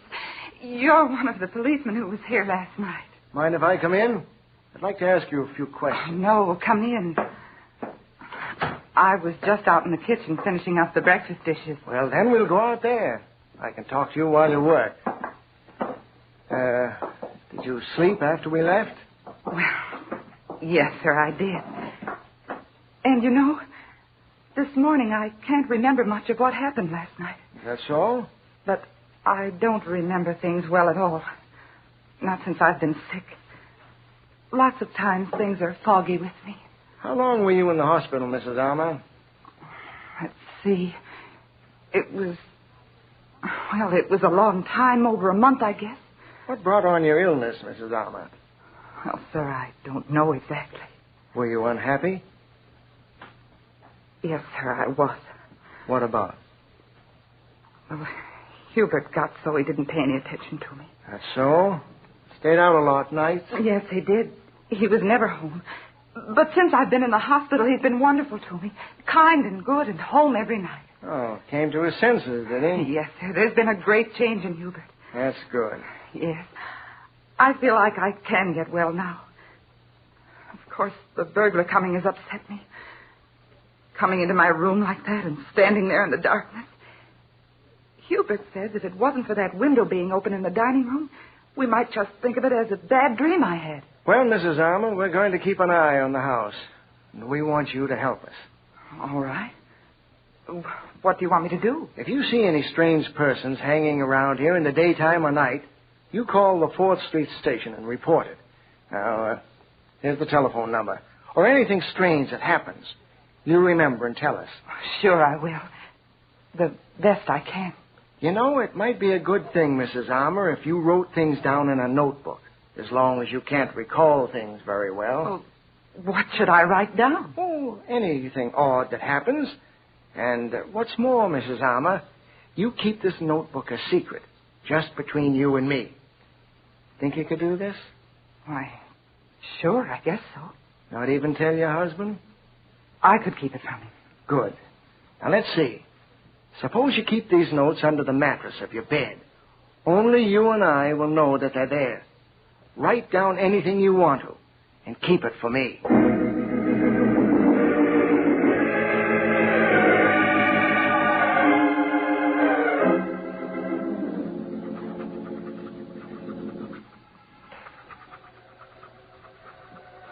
There was a peddler at the door this afternoon.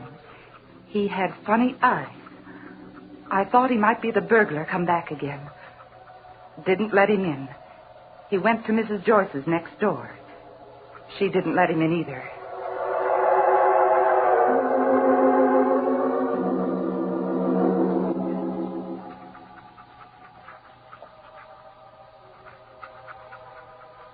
Hubert read to me tonight about a burglary on the south side of town. This burglar got in through a window, too, the basement window. He took money and silverware. We haven't got any good silverware.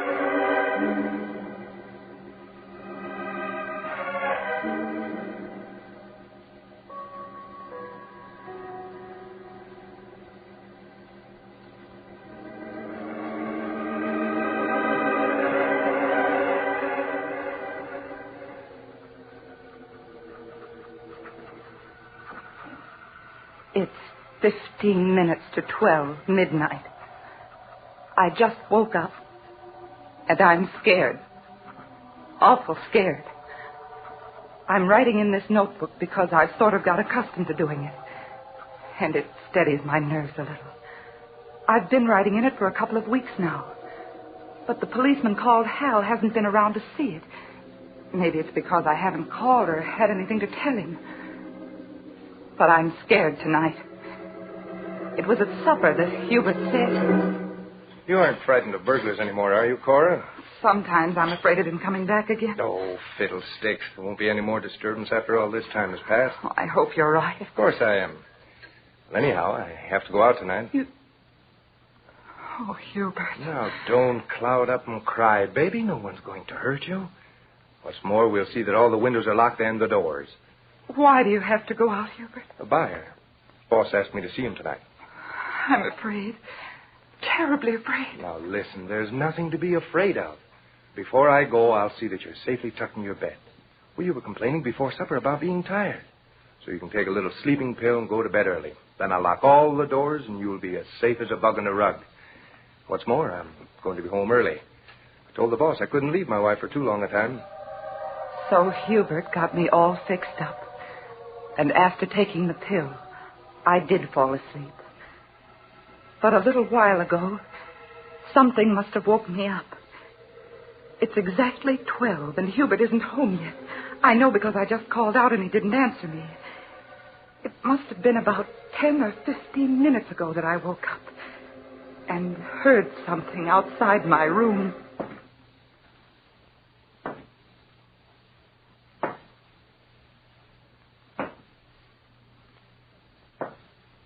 Footsteps. There would be one step, and then a long pause, and then another. For a minute, I was so scared I couldn't even breathe. Somehow I just seemed to know that whoever was coming down the hall was coming to my room, and for me.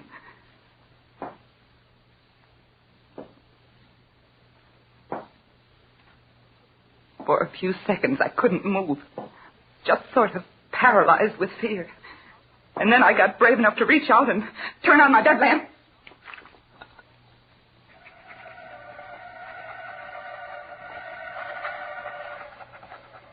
The person must have been real close to my room when the light went on.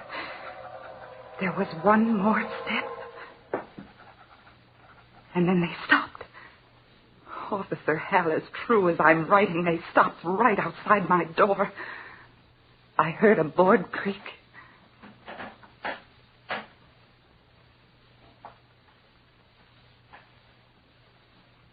Then all was very, very still. For almost years, it seemed. And then I heard, very quietly, as if someone was tiptoeing, footsteps leaving my room.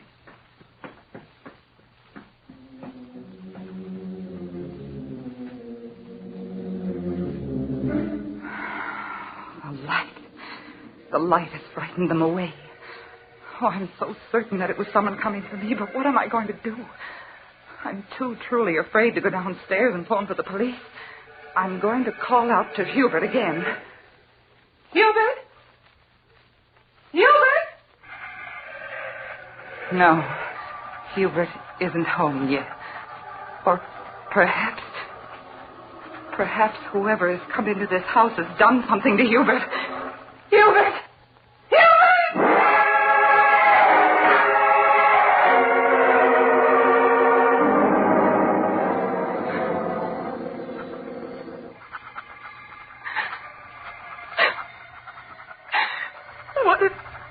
What if they've killed my Hubert?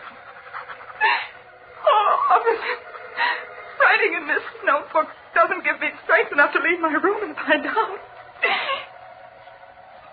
Wait, I hear something.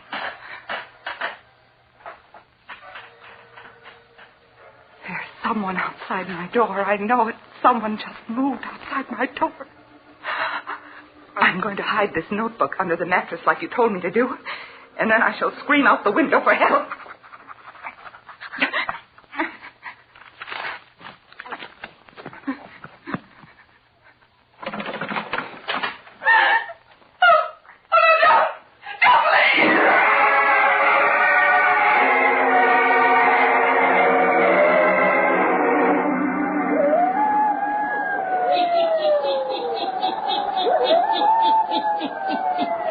Just after Cora Armour puts the notebook under the mattress, she goes to the window, opens it, and is ready to scream for help.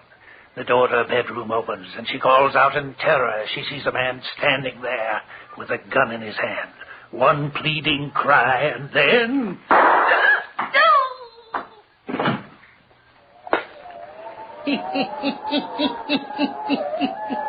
Cora Armour has been shot, murdered.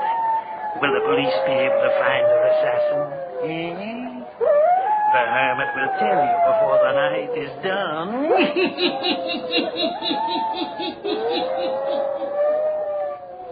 We hear a key turn in the door. The door unlocks, swings open, and closes. Then the light switch is clicked on. Hubert Armour stands in the hallway of his home. He steps over to the mirror hanging in the wall. He looks himself over carefully, brushes his hair with his hands. Now he looks at the stairs leading up to Cora's room. He pauses for a few seconds. Then he walks into the living room, turns on the lamp beside his chair, sits down. From his pocket, takes the early morning edition of the paper, scans it, dropping the paper all around his chair. Now he rises, turns off the lamp, walks into the hall. He calls Cora's name. Cora! Cora, you awake? Naturally, there's no answer. For Cora lies murdered in her bedroom. A large red stain soaking the carpet on the floor. The blood is dripping slowly. Slowly, a crimson pool is collecting there. Hubert calls again. Cora! Cora, I'm home. And now he looks about him into the darkened room leading off from the hallway. Now there's a startled look of apprehension, fear on his face as he begins to mount the stairs. Cora, you awake? Hubert pauses outside the door, just as the murderer did only a little time before. He listens, and now his hand reaches out for the doorknob. Cora! Cora! She's dead. Blood. She's dead. Dead!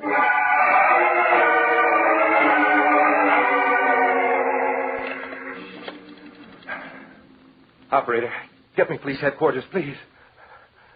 Hello, police headquarters. This is Hubert Armour, 97864 Crawford Street.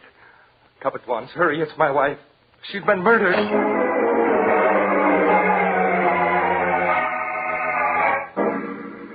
All right, Armour. Suppose you tell your story over again, just as you told it before. Now, you left the house when? At 7:30, officer. And where did you go then? I went directly to the office where I was to meet Mrs. Davis. Was she there when you arrived? Oh, yes, sir. She was waiting in her car outside the office building. And this was approximately at what time? Well, I think it must have been about 8 o'clock. 8 o'clock. Mrs. Davis will be able to verify this? Oh, yes, of course, officer. Well, why are you grilling me so carefully? That isn't going to help us find out who killed my wife. Go on with your story. Well, I suggested to Mrs. Davis that we drop into the Greenbrier Club to discuss her insurance policy, and she agreed. Yes? Go on. So we left her car standing near the office, and she got into mine, and we drove to the Greenbrier Club. The doorman took care of your car? Oh, yes, sir, and you'll remember that. Well, you can check all of this that I'm telling you. We will. Go on. Well, there isn't any more to tell. We sat there and talked, had a bite to eat. What time did you leave the club? Well, a little after 10, I think. Then what did you do? Well, I took Mrs. Davis over to her car. Then? I drove straight home, put the car in the garage. What time did you get home, Mr. Armour? I didn't look at my watch, but it must have been a little after 11. But you didn't call us about the murder of your wife until 20 minutes after midnight. Why was that? I didn't know my wife was murdered, officer. I called out to her when I came home, but she seemed to be sleeping. She'd taken a sleeping pill before I left tonight, so naturally I thought she was still asleep. So what did you do then? I went into the living room with a paper, sat there and read a while.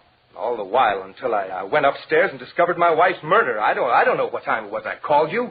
We know. And we know other things, Hubert Armour. We know at what time your wife was murdered. She told us. What do you mean she told you? She told us just as much as if she were alive now. But I don't understand what you're driving at. No? And when your wife told us at what time she was murdered, She also told us who murdered her. Who? Who did it? You were very clever, Hubert Armour, from the very start, when you planned this crime. When you called us here to hunt for a burglar who was no one but yourself. That's a lie. You built this thing up slowly. Tonight you carefully accounted for your time up till 11 o'clock. The remainder of your alibi was weak. It might have been strong enough if Cora Armour had not left us a notebook on crime. What? I asked her to keep a notebook, to tell me all the strange things that happened in this house. She did. She kept it faithfully. Midnight tonight, you, according to her own writing, were not home. She called out to you, but you didn't answer. But you were here. You came in. You crept to the door of her room. You lost your nerve. You came back at midnight, shot her, left the house to dispose of the gun, returned, sat down in your chair and looked at a paper, then went upstairs to look in her room and to report her murder. Yes, Armour, you had it all planned very carefully. But you didn't reckon with Cora Armour's notebook. There's someone outside my door. I know it. Someone just moved outside my door. I'm going to hide this notebook under the mattress like you told me to do. And then I shall scream out the window for help. You heard the scream, didn't you, Hubert Armour? You heard it? No, I didn't. You heard the scream, all right. She made it when you opened the door, when you lifted the gun to fire on her. She didn't scream. She just called out, "Don't, please." I admit it, I killed her.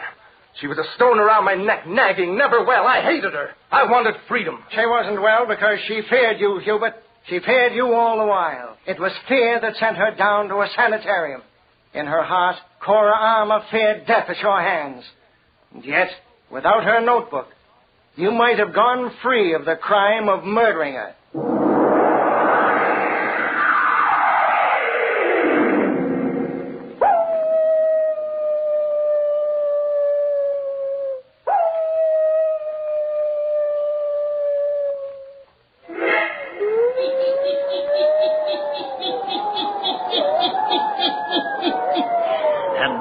Did a notebook kept by a woman right up until the second of her death bring a murderer to justice. A notebook which spoke as strongly as if Cora had returned from the spirit world to point her finger at the guilty one. Yes, turn on your lights.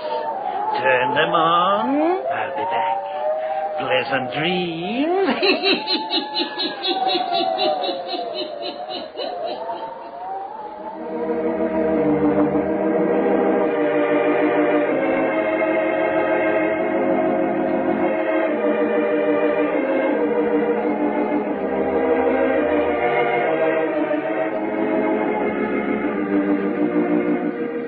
All characters, places, and occurrences mentioned in the Hermit's Cave are fictitious, and similarity to persons, places, and occurrences is purely accidental.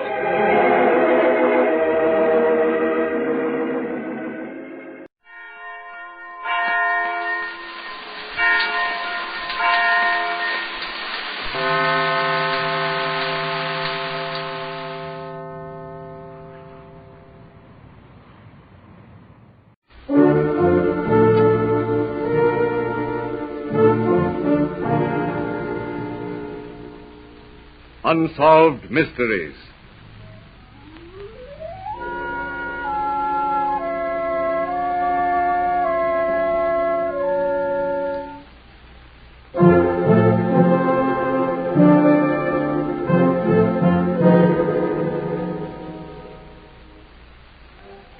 Out of deference to persons who may still be living, character names in some of these true unsolved mysteries have been changed.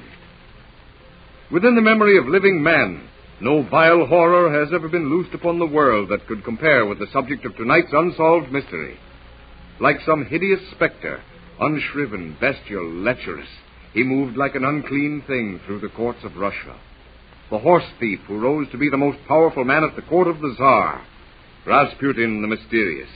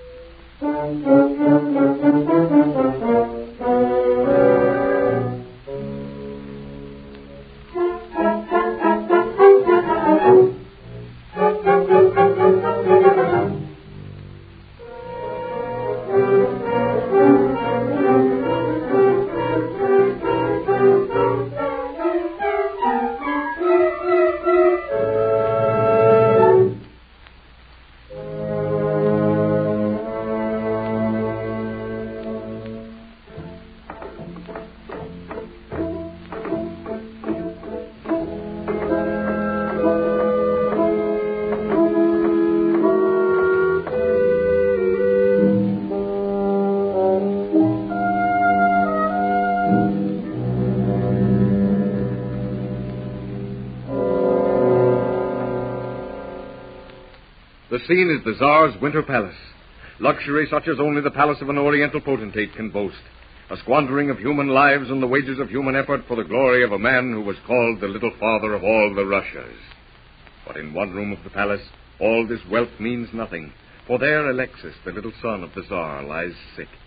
The Tsarina hovers anxiously at the head of the bed, and bending over the little boy, Gregory Rasputin. Oh, please, Holy Father, tell me, will my son recover?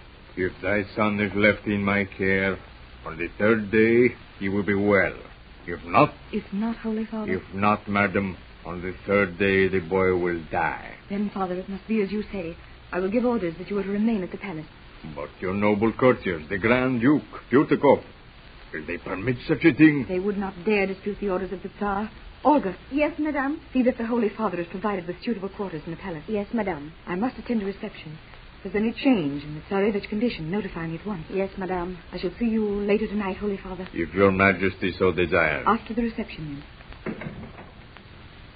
then. Fools, all of them. Well, my pretty Olga, the first part of our plan has succeeded. But I'm afraid if anyone should see me giving the boy the poison... Bah, tell them it is by my orders. I said the boy would be well by the third day, did I not? Yes, Gregory. Fool, do not call me Gregory here. I am Father. Holy Father. Without me, the Tsarevich dies. With my help, he lives, and I will become the most powerful man in Russia. But I forget. The third day, he must be well. Give him the antidote on the night of the second day. I understand, Holy Father. That is better. And now to suitable quarters, she said. Then let them be the best the palace affords. For this night, Gregory Rasputin steps on the pathway to fame. Along the golden pathway to fame strides the unholy monk. Time and again the little Tsarevich falls ill, and time and again Rasputin's apparent skill saves his life, until, frightened lest they offend the fiendish Rasputin, the Tsar and Tsarina are completely dominated by him. But fast as fame and wealth come to Rasputin, they do not come fast enough, and one night in the secret closet behind the altar in Rasputin's private chapel, he sits talking and drinking with Sturmer, the Prime Minister. I tell you, Gregory, Germany will pay any amount of money to have you do as the Kaiser wishes. It is worth a great deal of money. There is no danger. You can do it easily. Yes, Sturmer, I can do it easily. I can do it for the mere sake of doing it. As you say, there is no risk. Very well, then. But that has nothing whatever to do with what it is worth. I say that it is worth a great deal of money. 10,000 rubles? What do you think I am? A stable groom to be bribed with pocket money? Start with 1 million, and we talk business. 1 million rubles? Impossible. Then I shall advise the Tsar to increase the size of the army. How then will the Kaiser like that? You can't. I can more easily persuade him and the nobles to increase the army than decrease it. And I will. 1 million rubles, or tomorrow, I suggest an increase. You drive a hard bargain, Gregory. And Kaiser Wilhelm der Grosse asks a great deal. Very well. 1 million rubles. Good. Then we drink to our mutual success. But world affairs move too fast for even Gregory Rasputin. The World War breaks out before he can effect the reduction in the army, and he promises instead that the Tsar's army at Pripyat will be withdrawn. But on the 15th of June, 1916, Sturmer bursts into Rasputin's apartments. Look here, Gregory. This has just arrived from Germany. Give it to me. It is of immediate importance that the Pripyat offensive should at once cease. You will recollect that you made a promise that the offensive would be turned into a defeat within 14 days. This has not been done. You do not need to read the rest. The Kaiser is greatly dissatisfied. The letter also reminds you that you have not destroyed the munition factories. Enough. I will look into this. I gave orders. I gave them myself. Can it be? You are losing your power, Gregory. I am not afraid of that. I have only to disappear for a week. Let the Tsarevich fall ill, and the Tsarina will be begging me to return. I and the Tsar, too. No, Sturmer. It is not loss of power, it is... Yes? That there are those who plot against me.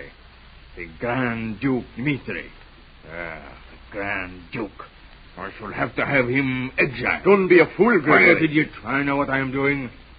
Yes, that is it. I must see that the Grand Duke Dmitri becomes an exile to Siberia. But Rasputin's efforts to have the Grand Duke exiled were doomed to failure. the Grand Duke had too many friends. And among these friends were those who, fully awake to the Tsar's folly, were equally awake to Russia's peril, and equally willing to give their lives for Russia. You're listening to Unsolved Mysteries. Stay tuned. We'll be back with the solution after this. And now, back to 1936 and the Mad Monk on When Radio Was. So it was that December 1916 saw the conspirators, Dmitri, Stepanov, Yusupov, and a woman who should be nameless, gathered in Yusupov's house. You are certain that he will come, Yusupov? I am certain. I told him that one of the society ladies was desirous of entering his religious cult as a sister disciple. He asked me if she were pretty. I told him yes, and that was all. You understand the part you are to play? When he comes, I am to pass down the stairs to the balcony. When I am certain he has seen me, I will go to the blue room. Correct. And now the wine, it is ready. It contains enough poison to kill 20 men. Quickly. Is it? Yes. This is Rasputin. You, Dmitri, hide. You too, Yusupov. Yes, we will be in the upper room. You, follow behind me, but slowly. I understand. I will see that he notices me. Ah, there you are, Father. I was a little delayed. Affairs of state. Yes, I understand. Oh, is that... What is it, Father? Is that the lady? Yes, she is going to change. She has just returned from a journey. In here, we shall have some wine. Now, your health, Father. Wine and cakes. I'm very fond of sugar-coated cakes. Very good. Very good indeed. Another glass. Panic seizes Stepanov as the Mad Monk drinks glass after glass of the poisoned wine. Enough poison to kill 20 men, the Grand Duke Dmitri had said. But Rasputin, leering, bloated, bestial, empties the glasses in quick succession. Suddenly he looks up, sees the panic in Stepanov's face, sees Stepanov drawing his gun. Fool! Do you not know you cannot kill me? I am Rasputin. Put away that gun. You did it, Stepanov? Yes, he drank and drank. The poison had no effect. Let me out of this room. I'm sick. Yes, better that we all leave. Come upstairs, and we will drink to the death of this fiend and the future of Russia. The door closes, and Rasputin rises to his feet. He struggles to the door, his matted and bloody hair falling about his face. He fumbles with the door catch. The door opens, and he struggles to the stairs. Looks up, sees Dmitri and the others in the upper room. You have tried to kill me, but I shall live. I will live. And God will give me my revenge. But those were the last words the Mad Monk spoke. Stepanov seized the sentry's rifle and emptied 3 shots into the monster's head. In a few moments, Gregory Rasputin's body was carried from the building and thrown into the black, icy waters of the river Neva. The horse thief who had ruled Russia was dead. Many and varied have been the stories about Rasputin, but the information contained in this program was taken from documents in the possession of the Soviet government and is true in every detail. In just a moment, you will hear a solution as to why Rasputin did not die from the poisoned wine.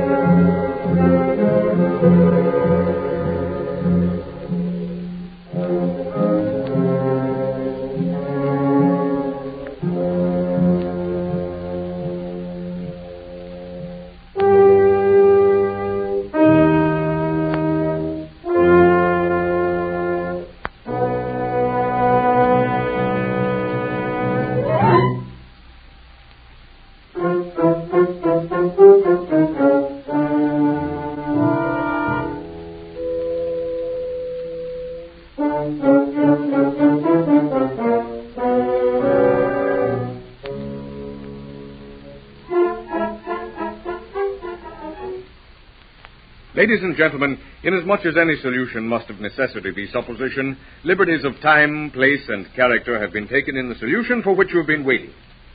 It is many years later, and one of the conspirators, now in America, is talking to a group of friends. And you don't think that Rasputin was, shall we say, a supernatural individual? No, I do not. In the first place, we know that he was conspiring with one of the women of the court to poison the Tsarevich because we arrested the woman and she confessed. I see. Rasputin merely supplied the antidote for his own poison and thereby gained the support of the Tsar and Tsarina. But what of that night when you tried to kill him? Dmitri himself said there was enough poison to kill 20 men. That is true, but we forgot one thing. Yes, and what was that? The sugar-coated cakes. Rasputin must have eaten over a dozen of them. You mean to say that the sugar-coated cakes were an antidote for the poison? By themselves, the sugar-coated cakes would not have been an antidote. But taken with the alcohol in the wine, they may have formed an alcoholic syrup, which was the antidote. But even after that, you shot him twice, left him for dead, and even then he followed you to the stairs. Yes, but we were excited. Rasputin undoubtedly pretended that he was badly hurt and fell to the floor. Then, when we had left the room, he struggled to his feet and out of the room. You must remember that to us the time seemed endless, but in reality it may have been very short. I see. It was a night of horror. Everything seemed magnified. And now, when I think about it, there was really nothing remarkable about Rasputin's leaving the room after he had been shot. In fact, during the war, I have seen more than one man, literally riddled with bullets, keep on going for a much longer time than Rasputin did. Yes, that's true. I hadn't thought about it that way. Whether or not my explanation is correct, one thing you can be sure of, Rasputin was little better than a beast. Power of purpose he had. But to suggest that he had anything supernatural about him is ridiculous. It simply was not so.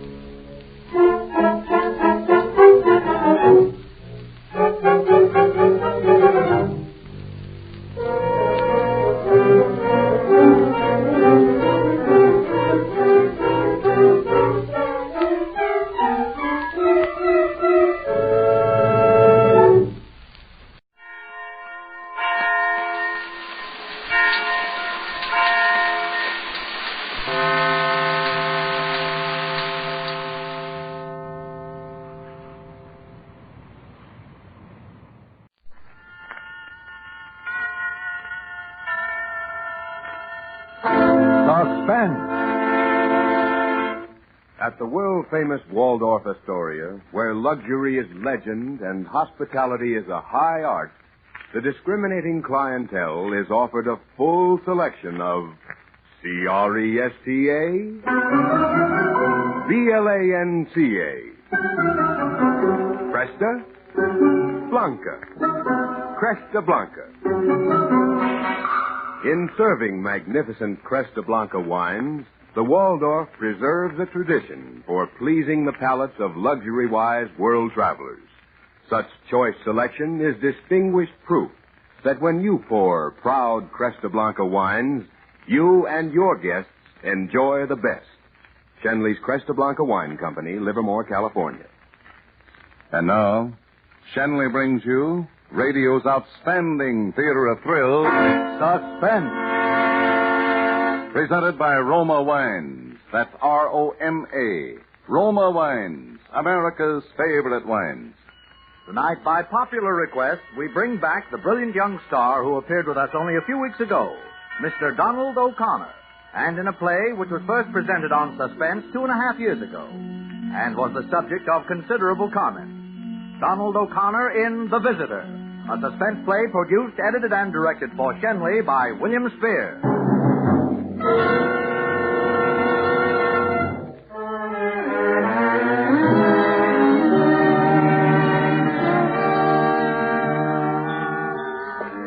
It was around 2 o'clock on a Tuesday afternoon.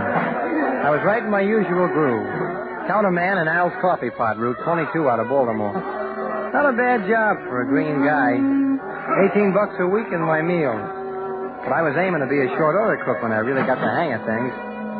Well, as I say, it was the usual afternoon. Not especially busy, but busy enough. Hey, no kidding, Mac. Where's our Western sandwich? Oh, here you are. What do you have, mister? Ham on rye and a cup of coffee, Bud. Coming right up. Ham on rye and draw one. Look, kid, I'd like to talk to you. Yeah? What about? Have you got a minute? Yeah, I guess so. Al, take the counter, will you? I'm going to have some coffee. Okay. So what's on your mind, mister? Look, can we go in here? Yeah.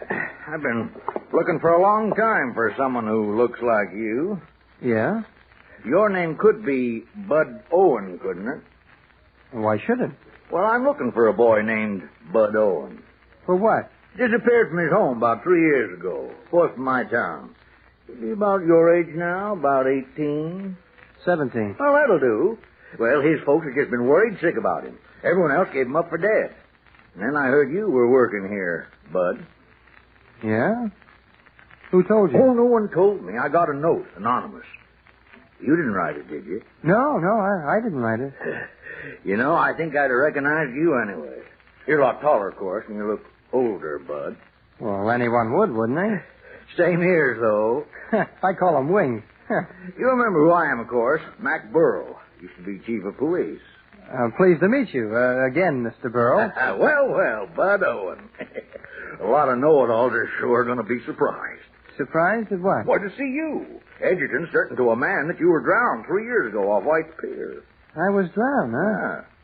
Hey, look, Mr. Burrow, just what is your proposition? Well, Bud, I want you to come home again with me. Oh. Of course, things have changed some in Edgerton in 3 years, but not too much. And if you take it easy and if you have a friend to help you over the rough spots, you'll feel right back at home in no time. I see. Working in a diner. Why, you're depriving yourself of everything a boy could want. A good home, lovely parents, wealthy parents. You make it sound kind of nice at that, Mr. Burrow. But what about you? Why, Bud, didn't you know that your father has offered a $10,000 reward for anyone who finds you? No, I didn't know that. $10,000? Why, and think of your folks. Think how your poor mother has suffered. Think how happy it'd make them. Uh-huh. Well, Mr. Burrow, if you really think it'll be all right for me to come home... Sure it will. Oh, maybe a little tough at first, all excitement, people staring at you, but that won't last long. Well, you got to expect some excitement. Yeah, I suppose it was an event, having a homeboy drowned. Drowned, boy?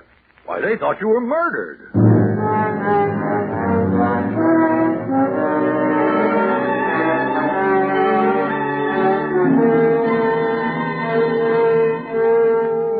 After I talked to Mr. Burrow for an hour or so, the whole thing sounded pretty darn good.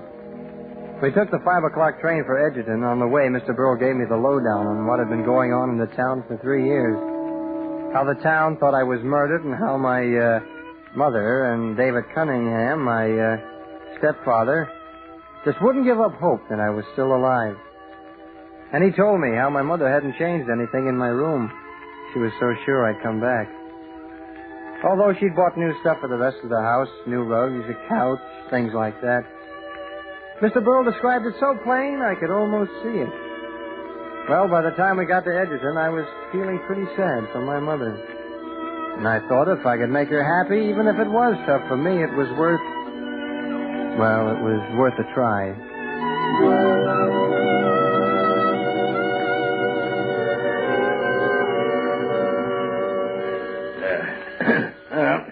Brace yourself, youngster. This is it. Yeah, sure, I'm okay, Mr. Burrow. Is that you, Burrow? Yeah. And look who's with me. Oh, Bud. Oh, hello, Father. Come in, Bud. Come in. Here, let me take the suitcase. Here's your mother, Bud. Hello, Mother. Judith, this time it's really Bud. He's come back to us. Oh, Bud. It's all right, darling. It's all right now. Oh, my big baby. You're so tall I can hardly kiss you. Come on. Let's go into the living room. Come along, Burrow. I always knew I'd be silly when you came back. Here. Let me push your hair down. Oh, now you look more like my Bud. Oh, gosh, I wouldn't have recognized this room. Isn't the couch new? Yes, and the rugs and the drapes. I don't know how we'll ever be able to thank you, Burl. Oh, why, seeing Judith so happy is reward enough. Oh, yes, that reminds me. We'll drop into my office tomorrow, and I'll take care of that other more tangible reward. Well, Mother, I don't know how to begin. I mean, to tell you how sorry. Oh, don't tell me anything, darling. Nothing matters except that you're back. That's the spirit, Judith. That's the spirit. Goodness, your right hand, Bud. It's all bandaged. Oh, that's nothing much. I burned it working in the diner. It's nothing, Mother. Well, folks, it's been a long day for an old man. I guess I'll run along. Right away, Mr. Burrow? Well, you just got here. Oh, you'll be seeing plenty of me, Bud. Right now, you should be wanting to get acquainted with your folks again. I'll see you tomorrow, Dave. Oh, yes, of course. Well, have you noticed, Judith, how deep Bud's voice is now? Huh? Why, yes. It was just a little pipe when he left. But it was beginning to break, wasn't it, Bud? Oh, gosh, I guess so. I sure must have sounded awful. And he shaves, David. Every day, Snooky? Well, gosh, not quite. Now, really, David, I don't think that's so funny. Well, I can't help Why, it. that sounds like Ellen. Isn't that nice? Let her in, David. Oh, certainly, sure. Ellen Woods. Why, who else, Bud? Well, does she still live next door? Of course, the Woods have always lived there. Ellen, dear, we have such a surprise. Hey, George, we fabulous. Let me kiss you. Hey, ouch. Take it easy. Bud, you're just gigantic. A regular beanpole. Oh, but I can't wait for Joe to see you. Joe? I called him as soon as I heard he's coming over here. It's all right, Mrs. Cunningham. Oh, of course, Ellen. I've forgotten. It'll mean so much to Joe. You know about Joe, Bud? Yes. Mr. Burrow told me. I didn't know before. This town's got a lot to make up to that young man. My folks wouldn't let me see Joe, Bud. Yeah? Well, they thought that Joe was the last person who saw you, and then, well, he admitted you'd called. But your mother and I never had a moment's doubt, Oh, Bud. no. And I'm thankful for that. Here, that's Joe. That's Joe now. Joe, it's true. Bud's here. Ellen, phone. I ran all the way. She said that... Yeah, Joe, it's me. Yeah, I guess it is. Well, pal, I hear I owe you an apology or something. Skip it, pal. Now, Joe, we know how hard it's been for you. Only now it's over. It didn't matter, Mrs. Cunningham. I've learned to put up with a lot. Judith, dear, let's go upstairs. Let's give the young folks a chance by themselves. Huh? All right, David. But don't stay up too long, Bud. No. You'll need lots of sleep. I won't, Mother. And don't forget to turn off the light. Okay. Good night, children. Good night. Good night. What do we do? Cut a rug or chew the fat? Suit yourself. Joe, don't talk that way to Bud. You might remember he's my friend, and he certainly was yours. Yeah, I guess he was. Now, look, Joe, I can see how you're sore at me, but don't take it out on Ellen. Kindly don't start messing between Ellen and me. Joe, please. Okay, do I have to make a speech? So you're home now, Bud, and I'm the last one to kick. But when you toss it all off by saying you owe me an apology or something, well, maybe it's not easy to remember we were friends. Well, I didn't know what to say. I know I tried to remember we were friends when the whole town was sure I killed you. And I tried to remember it when the draft board listed me as undesirable because they thought I was guilty. Yeah, but... Yeah, I even tried to remember we were friends when for 3 years people crossed the street so they wouldn't have to speak to me. And people got up and walked out of the room when I came in. And when... Oh, gosh, Joe, I didn't realize that. I am sorry, Joe, honest. Joe, you should be the first one to walk around town with Bud right tomorrow morning. If you both like it, I'll go with you. All right, goodbye. Is it? Boy, I'm going to need company. Then it's a date, huh? No kidding, Bud. I'm glad you're home, fella. No hard feelings? Oh, gosh, no, Joe. So long, Bud. So long. Bud? Yes, Mother. Are you coming up to bed now, dear? Yeah, I might as well. You knew Bud about Trixie? Trixie? Do you realize you've never even asked about her? Oh, Trixie. That's right, I didn't. After all, she was your dog. And you know what they say about a boy and his dog. Oh, poor thing. When you didn't come back, she just wandered off. Oh, gee, that's tough, all right. And you didn't even ask about her.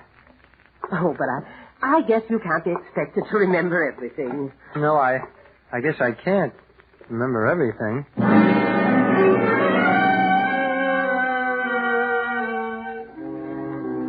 I went upstairs to my room. It was just like Mr. Burrow told me it would be. Everything seemed to have gone all right so far. I undressed and turned out the light. But before I got into bed, I locked the door. Just in case.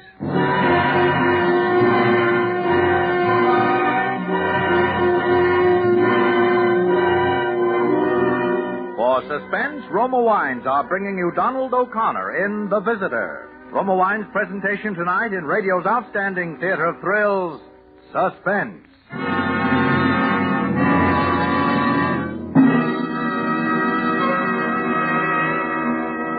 Suspense, radio's outstanding theater of thrills, is presented by Roma. That's R-O-M-A. Those better-tasting Roma wines. Every day, more and more hostesses are discovering a simple secret for successful entertaining. Whenever guests are invited, or just drop in unexpectedly, welcome them with a fine Roma California wine, such as glorious golden amber Roma Sherry, ruby red Roma Port, or mellow Roma Muscatel. And when you serve these delicious Roma wines with cheese, fruit, or nuts, the most informal get-together becomes a delightful party. These Roma wines are a treat at dessert time to top off the dinner, too.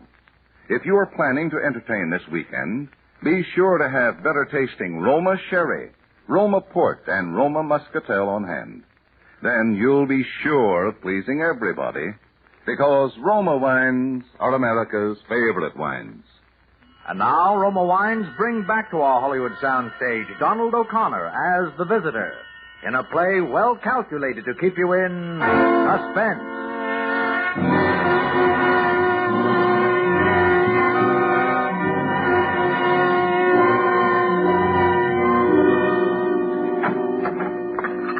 Gosh, I guess I'm kind of late for breakfast. Oh, that's all right, darling. We know you needed to sleep. Sit right in your old place, Bud.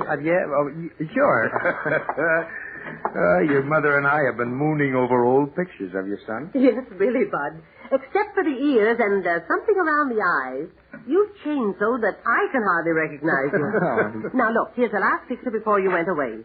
Why, it's almost frightening the way you've grown. Oh, Judith, darling, you wouldn't want the boy to be a midget, would you? Oh, no, sure, no. Sure, he's taller. But look at his hair and the way he stands. Yeah, I sure was a goon. Well, you should have been glad to get rid of me. Oh, look, no. Bud, what else I found. What? All your school compositions from the first grade on. Here's one you wrote on Alexander the Great. Ouch, Mother, don't be so careless with those things or I'll die of blushing. Why, Bud, I think this was very good for your age. You were barely 14 when you wrote it. See, it's marked B, so it can't be so terrible. Oh, your least little scribble is a great thing to your mother. Well, I'd better get off to the office. Drop in to see me if you have time, Bud. Why, sure, Father. I'll do that. Good. Goodbye, Judith, darling. I'll be home for dinner. Goodbye, David. How about some hot coffee, Bud? Yes, thanks. Yes, Snooky. Bud, there's something important I want to discuss with you. It's about my will. Your will? You know how your father... Well, David is about my money, Bud. He never wanted to touch it or even have me put him in my will. He's so proud about things like that, and I do have so much more than he ever will. Well, sure. I remember. How much money is it anyway? Well, you know, Bud, there's about $150,000 your grandfather left. Yeah. Then there were the 4 houses on Elm Street that Aunt Carolyn left, and the income from them. I haven't used any of it. So it amounts to quite a lot by now. Oh, gosh, yes, it must at that. Well, after you left, even though David didn't want me to, I changed the will, leaving everything to him. Oh, why, sure, that sounds fine to me. Yes, but now you're back. I think the best thing would be to just turn it all over to you now. Set up a trust fund. You could use the income when you start to college, and later maybe you'd want to set yourself up in some kind of business. And I know it'll please David. But, Mother, gee whiz, it's swell of you, but don't you think you should wait? Wait for what, darling? Well, until you know me better. I mean, gosh, I would know what to do with all that money, and maybe I'd mess things up. Oh, silly. The bank takes care of everything it always has for me. Now, all you have to do is to sign these papers here. Sign, but I can't, Mother. You see, my hand at the bench. Oh, isn't that a shame? I forgot you couldn't write. Well, it ought to be all right in a couple of days so I can take the bandage Oh, off. somebody's whistling for you, Bud. My, that sounds like old times. Oh, it's Ellen and Joe. They're going to take me out and show me around the town. Well, I guess I'll have to face the music. You know you'll love it. You're going to be a regular hero. Yeah.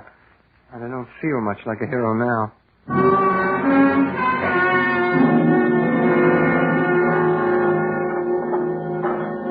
Hey, Bud, come on, wait. Now you're in for it, Bud. Oh, Bud, you're really real, and you've grown but divine. Hey, you're choking me. Oh, I've just been telling everybody you're back. It's too sensational. It's like having a new boy in town, and do we need some? Oh, gosh, I shouldn't think you'd have any trouble. Why, you're cuter than ever. Listen to him. He's got a line. Isn't that something? Bud, the best thing you ever called her before was buzzard egg.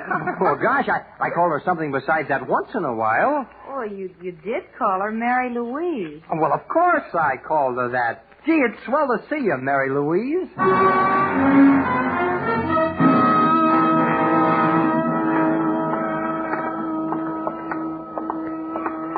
Owen, you bad boy. Are you going to recognize me or aren't you? Oh, gee, it's good to see you. How are you, anyway? Well, you're not too grown up to kiss old Mrs. Callahan the way you always did. Oh, I'll say I'm not Mrs. Callahan. Here. Oh, well, now that's better.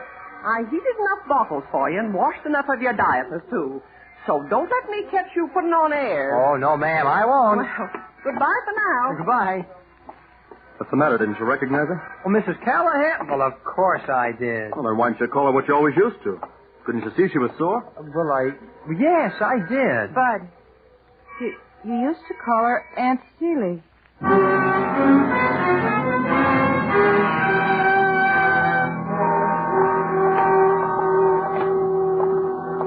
Well, I couldn't believe it. But I daren't refute the evidence of my senses. It's the Owen boy, Bud Owen. Why, I'm glad to see you, sir. I just saw your mother. Heard you were back.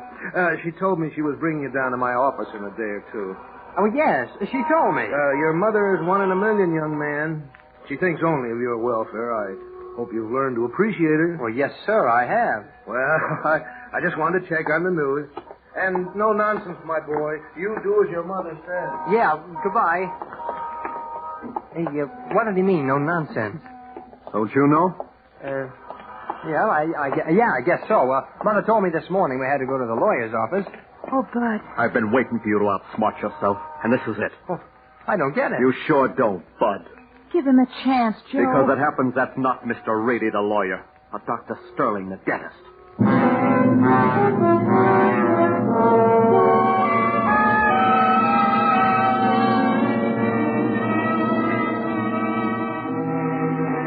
I talked fast, and Ellen took my side, and we got Joe calmed down. But I knew he was going to watch me like a hawk from then on.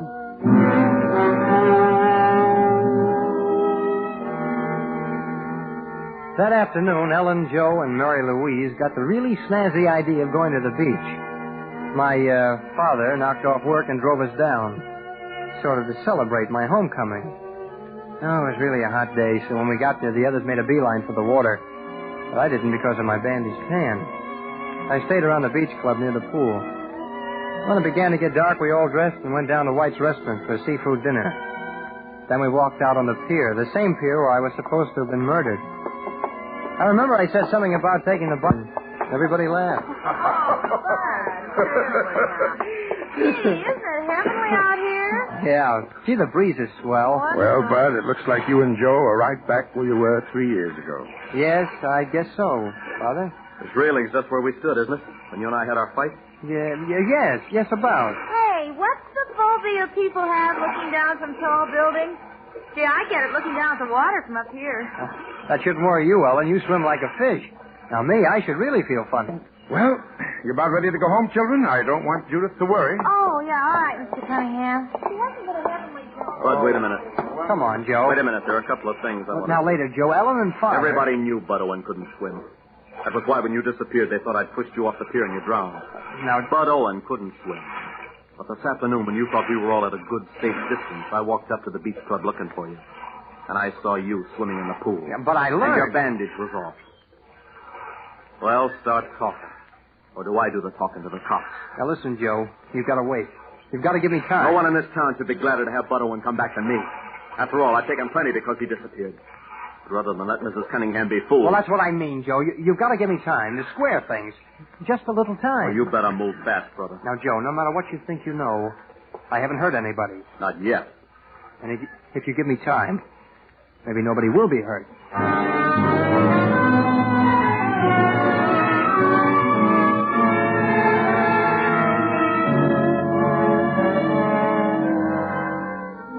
I went to Mr. Burrell the next morning and talked about everything.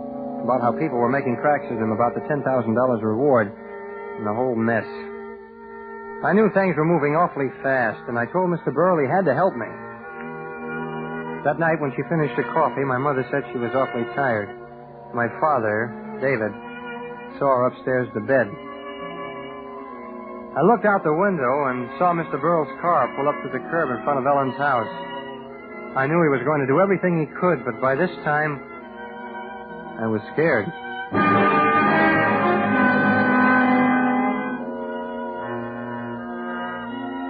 Well, at bedtime, my stepfather fixed some sandwiches and we drank some milk. Then he came up to my room with me and sat down to talk. Well, I see your mother's changing your room around. Yeah, I guess women like to fuss around and so forth.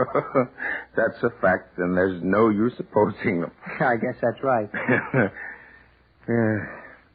By the way, what is your real name? Bud Owen.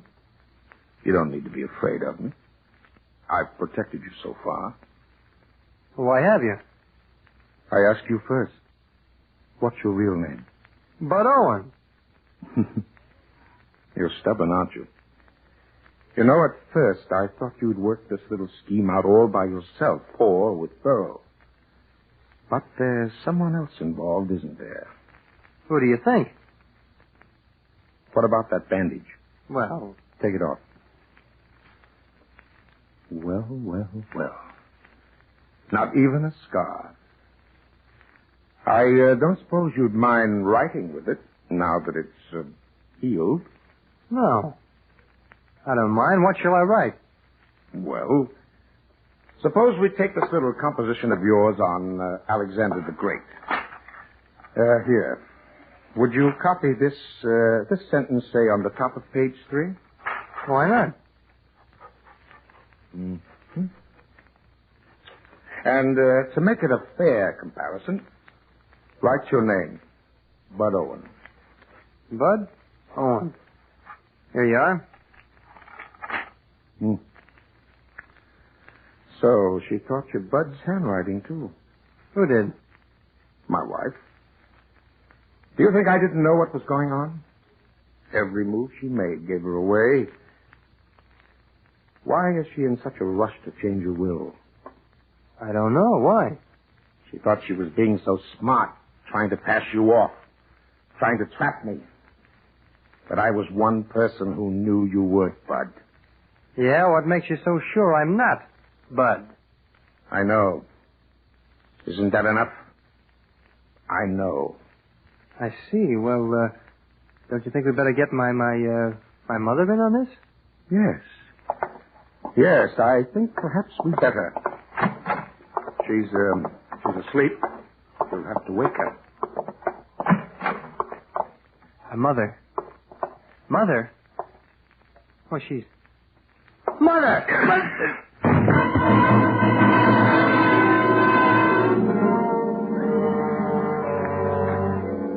When I came to, I had an awful pain in my head. I was in my room on the bed, and Ellen and Joe and Mr. Burrell were there. For a minute, I didn't know what had happened, and then I remembered. Mother!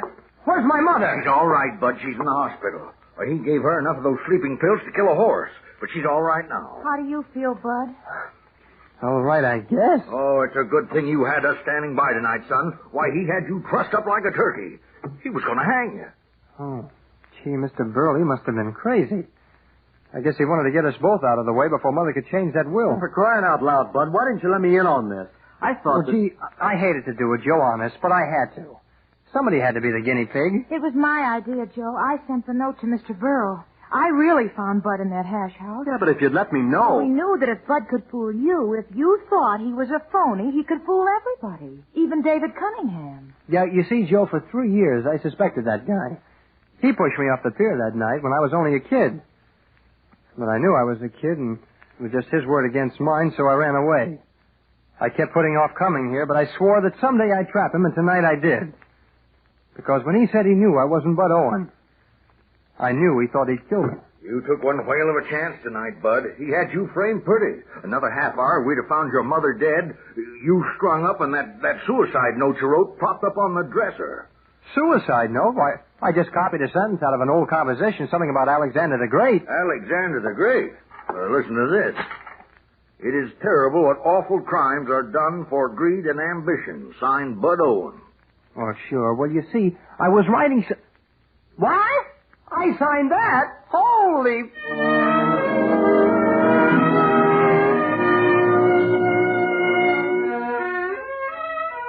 Well, that's about all. I didn't know how my mother would take it, having my stepfather to turn out to be such a heel. But once she got over the dope he slipped her, she was fine.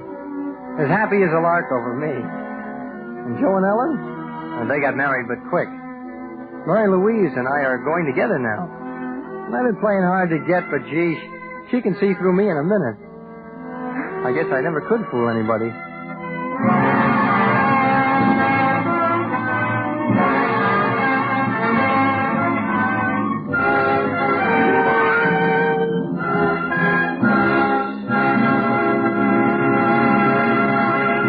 Suspense. The Visitor, starring Donald O'Connor, presented for your enjoyment by Roma Wines. That's R-O-M-A. Roma Wines, America's largest selling wines. For a wine to give great enjoyment, it must have great quality. And that's precisely what you enjoy in better-tasting Roma wine. The famous goodness of Roma wines stems from choicest California grapes, gently pressed. Then, with age-old skills and America's greatest wine-making resources, Roma master vintners guide this great treasure unhurriedly to taste perfection. These finer, better-tasting Roma wines are laid with mellow Roma wines of years before. And from these, the world's greatest reserves of fine wines, Roma later selects for your pleasure. So, whenever you order wine, remember this. You're sure of better taste at moderate price when you ask for Roma. That's R-O-M-A, Roma wines, enjoyed by more Americans than any other wines. Donald O'Connor may currently be seen in the Universal International production Something in the Wind. Tonight's suspense play, The Visitor, is from the novel by Carl Randau and Leanne Zugsmith. Next Thursday, same time, you will hear Claire Trevor as star of Suspense. Produced and directed by William Spear for the Roma Wine Company of Fresno, California.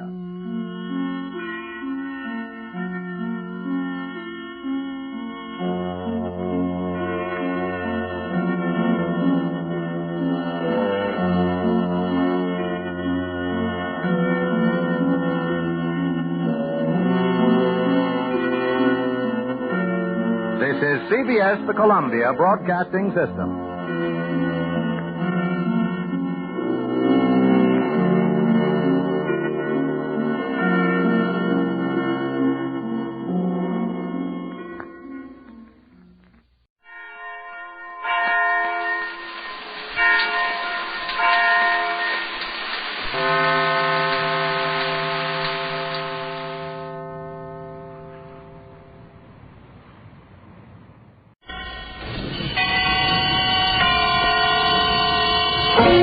Suspense. Tonight's Suspense brings you Miss Claire Trevor as star. But first a word from your announcer.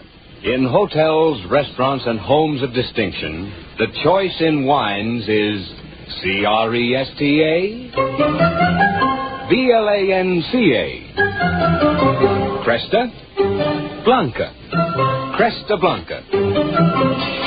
Yes, the best serve Cresta Blanca wines, those choice selections created to please the most discriminating tastes. And there's a magnificent Cresta Blanca wine to distinguish your dining, to enrich your entertaining. So always pour Cresta Blanca wines from the finest of the vines. Shenley's Cresta Blanca Wine Company, Livermore, California. And now, Shenley brings you radio's outstanding theater of thrills, Suspense. Presented by Roma Wines. That's R-O-M-A. Roma Wines of Fresno, California. Tonight's star, Miss Claire Trevor in The Blue Hour, a suspense play produced, edited, and directed for Shenley by William Spear.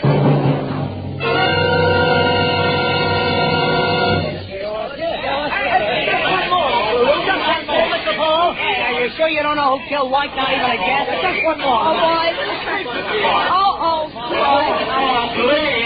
Oh, all right, boys. The show's over. We're taking off now. See you on Broadway. Goodbye. Goodbye. You've all been just grand. Just grand, boys. Love you all. Goodbye. Goodbye.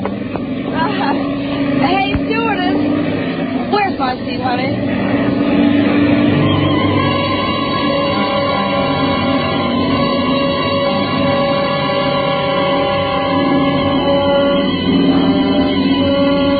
That was that.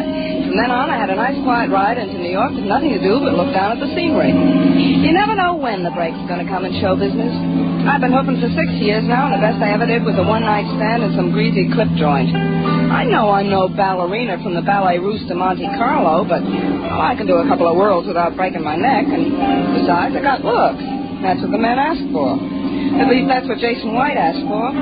He was my only connection with high society before he passed away.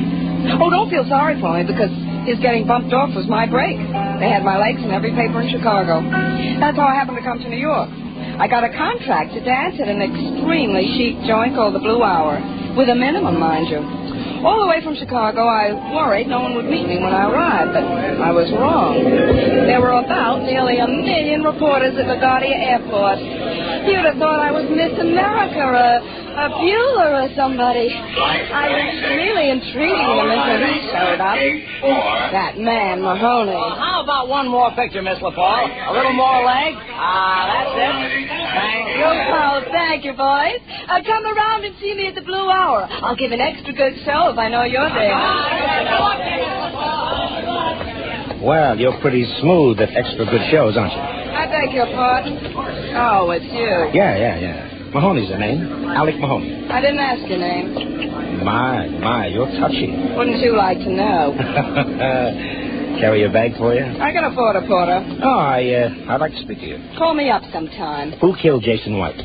Cop or reporter? Why? You got two different answers? Look, Mahoney, if you could read, you'd know from the papers I had nothing to do with Jason White's death. I never read the papers, honey. I'm a reporter. Well, I already gave my interview. Now leave me alone, Mahoney. I went through all this with the Chicago police. Yeah, I know. Well, then why the sudden interest? Because the whole thing smells. Move, Mahoney. You're beginning to bore me. Why were you afraid to tell the police you were at Jason White's apartment the night he was killed? What are we playing? 20 questions? No. Just hunches, honey. Hunches, Look, Mahoney, Jason White was a nice guy. He liked me, I liked his money. We got along swell as long as he was spending it on me. Did you kill him because he stopped spending it? If that's another hunch, get out of my way before I haul off on you. Oh, now look, honey. There's just two things you can do for me. Drop dead.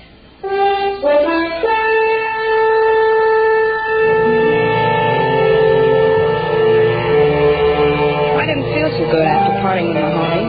It made me feel uneasy, as if he knew something important. He seemed awfully nosy about who killed Jason White. He sure would have made a good lawyer. Besides, he wasn't half bad looking. Just the same, I hoped I'd never see him again. I finally got a cab and decided to go straight over to the Blue Hour. Come to think of it, they didn't have anyone meet me at the airport. They've got some nerve treating their star attraction that way. I'd tell them a thing or two. I couldn't believe my eyes when I took a gander at the Blue Hour. It was the most beautiful place I ever saw. Extremely chic. The walls and ceilings were covered with real satin, and the floors were so clean they glistened. There were enough mirrors around to powder 4,000 noses at the same time. And there was an honest-to-goodness band, 10 pieces. They were rehearsing as I entered. Oh, anybody would look good on that stage with that music. And I wasn't going to be the exception. I was in such a daze I didn't see him come alongside of me. But somehow he had the knack of making you feel his presence. Miss LaPaul? Oh, yeah. How did you know? You're quite famous these days. I'm Anthony Licata. Pleased to meet you, Mr. Licata. I love your joint. Place. Extremely chic. I know I'm going to like working here. I hope so. Follow me, Miss LaPaul. Oh, that band is certainly out of this world. I'm glad you like it. This way, Miss LaPaul. I've never seen anything like it. Why don't you sit down? Thanks. I could use a seat. Those reporters gave me a good going over this morning. What'd you tell them? Oh, the usual stuff, like how many offers I had, and I picked your club because it was the best in town, and I gave them a couple of good shots. Tell them anything about Jason White? Well, they were the usual questions. What usual question? Like, did I love him? Do I miss him? Do I have any idea who killed him? Do you? Look, Mr. Licata, I want to be a dancer, not an information, please. I'm sorry, Miss LaPaul, but I'm very interested in crime. Unsolved crimes. Oh. Just a hobby. Cigarette? Oh, thank you. When do I start working, Mr. Licata? You're on salary already. Oh, gee, thank you. I could start rehearsing right away. I'd be ready by tomorrow night. Well, you must be very tired from the ordeal of everything that happened in Chicago. You take a 2-week rest, then we're going to see. 2 weeks? Well, I'll be deader than a mackerel by then. Mr. Licata, I'm hot as a firecracker now. How long do you think this publicity can last? I'm sorry, Miss LaPaul. I don't think it's possible. You don't think it's possible? Well, I like that. I've waited 6 years for this kind of a chance, and I'm not going to sit on my... I'm not going to just sit and watch it fizzle out. Unfortunately, Miss LaPaul, you must be satisfied with the arrangement. Satisfied my foot. I'll get a job somewhere else. You're forgetting one small detail, Miss LaPaul. You're under contract to me. I'm going to see that you stay there. Well, I don't get it. You chased me around in Chicago as if I was studded with diamonds. Well, you are very valuable. What's the game, Licata? Don't you know? No, I don't know. What a shame, Miss LaPaul. I'm sure that before you finished here, you'll play the game very well.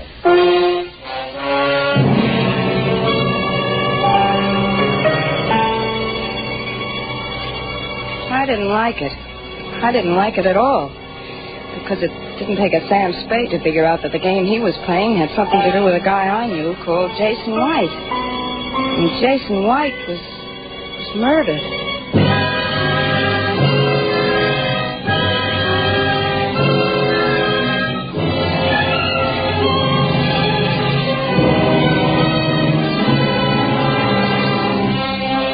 For Suspense, Roma Wines are bringing you Miss Claire Trevor in The Blue Hour. Roma Wines' presentation tonight in radio's outstanding theater of thrills, Suspense.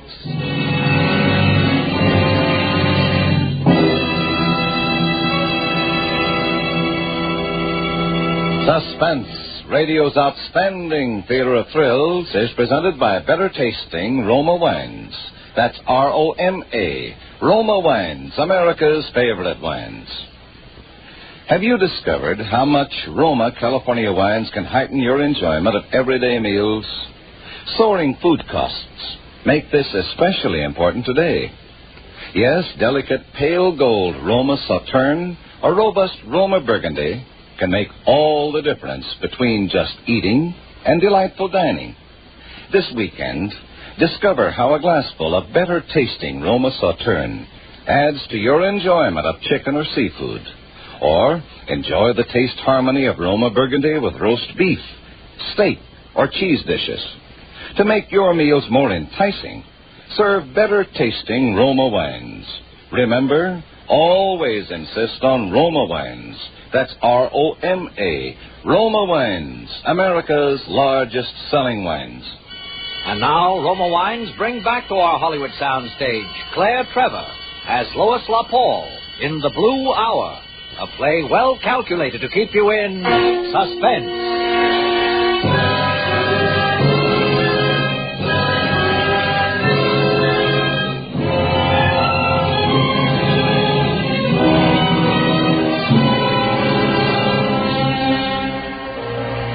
I may have felt uneasy when I left Mahoney, but I was downright scared when I left Anthony Licata's office. I must be a real square.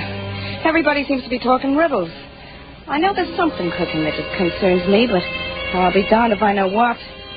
Mr. Licata had an apartment for me. In fact, he had me driven there. I wasn't blind enough to miss the stooge he planted outside my door. I was in a fine fix. Lois LaPaul, who was going to burn up the big city, stuck in an apartment with a bodyguard. The sad part of it all was I didn't know a soul to turn to for help, except... No, it wasn't possible. He wouldn't help me. So, there was nothing for me to do but sit there and eat. Who is it? Mahoney. Oh. Hello there, beautiful. Shut up and come in. Well, I'm honored, Miss LaPaul. Tell me, is this to be a social visit or... I'm scared. I need help. Well, your attitude seems to have changed. Did you see a man outside? An autograph hunter? More like a headhunter. He's planted there to watch me. Who planted him? Anthony Licata of the Blue Hour. Licata, huh?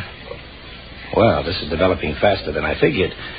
He sure is impatient. Nuts, he's impatient. He's making me sit around doing nothing for 2 weeks. It's some game we're playing.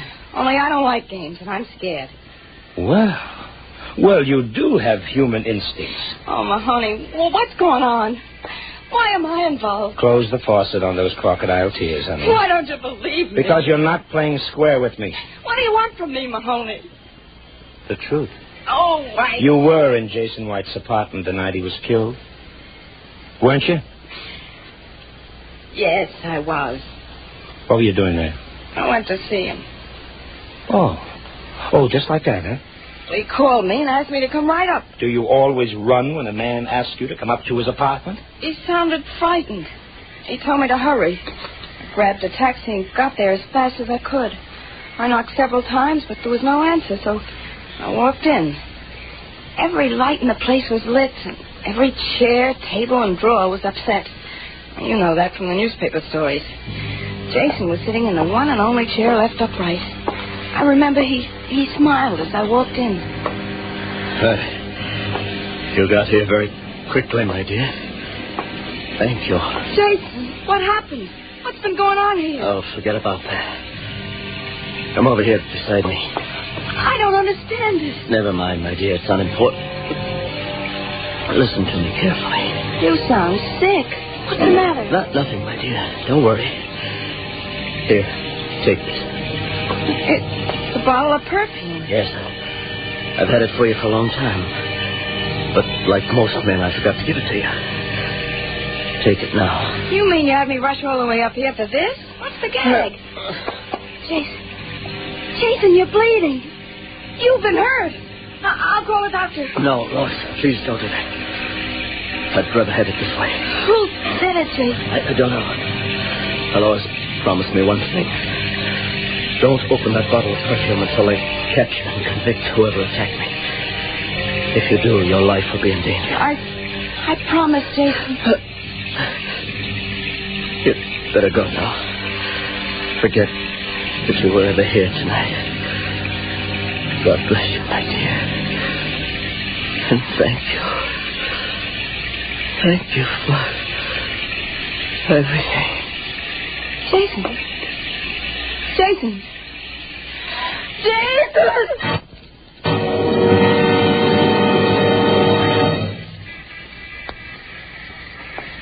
And that's exactly what happened, Mahoney, I swear. Do you still have that bottle of perfume? Of course I have. May I see it? Thinking of using it? Perhaps. Well, I keep it in my makeup kit. Here. Wow. Very interesting. What's very interesting? Did you notice the name of this perfume? Yeah, it's in French. I have a hard enough time with my English. Bleu, bleu. Huh? Sounds like your tongue got stuck. Oh, I get by, honey, I get by. Bleu means the hour, and bleu means blue. The hour blue. Or better known as the Blue Hour. The Blue Hour? That's the same name as the nightclub. Well. You catch on fast, don't you? And here's something else for you to mull over. Jason White bought a diamond in Antwerp in 1929 called the Blue Hour. It was called that because it was a perfect blue-white stone worth about $500,000. Holy mackerel. Now, do you know what's in this bottle? Perfume? If you're telling the truth, honey, the Blue Hour diamond is floating around in there. You mean $500,000 worth of... Oh, brother. Yeah.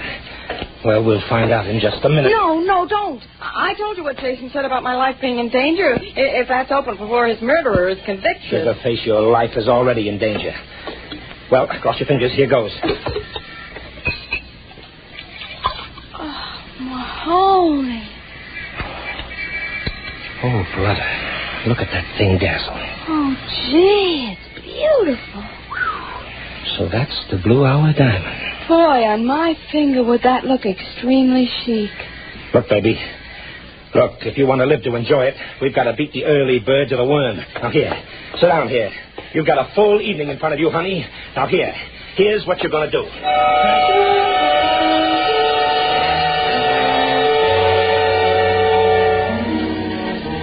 Alec wasn't kidding when he said we had a full evening in front of us. He had a plan, and I had to memorize it. I was going to do some acting. And here I come to New York to be a dancer. I was so mixed up with all that happened, I wasn't sure of anything, except that I fell in love with Alec Mahoney. He didn't know it yet, but as soon as things were settled, I was going to let him know. Meanwhile, I felt that Mahoney was staging a play, and I was his leading lady.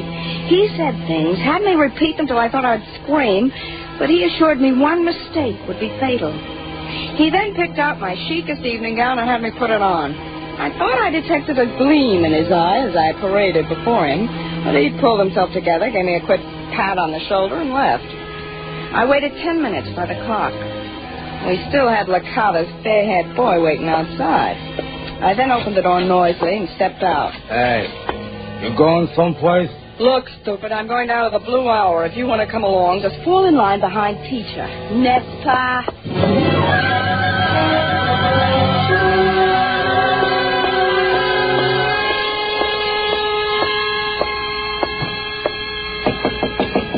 Come in.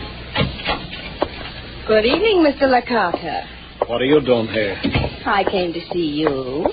Was there something you didn't understand this afternoon? On the contrary, it was all too clear. Aren't you going to ask me to sit down, Tony? Sit down. Don't call me Tony. My name's Anthony. I'm sorry, Anthony. You look pretty good for a second-rater. Gee, I'm flattered. I still don't know why you're here. I came to play the game. I see. What caused this sudden change of mind? It's a woman's prerogative, isn't it?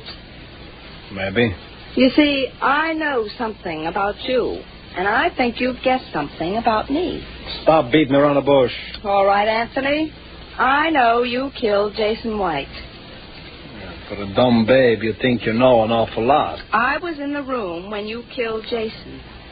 Can you prove it? If I tried hard enough, I might be able to. But that's not why I'm here. Then what did cause this social visit? I think you know I have the Blue Hour diamond. I have. Put your eyes back in your head, Anthony. So you do have it, huh? Up to this point, you've only thought I had it. Isn't that right? What's the deal? I'll make it short and simple. I need money. I couldn't possibly pass that rock. You know your way around. Pass it. Split 50-50, and I'll forget I ever saw you in Jason's apartment. I never said I was there. So you didn't. Give me the diamond. Don't be stupid. I never carry it around. It's too heavy. Where is it? Come to my apartment in about half an hour, and come yourself, Anthony. Leave that hairy ape home. If there's any funny business, you'll never get it. I'll be there. Alone. I'm sure you'll do as I say, Anthony, because that diamond must mean a lot to you. After all, you committed murder for it.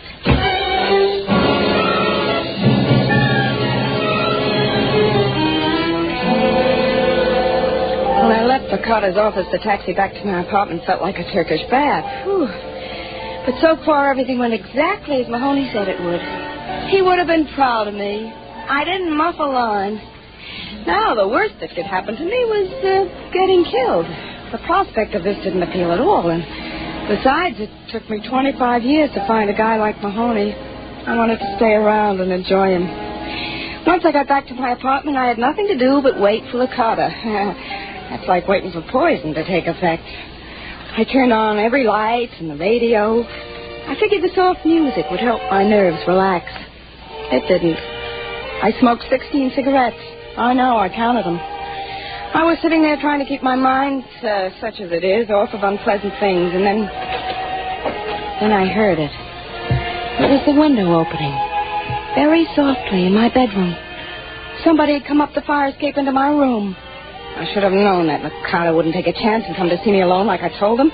He had one of his gorillas in my other room to make sure that I'd be in his power. This apparently had not occurred to Mahoney, who thought he was so smart. I got up from the couch and stood there listening. The guy in there was coming closer because I heard him knock my sewing basket over. I looked around for an effective weapon. Then I spotted it. Just the thing. My big makeup case. I picked it up, hefted it, and I quietly kicked off my shoes and stole over to the bedroom doorway. I leaned back against the wall out of sight as the door started to open. I could see that big gorilla standing there with a gun in the dark with his hat pulled down over his face. Then he started to push his face out into the room. Now, look.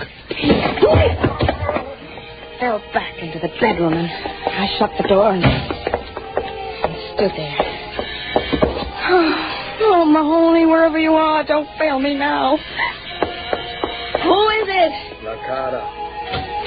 Oh, come in, Anthony. I'm glad to see you're prompt. It's a sign of good upbringing.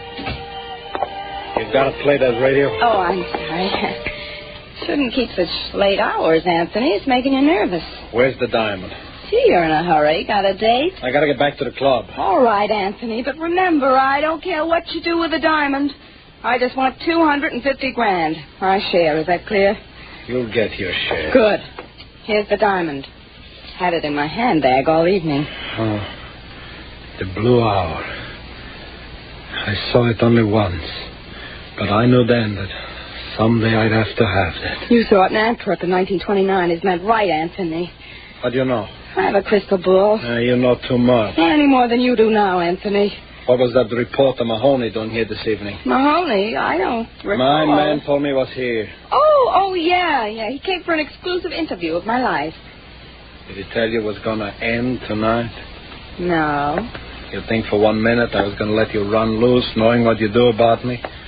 I still don't know how you could have been in that apartment when I had to kill Jason. So you did kill him. Mahoney was right. Oh, Mahoney, eh?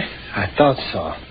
Only don't count on him, sister, because my boys are out looking for him now. Anthony, let's talk this over, huh?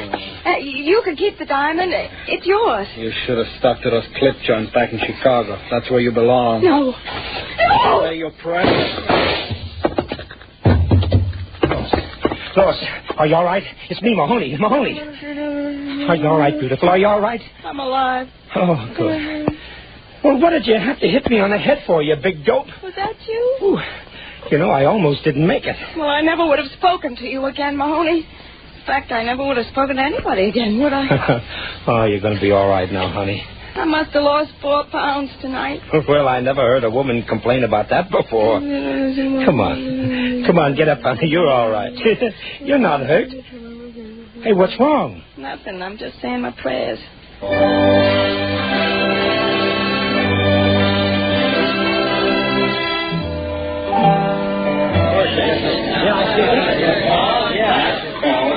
Okay, Miss LaPaul, would you mind facing the sun just a little more so we can see the sparkle? Yeah. That's it. Hey, you going to collect the reward for turning up White's killer? Yeah, Miss LaPaul, what about that?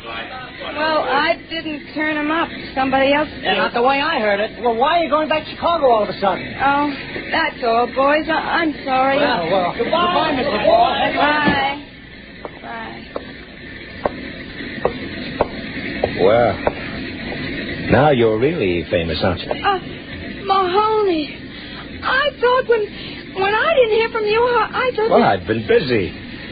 You didn't think I was going to let you run out on me, did you? Oh, that. Well, I never really thought about it one way or the other. No? No, I'm still extremely angry with you, as you may well imagine. You haven't even bothered to explain. Well, honey, it was this way. Licata was with Jason White on his trip to Antwerp, and he saw Jason buy the Blue Hour diamond. He offered him all sorts of dough for it, but he wouldn't sell. And Licata never got over it. Holy mackerel. Well, he's over it now. There's just one thing I want to know from you, Mahoney. Hmm? How did you know Licata killed Jason White? Well, I didn't. You mean everything I did risking my life, playing games with a maniac was all because you had a hunch? That's right, baby. Never go wrong, Mahoney. Oh. Well, what are you going to do now, beautiful? You're a rich woman now, you know. How do you figure? Well, the diamond legally belongs to you. I think it would hold up in court. Well, I know one thing for sure. I'm giving up the ballet. And for two things, I think I'll get married. Oh. Society, I suppose. Oh, ain't that well, you're a big dope, Mahoney. It takes a lot of courage for a girl to do what I'm about to do. Will you marry me? Oh, I suppose so.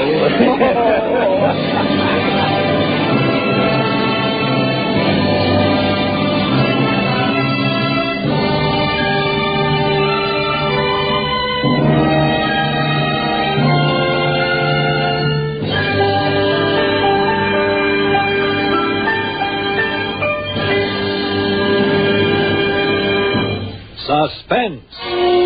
The Blue Hour, starring Claire Trevor. Presented by Roma Wines. That's R-O-M-A. Roma Wines. Selected from the world's greatest reserves of fine wines. You get more enjoyment for your money when you serve Roma Wines. Because Roma makes absolutely sure of better taste by pressing only the choicest California grapes. Then, with age-old skills and wine-making resources unmatched in America, Roma master vintners guide this luscious grape treasure unhurriedly to taste perfection. These finer wines are laid aside with mellow Roma wines of years before, and from these, Roma later selects for your pleasure. This weekend, treat your family and friends to glorious nut-like Roma Sherry, fruity Roma Port, or mellow Roma Muscatel. You'll enjoy these fine Roma wines. So delicious, so inexpensive, too. That's why Roma, that's R-O-M-A, Roma Wines, are America's largest selling wines. Miss Trevor will next be seen in the independent artist production, The Velvet Touch. Tonight's play was by Monty Schwartz. Next Thursday, you will hear Kirk Douglas as star of Suspense. Produced and directed by William Spear for the Roma Wine Company of Fresno, California.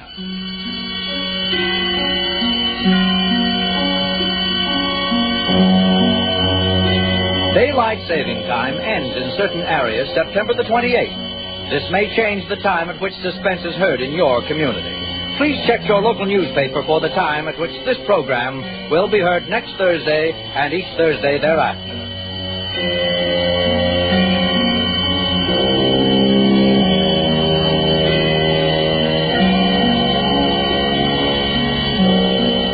In the coming weeks, Suspense will present such stars as Louis Jourdain, Agnes Moorehead, and others. Make it a point to listen each Thursday to Suspense, radio's outstanding theater of thrills.